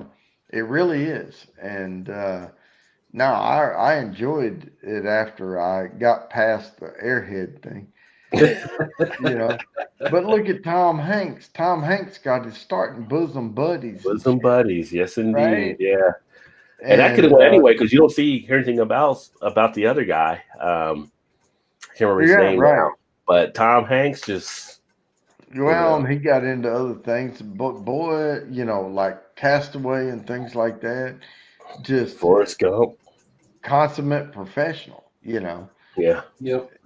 And that's what it is if you work hard and you keep your head straight, not like mine is tonight, but you keep your head straight when you're expected to work. But if I was expected to work tonight, I wouldn't be doing this shit. Right. Yeah. Robin Williams from Mork and Mindy too. Became a star. They actually, I don't know if you ever saw the backstory on that, but he's essentially, when he was younger, he used to stand outside the studios in the Mork outfit for a couple of years trying to pitch that idea to people as they came in. And then finally, he ended up getting someone that got their attention, got a meeting, and they went with the idea. But again, that goes to your thing, is putting in the time and the hard work. Yep. And he did it. So. Yeah, and Tombstone. Oh, great movie. One of my favorites. Val Kilmer. That's one of my favorite movies. If I start watching it, I can't get that. Josie Wales, Jaws. There's certain movies, if I'm starting to watch it, Goodfellas, I got to sit there and watch it all the way through.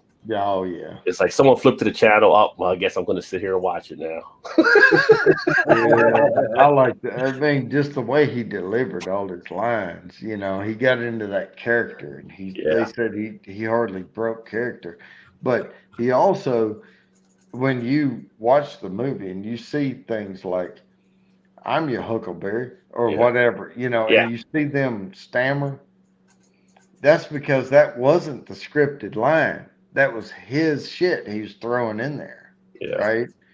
And they're expecting to hear something and reply to it, and it's a little bit different.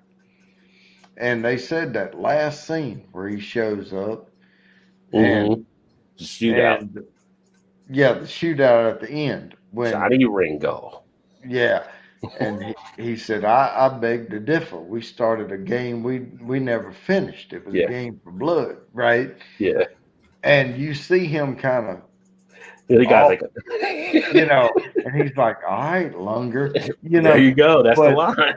Right. But they said that was totally like unscripted. Like he came in and did that, and the guy playing Johnny Ringo didn't know it was going to happen. And that's some of the best moments. And one of the ones is Goodfellas. Goodfellas, where they're sitting around a table, and he said, "Oh, I'm funny." You Joe Pesci when he improv on that. Yeah, I'm funny. Yeah. I'm funny like a clown. And that was totally after the shoot, but they kept the cameras rolling in that very uncomfortable situation right there. And they look uncomfortable because it was, but they just kept the cameras rolling. And they all stayed in character, and that was one of the best scenes of the freaking movie. Yeah, it became an iconic scene of the movie. Yeah. Yeah. Oh, there we go. He's a big boy.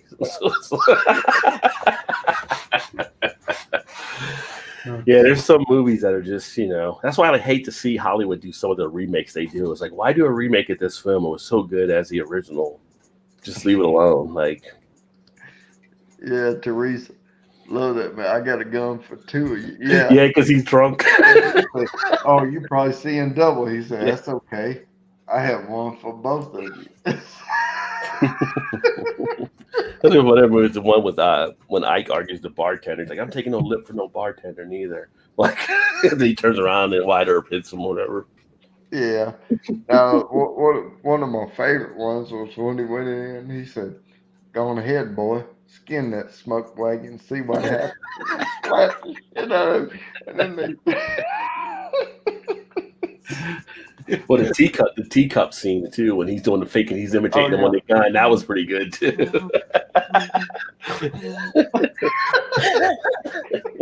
Just a great all-around movie.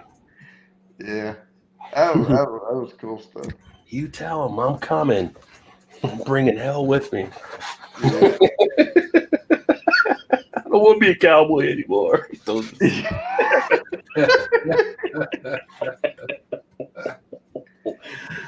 Oh man. Yeah, they tried to make one of those scenes I thought was tongue in cheek.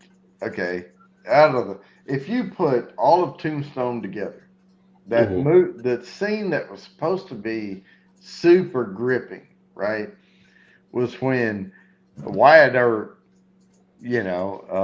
what's his name, played Wyatt Earp, Kurt Russell. Kurt Russell. And he's down behind that rock and he goes, no. And he jumps up with that shotgun and runs out there. That was supposed to be. See, that's how you know it's a great movie, because in the scripting, that was supposed to be a pivotal scene of the whole movie. And everybody looks at that and goes, because Doc Holliday stole that freaking movie, man. Yeah, it was a good scene though. Like when he does, yeah, it was, but it just wasn't as. I felt like it was more afterwards, like when the two guys are talking about it, like back. And the guy's like, "I ain't never seen anything like that before." Just got up there and walked out there like he's walking on water. You're right. Yeah, walking on water. Yeah, and it's like in that moment, it's like you feel that legend of Wyatt Earp being built again, right? Like, yeah, he did this. But that scene when they come through when the horses and the sun is behind them. Oh, yeah. But I love the way that scene, even though it was tongue in cheek, in the movie, became like, that Wyatt Earp wasn't just Wyatt Earp. It was his posse with him, his, and then you can see how that became legend or whatever. But it was Doc Holliday. It was even the idea around Doc that he was doing all these different things, gambling, cheating, gambling, drinking, all this kind of stuff, but he still had his boundary. There were lines he wouldn't cross. So when he shoots Scotty Ringo and he puts the badge down, he's like, my hypocrisy can only go thus far. It's like that just like brought it all together for him too. So yeah, my hypocrisy only goes so far. It's like even Doc Holliday has a line he's not going to cross. Yep. Now that was a. I don't even know if most people know how great that movie was.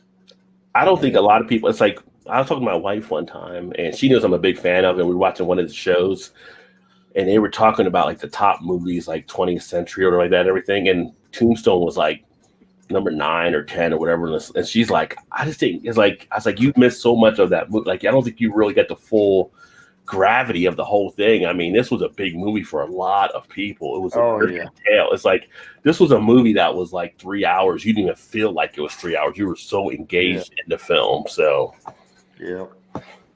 now when they tried to do Wyatt Earp with Kevin Costner, you felt the oh my god there. Kevin Costner is the same. See, here's my problem with every Kevin Costner movie is if he's playing fucking Robin Hood or Waterworld or Wyatt Earp, he's the same freaking guy. Yeah, he acts exactly the same way in every movie. But I will tell you, his show Yellowstone is one of the best shows on TV. Well, I don't really watch shows, like TV shows. So I probably missed that one. Yeah, his show is pretty good. But again, he's like a rancher in Montana, so you're gonna probably be like, oh, he's playing the same role again. Well, I don't know. But I don't watch a lot of TV. Most of the TV I watch is like somebody building stuff or nature shows. I watch BBC, Yeah. I watch American Pickers. That's one of my favorite shows on TV. Yeah, I used to watch that a little bit. We went to Nashville, and this was years ago, and my parents' anniversary, and we paid for them to come to Nashville, and we got the tour with the buses and everything, and we drove by the American excuse me, the Pickers warehouse, and you can kind of see like dusty windows or clouded windows or whatever, but you couldn't see anything in there. And they said, "Oh, this is one of the Pickers, their spots." But it's all commercial, Yeah. So, you never know who goes, because if a show like I'll think of something absurd, just truly absurd, like Honey Boo Boo, right? That's absurd. That's absurd, right? And when it started off, and they were just filming them, Yeah. It was a little more raw. Start scripting shit after a while. They want to make it into something. Yeah. They want to keep viewers, and it becomes just totally fake. And I think a lot of that is the way a lot of these shows go. Is people show interest in something, but then the marketing folks get a hold of it and they try to make it be what everybody wants, and then everybody loses interest and we move along. They kind of want you to fall in love with the characters, so it becomes sort of people on there. Like Storage Wars ran into that issue where Storage Wars had to start scripting stuff, and then people would find out that the stuff happened and it fell apart as a show. So you have to be careful on some of those, but I just find it entertaining, just some of the stories that going across America and some of the stuff because I used to go to estate sales and get stuff and resell it online years ago, and you find some interesting things. In fact, we were talking about Yogi Berra earlier. One time, one of the place here in Kentucky, we went to an estate sale, and I was going through one of the closets there, and I found a photo autographed by Yogi Berra. And the people that had it didn't even know they had it there because it was their relative type thing. So I ended up buying it for like, I don't know, $6-7, sold it online for like 20 or something like that. But it was like, you just find interesting stuff. I went to another house and there was a secret door that you went into And then the whole back side of it in this room was a store they were selling out of the house. So they literally had like a convenience store in their house that they were selling into the community.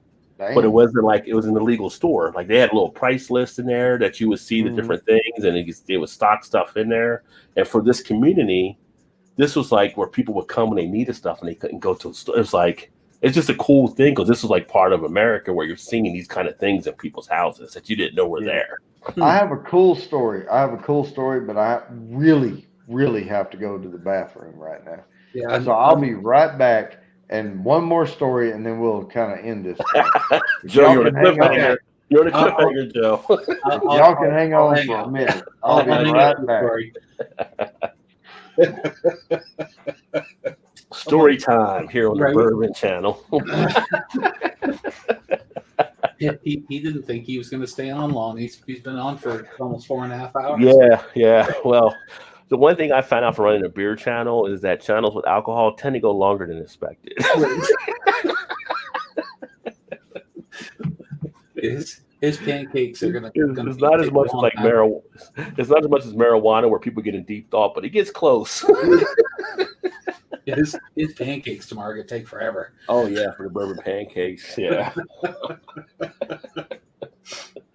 I think that's cool if he would do a video showing how he makes those and everything. I think people would love that too. They'd be like, cooking with bourbon on his channel would be awesome. Oh yeah. Yeah, I did. What did I do? I got a hot sauce the other day from another YouTube channel from Harmon Heat, and the way that they review some of their hot sauces, it's 2 of them. And they'll smell it and taste it, but then they'll dump half the bottle on their food. So they'll go through an entire bottle of hot sauce in one show. Oh wow! So he sent me that, and so I did that. I mean, I even had what the hell is that? Friggin' not Molson. It was some cheap $1.36 for a 24-ounce can of ice, something or other. And I had that, and I dumped half a bottle of hot sauce on I made hash. Okay. Out of leftover brisket that I'd smoked. Nice. So it was really good brisket. Yeah. But it was a good sauce too, so that was kind of nice. All right, I'm back. There he is. All right, here's my unique story.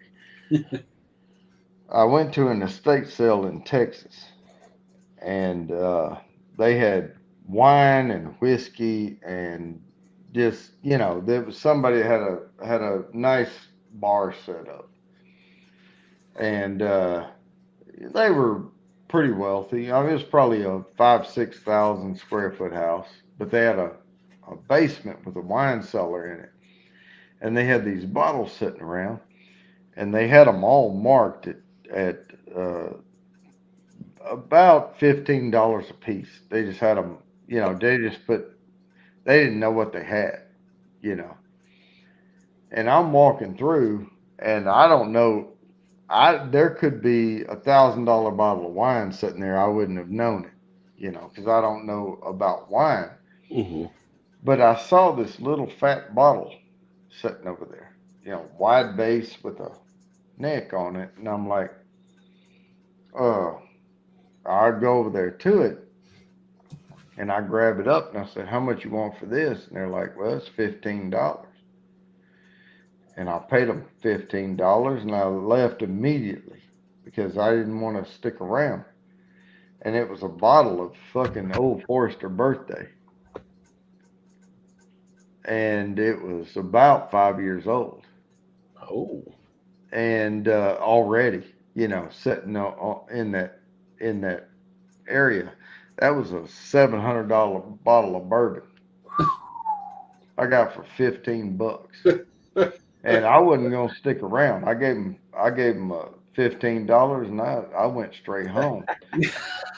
But you don't find that shit all the time. No. You can go to a million estate sales, and I just happened to go with a friend. Yeah.